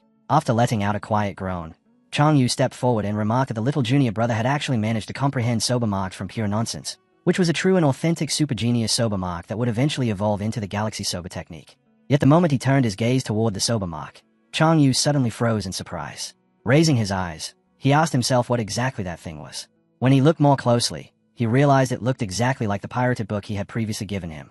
The scene then shifted again to a moonlit night. The birds were silent, the moon hung high in the sky, and the cliff peak behind the mountain was dark as ink. Chen sat alone on the mountain at midnight, sighing as he muttered that midnight was truly difficult to endure, gloomy and suffocating. At that very moment, Chang Yu suddenly appeared and greeted him, casually saying that Chen was here as well. Chen immediately thought to himself why the big senior brother seemed so cheerful. Wasn't he supposed to come here to feel depressed together with him? Chen gave only a brief response before turning his back. Then he slowly raised his arms, his robe lifting and fluttering as the night wind swept across the mountain. On the other side, Chang Yu suddenly began shouting and crying loudly, wailing that the big senior brother had completely lost his mind. Meanwhile, from another location on the mountain, someone was secretly watching the entire scene. It was the third senior brother. Letting out a laugh, he remarked that the two of them had gone to the back mountain once again and were truly a pair of natural-born chaotic troublemakers. He warned the little junior sister never to learn their behavior. The older sister then spoke up, saying that she was clearly the only dependable successor the sect had. Finally, Ling let out a sigh and admitted that if it were not for these two so-called great geniuses, he honestly would have no desire whatsoever to inherit the position of sect master. 3 days later, the scene opened to the first senior brother's residence, where the master and Chang Yu were standing together. The master calmly handed something over and explained that it was Chang Yu's registration pass for the Silver Trial Tournament, adding that he had already registered both Chang Yu and Xiao Yiping. Chang Yu immediately spun around, snatched the pass from his hand, and stared at it with wide, uneasy eyes as he asked if this was really their tournament registration. Then he suddenly blurted out that there was no way this could be real, accusing the old man of actually being serious about it, while lifting the registration pass in disbelief. The old master looked at him calmly and asked whether Chang Yu had not been the very one loudly declaring some kind of pledge of determination earlier. Chang Yu admitted that it was indeed him, but explained that he had only been pretending to act impressive in front of his senior brothers. Hearing that, the old man immediately shouted that putting on such an act was ridiculous. Chang Yu simply shrugged and replied that of course it was ridiculous, then bluntly asked whether the master truly did not know what kind of fool he was. The old master froze for a moment before placing a hand on his head and muttering that this was bad, warning Chang Yu that forging a tournament registration was illegal and that he could be arrested by Qingju Prefecture for something like that. The moment Chang Yu heard this, he exploded with anger and stepped closer to the master, yelling that he did not care about any of that and demanding that the old man hurry up and figure out a way to cancel it. The atmosphere instantly became chaotic, and the two of them looked as if they might start fighting at any second. The old master snapped back immediately, asking how he was supposed to cancel it now and telling Chang Yu to simply accept the situation, deal with it, and go participate in the tournament. Chang Yu fired back without hesitation, shouting, "Make do with my ass," while angrily calling him a bastard. After that chaotic exchange, the scene shifted to Yiping's residence. Yiping was sitting quietly when someone suddenly arrived and asked him about participating in the Qingju Dao tournament. Yiping was startled and immediately asked who had made such a decision, only to be told that it was the old master. The master confirmed it calmly, explaining that he had already registered both Yiping and Changyu. Hearing this, Yiping stepped a little closer and cautiously asked whether it was really acceptable for him to participate, wondering what would happen if he ended up losing and admitting that it would feel quite embarrassing. The old master answered in a serious tone, telling him that if a cultivator feared this and feared that, then there was no cultivation path worth speaking of at all. Yiping quickly responded that he did not actually mind losing and that defeat itself was not a major issue, explaining that the master had misunderstood what he meant. He then clarified that his real worry was bringing disgrace to their sect. The old man immediately told him not to worry about such a thing, explaining that the sect was not sending him because they expected him to win at all costs. The master continued, saying that the true purpose was to temper Yiping's Dao heart. He reminded him that practice and real combat were completely different matters, because in an actual battle demons would not patiently stand still and wait for him to perform his technique step by step. The old man went on to explain that if someone spent every day hiding on a cliff and training alone, they would always remain nothing more than a theorist. When the moment came to face a real enemy, such a person might not even have the courage to draw their sword. After saying this, he asked Yiping whether he understood what he meant. Hearing those words, Yiping felt somewhat embarrassed inside and thought to himself that he really was someone who was only good at talking big. After a brief pause, Yiping spoke seriously and told his master that he understood. He formally promised that Yiping would prepare with all his heart and enter the tournament while giving it his absolute best. The old man nodded with satisfaction when he heard that, and said that Yi truly deserved to be called his good disciple. He added that Yi was not nearly as bad as his senior brother made him sound, and that Changyu was probably only trying to push him to improve. Yiping immediately denied that and insisted there was no way, saying that everything he had achieved was thanks to the gentle breeze opportunity his senior brother had given him. The old man looked puzzled by this statement and quietly wondered what kind of strange nonsense Changyu had stirred up this time. Suddenly Yiping became excited, turning around and running off while saying he needed to complete his final preparations. As he left, he even repeated the words, sober trial, to himself. The old man watched him leave and replied that it was good, thinking to himself that this kid truly acted quickly once he had made up his mind. Standing there alone, the old man then remembered something important and thought that he needed to inform Muxue about the Sovereign Dao tournament. He reasoned that if Xiaoying accidentally ran into that woman's disciples, the situation could become dangerous, but with Muxue supporting him there should be nothing to worry about. Feeling pleased with the thought, the old man silently concluded that becoming his disciple was truly a blessing. The scene shifts to an unknown mountain range, where a beautiful woman stands calmly while observing her disciples and carefully sensing the circulation of their spiritual energy. After watching them for a moment, she gives a slight nod and remarks that this round of training has produced noticeable improvement in all of them. Yet she reminds them that when the Qingju Sovereign Tournament begins, they must secure a strong ranking, because the results of that tournament will directly determine their sect's quota for entering the 10 Nations Academy, meaning the outcome is closely tied to the future development and prospects of their entire sect. At that moment, one disciple steps forward with confidence and declares that Qingju is merely a small place not worth worrying about, insisting that claiming first place there would be effortless for them. However, the moment those words leave his mouth, the master's expression turns cold as anger flashes across her face, and she immediately scolds him harshly, calling him a fool before asking whether he truly believes the forces in Qingju are limited to the shallow powers that appear on the surface. Hearing her sudden rebuke, the disciple grows uneasy and hurriedly asks what exactly she means, prompting the master to explain that Qingju actually hides several secret sects, and among the ones she knows of is the Great Sun Sovereign sect. The moment this name is mentioned, another disciple reacts in confusion and admits that they have never heard of such a sect before, but the master instantly snaps back, calling the disciple an idiot and telling them that if ordinary people had heard of it, it would not be called a hidden sect in the first place, urging them to think more carefully instead of speaking without using their brains. She continues by explaining that in ancient times the Great Sun Sovereign sect possessed strength so overwhelming that even the Void Sovereign Venerable had once sought guidance from them. However, because their power grew far too dominant, the Xia Emperor Guryu eventually took action and forcibly divided the sect into 7 separate branches. She then reveals that according to reliable information, one of those scattered branches is currently lying dormant somewhere within Qingju, silently waiting for the moment when the Great Sun Sovereign sect can rise again. After revealing this information, she asks her disciples how they believe they could possibly defeat a hidden lineage with such a background. The moment her words sink in, the disciples' earlier confidence completely collapses as shock spreads across their faces, and the realization leaves them shaken while fear and panic quietly take hold. The scene then cuts to the 4th underfavored sect located in Qingju. Inside the sect's hall, a tense voice suddenly reports that the princess of the Great Xia Empire has run away from home and accidentally crossed into enemy territory, placing her in extreme danger. And because of this situation, the Xia Emperor has issued a secret order declaring that the missing princess must be located within 1 month no matter the cost. The person delivering this message is a secret envoy from the Xia Empire, and after explaining the situation he looks around seriously and asks whether everyone present understands the gravity of the matter, adding that according to reliable intelligence the princess is currently believed to be hiding somewhere within Qingju. Hearing this, The envoy cautiously asks if the person they are searching for might be the long-lost eldest princess, or perhaps even the Four Seasons Daoist herself. However, the Shia sect representative immediately dismisses the speculation and asks what kind of nonsense the envoy is thinking about, clarifying that the one who has gone missing is actually the 10th princess, and bluntly stating that even if there were 10 eldest princes combined, neither the envoy nor anyone else in the room would be capable of matching her strength. With strength like hers, what real danger could she possibly encounter?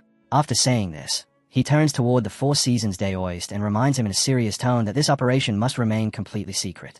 If the mission succeeds, the long-standing matter of the sect relocating into Shia territory will finally be settled once and for all. Hearing that promise, the Four Seasons Daoist responds calmly, assuring him there is no need for concern. He states with absolute confidence that the task will be completed without failure, then boldly declares that within Qingju he is the true ruler, someone for whom nothing is impossible, and if any faction dares to obstruct the effort to bring the princess back, they will be eradicated without mercy. The scene then shifts to Qingju's lively marketplace, eventually settling on an elegant and towering pawn shop.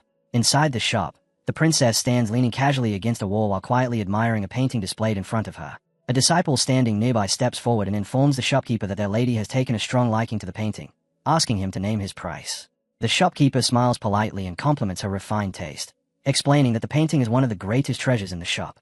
Because it happens to be their shop's anniversary celebration, he says he is offering a generous deal and sets the price at 10,000 taels. As he speaks, he personally brings over cups of tea and invites them to relax and enjoy themselves. Yet inwardly, the shopkeeper is already panicking, silently wondering whether he heard the situation correctly. After hesitating briefly, he repeats that 10,000 taels is already the lowest price he can possibly offer. The moment the disciple hears this, he immediately steps closer to the shopkeeper and snaps at him sharply, asking whether greed has made him lose his mind.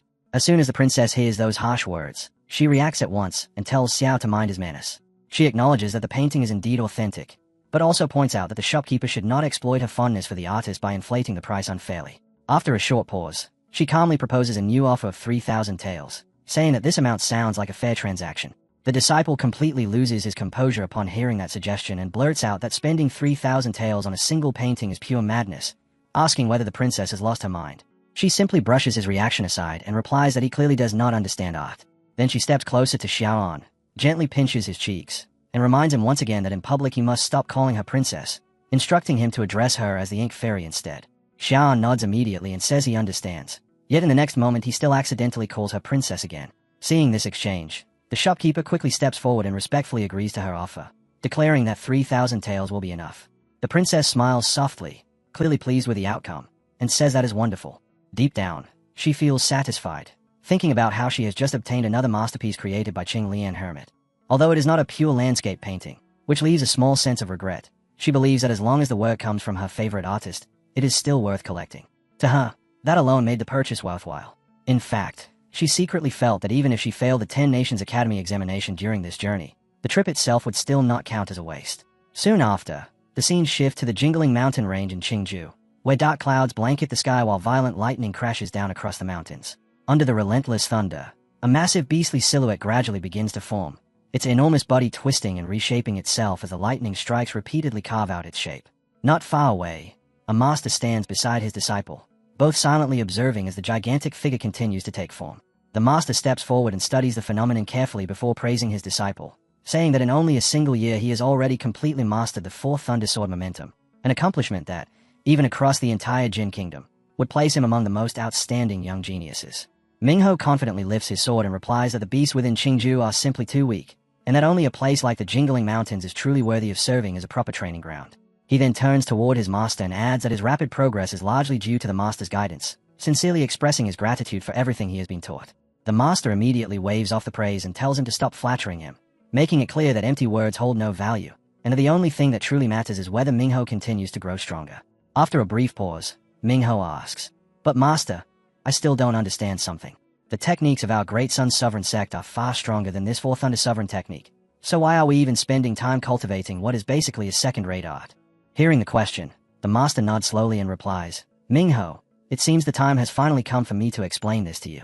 I kept it from you before because I didn't want your focus on the upcoming competition to be disturbed. Our Great Sun Sovereign sect is far more powerful than you realize, but it suffered a severe decline because of a major event in the past. If we want to restore the sect to its former glory, we must enter the 10 Nations Academy and obtain the hidden treasure stored there." He continues explaining that Mingho must keep his identity as a descendant of the Great Sun Sovereign sect completely secret. During the competition, he will participate using a different cultivation technique so that no one realizes who he truly is, and his ultimate goal is simply to secure a position within the 10 Nations Academy. Fortunately, the master adds, this task should not be too difficult for him. Mingho nods with confidence and says he understands, boldly promising that he will take first place. The master gives a faint smile but quickly reminds him not to become arrogant, warning that there are always higher mountains beyond mountains and stronger geniuses beyond geniuses, and that he must not let pride blind him and cause him to lose to some newly rising cultivator. Mingho responds that he understands the warning. The scene then shifts once again, this time to the back mountains of the Qing Yuan Dao sect, where he is pushing his cultivation harder than ever before. He trains relentlessly, forcing himself to the very limit while thinking that it is still far from enough. With only 1 month remaining before the competition begins, he knows he must squeeze in even more training. In his mind, he reflects that without natural talent, the only way to keep up with others is through relentless effort. At this point, Yi reviewed his condition carefully. His god body and demon body had both stabilized, the non-toxic alchemy foundation was steady, and the immortal apertures had settled into balance, yet the fourth Thunder Sword intent remained incomplete, while the supreme Qi refining art taught by his senior sister was still far from mastery. If his cultivation stayed stuck at Qi refining stage 2, then competing against the other participants would be almost impossible. He reminded himself that this tournament was never about proving how extraordinary he was. What truly mattered was that he could not afford to disappoint his master and senior brother after all the expectations they had placed on him and the sacrifices they had made along the way. Encouraging himself internally, he repeated that he could do it, convincing himself that a single month was enough time to achieve many things as long as he pushed harder than ever before. Just then, the master suddenly appeared and called out that terrible news had arrived. He immediately turned around in surprise and asked what had happened. The master explained that the competition organizers had just delivered a message stating that the tournament schedule had been moved forward, and that it would now begin the day after tomorrow, which meant they had to leave immediately. He instantly panicked, blurting out that this had to be some kind of joke because he had not even started preparing yet. The master simply replied that there was no time left for preparation and that they had to set out on the road right away. He was completely stunned and quickly asked whether it wasn't only yesterday that they had said the competition was still a month away, wondering how it could suddenly be advanced like this. The master placed a hand on his forehead with a somewhat helpless expression and admitted that he did not know the reason either, explaining that he had only received the notice that very morning. Then, wearing a dramatic expression that almost looked as if he were about to cry, the old man stared at you while he awkwardly tried to back out, saying that he did not want to go at all. However, the master grabbed him firmly and insisted that skipping the event was not an option, because once he had been registered as a participant, failing to appear would result in punishment for the entire sect. Yi protested anxiously, asking why he had to attend such a massive competition when he was nowhere near ready, feeling as though he might end up dragging both himself and the sect into disaster. The master, remaining calm yet encouraging, told him that he had to believe in himself. At worst, he would simply be eliminated in the first round, which would hardly be a catastrophe. Then the old man softened his tone slightly and nudged Yi forward, telling him, "Come on, my good disciple, just treat it as a warm-up exercise. We really have to go." Reluctantly, Yi finally gave in and said fine, but at the very least he needed to pack his belongings first. The old man immediately replied, "Pack? What luggage are you talking about? There's no time for that. Just take the silver and buy whatever you need along the way." The scene then shifts outside the sect. As the two of them travel through the jungle, Yi turns to the master and asks where his senior brother is, wondering whether he is not supposed to participate in the competition as well. The master pauses briefly before replying, "Forget about him." Yi begins to feel slightly worried, but the master continues, saying that the senior brother is probably just scared and that it is nothing to worry about. He reminds Yi that among the registered sects, only one participant actually needs to show up, and then adds with a casual tone that between the two of them, as Yi's master, "I honestly believe none of your senior brothers could even come close to you," the master said casually, then added with a small warning, "But don't tell them that." He glanced at him, quietly considering those words, when the master suddenly began grumbling again, complaining that first the organizers said the competition would last an entire month, and then they suddenly changed it, wondering aloud whether they were acting like children threatening each other as if everything was some ridiculous game of pretend. He urged Yi to hurry, warning that if they arrived late and missed the event, they would be in serious trouble. Yi nodded in understanding as the two of them continued forward, eventually reaching the midpoint of a quiet forest mountain range, where Yi scanned the outer surroundings cautiously. The old man then reminded him that they had already entered the mountain range, which meant they needed to be extremely careful because the beast kings living in this area were not creatures to be taken lightly. Even golden core cultivators could end up falling victim to them. However, he quickly reassured Yi not to worry, explaining that he knew a secret path through the mountains that was completely safe, and that as long as he simply followed him, nothing bad would happen. While walking, the master suddenly burst into laughter and added that if he somehow got lost along the way, he might end up becoming Demon Beast Chow before the competition even had a chance to begin. At first, Yi did not understand what he meant and merely shot the master an annoyed look, but after a brief moment he suddenly spoke up and said, "Senior, you're not really my master, are you?" The man froze instantly, his eyes widening as his steps came to a halt. Yi met his gaze without hesitation and calmly asked, "Who exactly are you?" Then stood there firmly, waiting for an answer without the slightest sign of wavering. After a moment of silence, the man finally spoke, admitting that he had originally believed Yi to be the most foolish among that old fellow's disciples, but now it seemed he had seriously misjudged him, because the kid was actually far sharper than he had expected. He immediately turned back toward Yi and asked how he had figured it out. Yi remained steady, staring directly at him as he explained that although he had not known his master for very long, he had never once heard the old man speak badly about his senior brothers behind their backs. He added that his master had even told him not to spread such talk, saying that doing so simply was not his way. On top of that, during their journey here, Yi had gradually noticed several small inconsistencies piling up, which eventually made him suspicious, so he decided to test him, although he had not expected his guest to actually turn out correct. The moment he finished speaking, the old man's appearance suddenly shifted, transforming into a stunning woman, the same person who was essentially the ink fairy. She laughed lightly and remarked that she never expected a little brat like Yi to actually trick her. "Fine," she said. She would stop pretending. Standing there confidently, she joked that his master never spoke ill of his disciples, calling the old man an ancient fossil who still treated his seemingly useless students surprisingly well. She admitted that this situation had suited her plans perfectly, but then added that even so, Yi had still managed to figure it out. He kept his expression serious and asked directly whether she was an enemy of his master and if she had come here to kill him. She immediately scoffed at the suggestion, replying that his master was not even worthy of being called her enemy right now, describing him instead as nothing more than an empty shell pretending to be the sect master of a fake sect. She sat down cross-legged and calmly continued, saying that Yi's master was no longer even close to the man he once used to be. In fact, she remarked mockingly that female cultivators once lined up behind him, eager for the chance to dual cultivate with him, which only made it clearer how far he had fallen from his former glory. After that, she began talking about herself, mentioning how people like to call Yi a peerless genius and the future of the Jin Kingdom, yet she dismissed those titles as meaningless nonsense. She admitted that she had once abandoned all of her pride for the sake of his master and had always treated Yi as a friend, but in the end that was all she had received in return. Yi, slightly taken aback by the sudden confession, replied that he really did not need to hear this part of some elder's personal history. She casually waved her hand in the direction of Yi's master, and said that the man now could not even compete with some random cultivator wandering the world. Meanwhile, she herself had risen to become an elder of the strongest sect in Qingju, the Fourth Thundersword sect. She explained that their positions had completely reversed over time, and that now she was the one standing above him. Her plan, she said, was to force him to watch helplessly as his disciples were defeated one after another while he could do nothing to stop it. And only when that moment arrived would he finally admit deep inside that he had turned into a worthless failure. He brushed off her speech and told her again that he really did not need to listen to old people airing their personal grudges.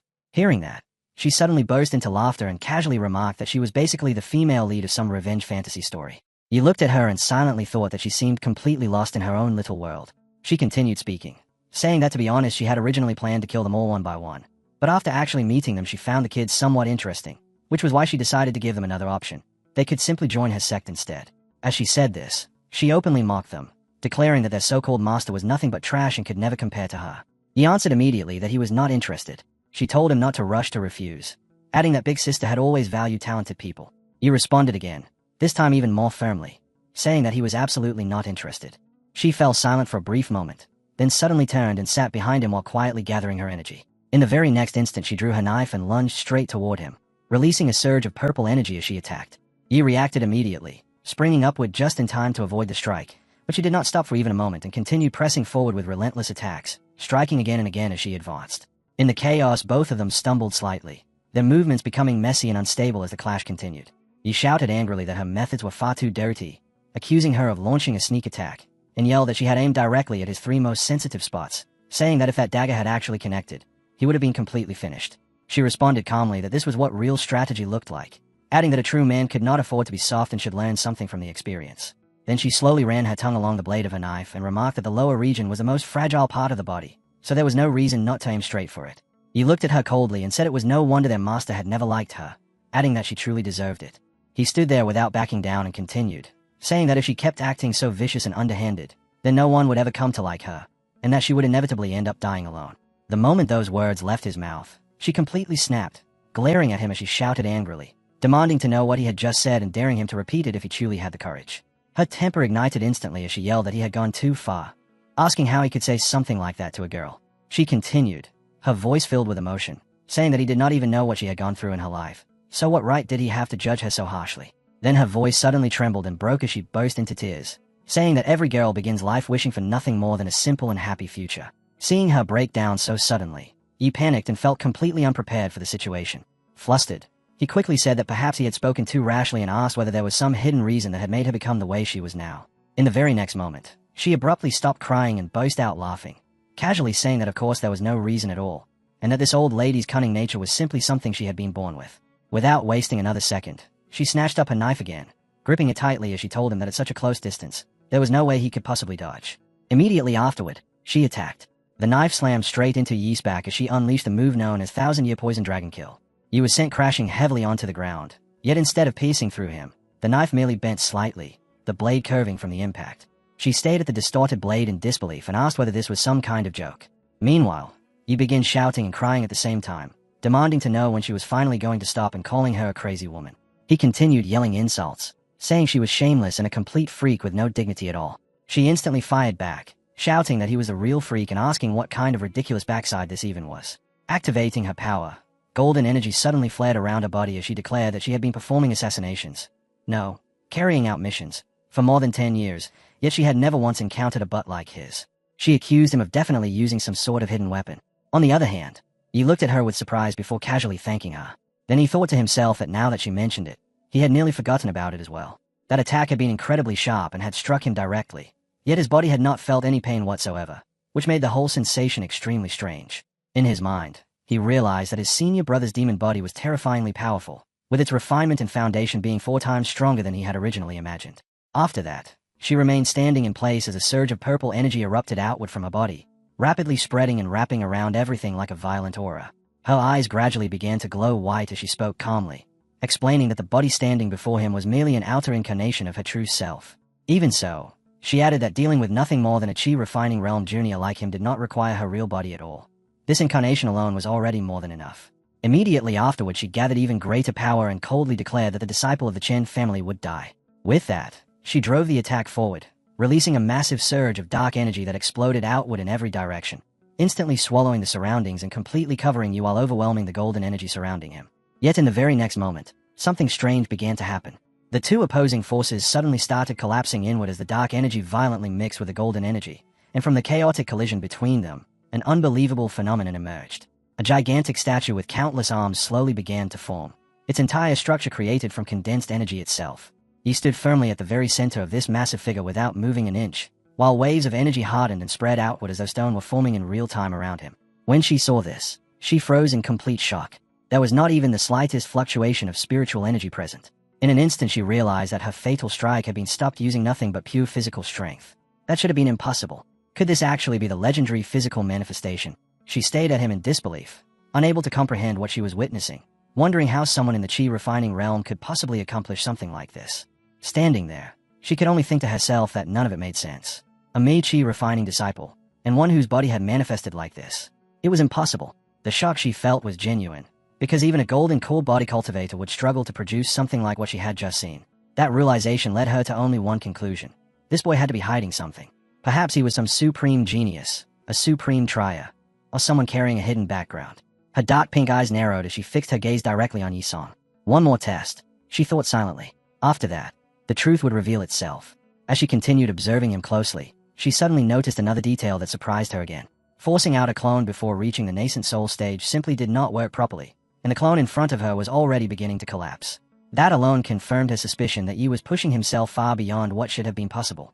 Soon afterward, she slowly raised her hand, and red energy began pouring out from her palm. At the same time, her thoughts turned to the pheromone pill she had taken earlier, a pill designed to attract every beast within the surrounding area. Positioning herself calmly at the center, she allowed thick red energy to erupt outward in all directions. The density of that power was terrifying, so heavy that it felt as if the entire region were being suffocated by it.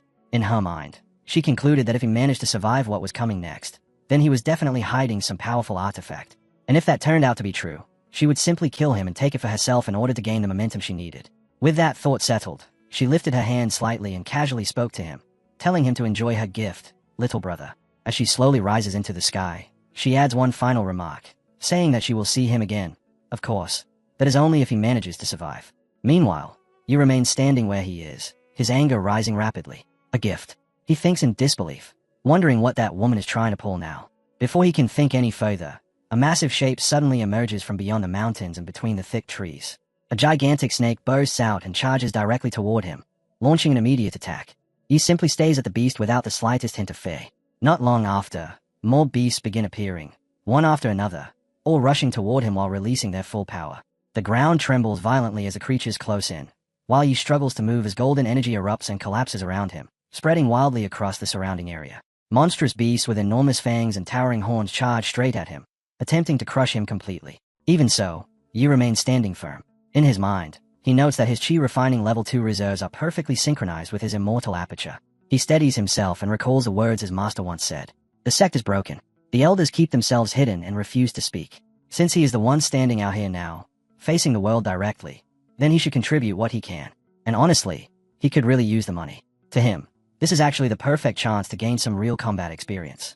With that thought, he plants his feet firmly on the ground and prepares himself for the incoming fight. Several hours later, the scene reveals he's standing calmly among the fallen bodies of the beasts he has just defeated, their massive corpses scattered all across the ground. He casually steps forward and remarks that these monsters were defeated far too easily, guessing that there must be nothing more than worthless creatures from the outer edges of the forest. Then he adds that there is no need to collect everything blindly, and begins evaluating the rewards one by one. A high-tier beast with a purple bloodline skill, valued at 3,000 taels. A high-tier beast known as a mortal unicorn, with its trigger skin valued at 2,500 taels. Another high-tier beast, also a mortal unicorn, with its trigger tail valued at 3,200 taels. Afterward, as he stands deep within the forest, he thinks to himself that if he truly wants to earn serious money, he will need to venture even deeper into the mountains. Meanwhile, far away within the silent forest mountains, inside the dangerous core region, an enormous demon-shaped beast looms over the land. Someone identifies this place as the Demon King Zone, a territory ruled entirely by demons, including heavy demons and giant demons. On one side, he suddenly speaks up with clear annoyance in his voice, saying that he is bored out of his mind and wondering when this endless boredom will finally come to an end. On the other side, a gigantic snake turns its gaze toward Yi and remarks that the demon kings who have ruled this land for centuries have absolutely no idea what is about to happen. Soon enough, a humble young boy will rise and bring a wave of socialism to this chaotic and lawless land. Deep within a quiet mountain forest, where the trees stand thick and the air feels still, Yi is alone among the trunks when something suddenly catches his attention and his eyes lock forward. From a rocky slope nearby, a small stone-red beast slowly crawls into view, and almost immediately afterward a second creature, much larger, bursts out from the rocks and lunges straight toward him in a sudden ambush. The massive beast springs through the air in an attempt to strike. Yet Yi reacts the instant the attack begins, twisting around in the middle of his movement because something about the situation feels wrong. And as he steps forward, golden energy erupts around his body while his power activates. The surge of force slams directly into the charging creature and blasts it backward through the air before it crashes violently against the ground, the impact leaving it overwhelmed and injured by the energy that just struck it. Yi immediately calls out the cheap ambush, snapping that if the creature wants to sneak attack someone, then he will personally demonstrate what a real sneak attack feels like. And with that, he begins beating the beast mercilessly without holding anything back. While striking it again and again, he shouts that the creature should have known better because he carries serious trauma from being attacked from behind. And that anger clearly drives every blow as he keeps hammering the beast with full strength, even muttering under his breath that his S is still clenched tight. A remark that shows just how tense and furious the sudden ambush has made him. Before long, the creature lies only a few inches from him, completely wrecked on the ground, its body badly injured and barely capable of movement. In a weak voice it begs for mercy, calling Yi brother while admitting that it was wrong. Yet inside its own mind the beast bitterly curses its terrible luck for running into someone this strong, especially a human, because in all its experience it has never even heard of a human this powerful within 100 miles. And a thought briefly surfaces that perhaps this man could be the famous Great Sun Sober sect disciple everyone has been discussing lately, though the appearance in front of it does not quite match the rumors it has heard. Meanwhile, Yi simply stands over the fallen creature and looks down at it with a calm expression, thinking to himself that since the beast went down from a single hit, it must be nothing more than a worthless mob enemy. Yi Ping had his own simple way of judging strength, and in his eyes this opponent clearly counted as a minor small fry, which meant there was no reason to waste any more time here and he might as well let the creature go while continuing deeper into the mountains. Just as he is about to move on, Yi suddenly says hey and stops, which instantly sends the beast into panic as it begins desperately begging for its life, calling him big brother and pleading with him not to kill it. It hurriedly claims that it possesses money, and even human spirit stones, thousands of them, countless amounts, promising that if Yi spares its life then every single one of them will belong to him. Hearing that, Yi completely loses his patience and snaps back in disbelief, calling the creature a damn monkey and demanding to know who it thinks it is fooling. Because how could some random mountain monster possibly possess human currency and spirit stones, something that makes absolutely no sense at all? He even declares that if the beast is actually telling the truth, then he will do a handstand and eat shit right on the spot. Not long afterward, they arrive at a hidden location so beautiful and refined that it almost feels unreal, and the moment Yi sees it, piles upon piles of money stacked beside heaps of spirit stones filling the entire place, he freezes completely, staring blankly before the words "holy shit" slip out of his mouth without him even realizing he said them, while the beast quickly insists that it had been telling the truth the whole time. Even so, Yi still refuses to accept what he is seeing, immediately accusing the creature of casting some kind of illusion and demanding that it remove the trick at once while grabbing the beast tightly as he says this, which sends the creature into a panic as it hurriedly denies everything, swearing over and over that the treasure is real while begging Yi to calm down and listen to its explanation. At that moment, the scene cuts far away to the Qingyandao sect, where the old master suddenly frowns and mutters to himself about why his left eye keeps twitching, remembering that a twitch in the left eye supposedly means fortune and wondering if he might be about to get rich. However, right after thinking that, he immediately starts coughing and scolds himself aloud, saying, "Chen Daihua, what are you even thinking? You're a cultivator. How can you believe in superstitions like that? Absolutely ridiculous." Back in the forest, the beast finally begins explaining everything, saying that the Silent Forest Mountains possess a top-tier specialty, something extremely rare known as a one-eyed ginseng spirit, which is not powerful at all yet is unbelievably valuable to both humans and monsters. It appears randomly somewhere in the mountains less than once every half year, and whenever it emerges it causes strange natural phenomena that attract demon kings, who then fight each other in deadly battles to obtain it. The beast explains that it had been unbelievably lucky and managed to find one, after which it sold the ginseng spirit to a human merchant in exchange for all those spirit stones. Hearing this leaves Yi stunned, because with such weak strength how could this creature possibly snatch something like that from demon kings in the first place? And more importantly, why would a monster even want human spirit stones at all? A detail that makes absolutely no sense to him. After thinking about it briefly, Yi decides not to investigate further, reasoning that the smartest decision right now is to avoid unnecessary trouble. Instead, he will simply take the spirit stones back to his master. Because with the powerful experts in their sect they can deal with whatever problems might arise afterward. He tells the beast that he will leave it a small portion of the treasure, saying there is no need to push matters too far and that it is always better to leave a way out. On the surface the beast happily agrees and even laughs cheerfully, yet inside its mind it sneers, thinking that it had assumed this kid might actually be a decent person. Decent enough that his corpse would probably remain intact later. The creature secretly thinks that if he wants its money, then he will first need to survive these mountains, and it plans to use another genius spirit to make sure Yi ends up dead. The scene then opens in a quiet forest deep within the mountains, where everything is silent until suddenly a beast begins running straight toward Yi, charging through the forest while leaping over plants and smashing through bushes before landing nearby, and planting its feet firmly as it closes the distance between them. Yi looks directly at the beast and asks why it is following him. Yi tells the creature that he already gave it half of the money, so there is absolutely no reason for it to keep chasing after him. However, the beast quickly waves its hands and hurriedly replies, brother, don't misunderstand," insisting that it has no bad intentions whatsoever before explaining that Yi is human and that it simply wishes to become his friend. Hearing that leaves Yi visibly shocked, and he stares at the beast in disbelief before asking why it is saying such ridiculous nonsense, prompting the creature to explain that it is actually extremely difficult to encounter humans out here. To be honest, it says, ever since it was small it has dreamed about human civilization and the brutal survival of the human world, and because of that long-held dream it wants to make friends while also asking you whether there are any good places worth visiting inside human cities. He narrows his eyes at the explanation and asks why the beast even went through the trouble of exchanging demon currency for money used in human countries, directly questioning whether the creature is planning to transform itself and sneak into human territory. The demon beast openly admits that the answer is yes, explaining that demonkind children are far too savage because they have no idea how to relax, enjoy life, or properly temper themselves anywhere. This leaves Yi completely speechless, and inside his mind he wonders what exactly is wrong with this monkey and what he is even supposed to say to something like this. After a moment he simply tells the beast that he is sorry but he has spent his time cultivating in the mountains and therefore knows very little about such things, before firmly telling it to stop following him. Suddenly the beast lunges forward and hugs Yi tightly, causing Yi to stiffen as the creature declares that such a thing is impossible, adding that all human men love that kind of stuff. Yi immediately rejects the claim and flatly says no. Yet the beast pleads again and begs him to just tell it, explaining that it has already spent half its life chasing this dream, which makes Yi snap back at it and tell the creature to have some dignity already. At the same time, inside its own thoughts, the beast decides that this amount of bonding is more than enough and that it is time to get down to business. Right afterward it casually asks Yi whether he happened to notice the faint green pillar of light somewhere nearby in the forest. Yi calmly replies that the green light is nothing unusual, explaining that it has been there the entire time and that he already noticed it the moment he first arrived.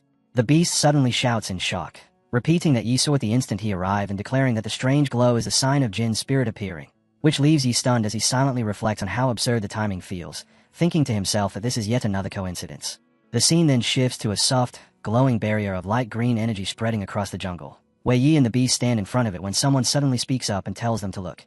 The beast reacts immediately and says that it truly is a ginseng spirit, while Yi frowns and remarks that something about the situation feels wrong, because if the beast recognized this phenomenon then the Demon King should have already fought over it. And since the light had been present since Yi first arrived, It is impossible that no other beast had noticed it. The beast calmly replies that Yi simply does not understand, explaining that ginseng spirits are priceless precisely because every single one is born with a unique ability. Some release poisonous mist, some possess healing power, others can transform, and many carry all sorts of strange and unpredictable abilities, while this particular one can apparently be seen only by the two of them, which likely means its power is connected to that phenomenon. However, as for the exact nature of the ability, even the beast admits that it has no idea. He narrows his eyes at that explanation and remarks that an ability visible only to the two of them sounds completely fake, asking whether the beast truly believes such a story itself while openly accusing it of plotting something behind the scenes. The beast immediately puts on an innocent act and asks what kind of scheme it could possibly be running, insisting that Yi should trust him before adding that it once managed to snatch a ginseng spirit from a demon king in the past, one that possessed the ability of invisibility. And since he now has experience with such matters, the beast suggests leaving this one to him. If he succeeds in obtaining it, then they can split the prize evenly, 50-50. Right afterward, the beast suddenly snaps, saying fine, since his kindness is apparently being treated like garbage, and questioning what sort of conspiracy he could even be plotting in the first place. However, inside his own mind, the beast is thinking that this kid might look honest on the outside, yet deep down he is actually even more cunning and suspicious than the beast itself. Without any warning, the creature suddenly rushes forward, dives straight into a hole in the ground, and vanishes into the glowing green opening, which makes Yi stare in shock as he blurts out that the beast is gone, disappearing in the blink of an eye. Yi steps closer to examine the hole, but just then the beast pops back out again and casually asks whether Yi has decided not to accept the deal, proudly adding that he knows Earth escape magic. Yi is stunned and angrily demands to know where that damn monkey just went, even wondering if the creature somehow died down there. Yet the beast confidently replies that Yi can search as much as he wants and still never find him, adding that Yi's own greed will eventually force him to pursue the ginseng spirit anyway. At that moment, the beast finally reveals the truth, explaining that the reason the ginseng spirit has remained untouched is not because other beasts cannot see it, but because its ability is an inner demon. Once activated, it awakens and magnifies the darkest emotions buried deep inside the heart, and countless humans and demons have already died because of it without a single exception, meaning that the moment someone steps into its range, they are essentially doomed. After hearing this explanation, Yi is clearly shocked, yet after thinking about it carefully he decides the risk simply is not worth it, concluding that rushing inside would be far too dangerous while the spirit stones already sitting in his storage bag are more than enough, so there is absolutely no reason to gamble his life. However, deep within his mind, conflicting thoughts begin rising to the surface, as another inner voice mocks him and says that he is a grown man who should know better, questioning whether he is really going to walk away like this. Meanwhile, the beast's own thoughts begin spiraling as well, realizing that if he actually leaves then the entire plan will collapse, meaning all those spirit stones will represent countless wasted trips and all the effort will have been for nothing. Just as he turns around and begins walking away from the beast, another thought suddenly surfaces in his mind telling him to wait, which makes him pause mid-step as a new voice echoes inside his head urging him to go inside and take a look because it might awaken his memories. Suddenly Yi hears something else and freezes in place, confused and startled as he wonders whose voice that could possibly be.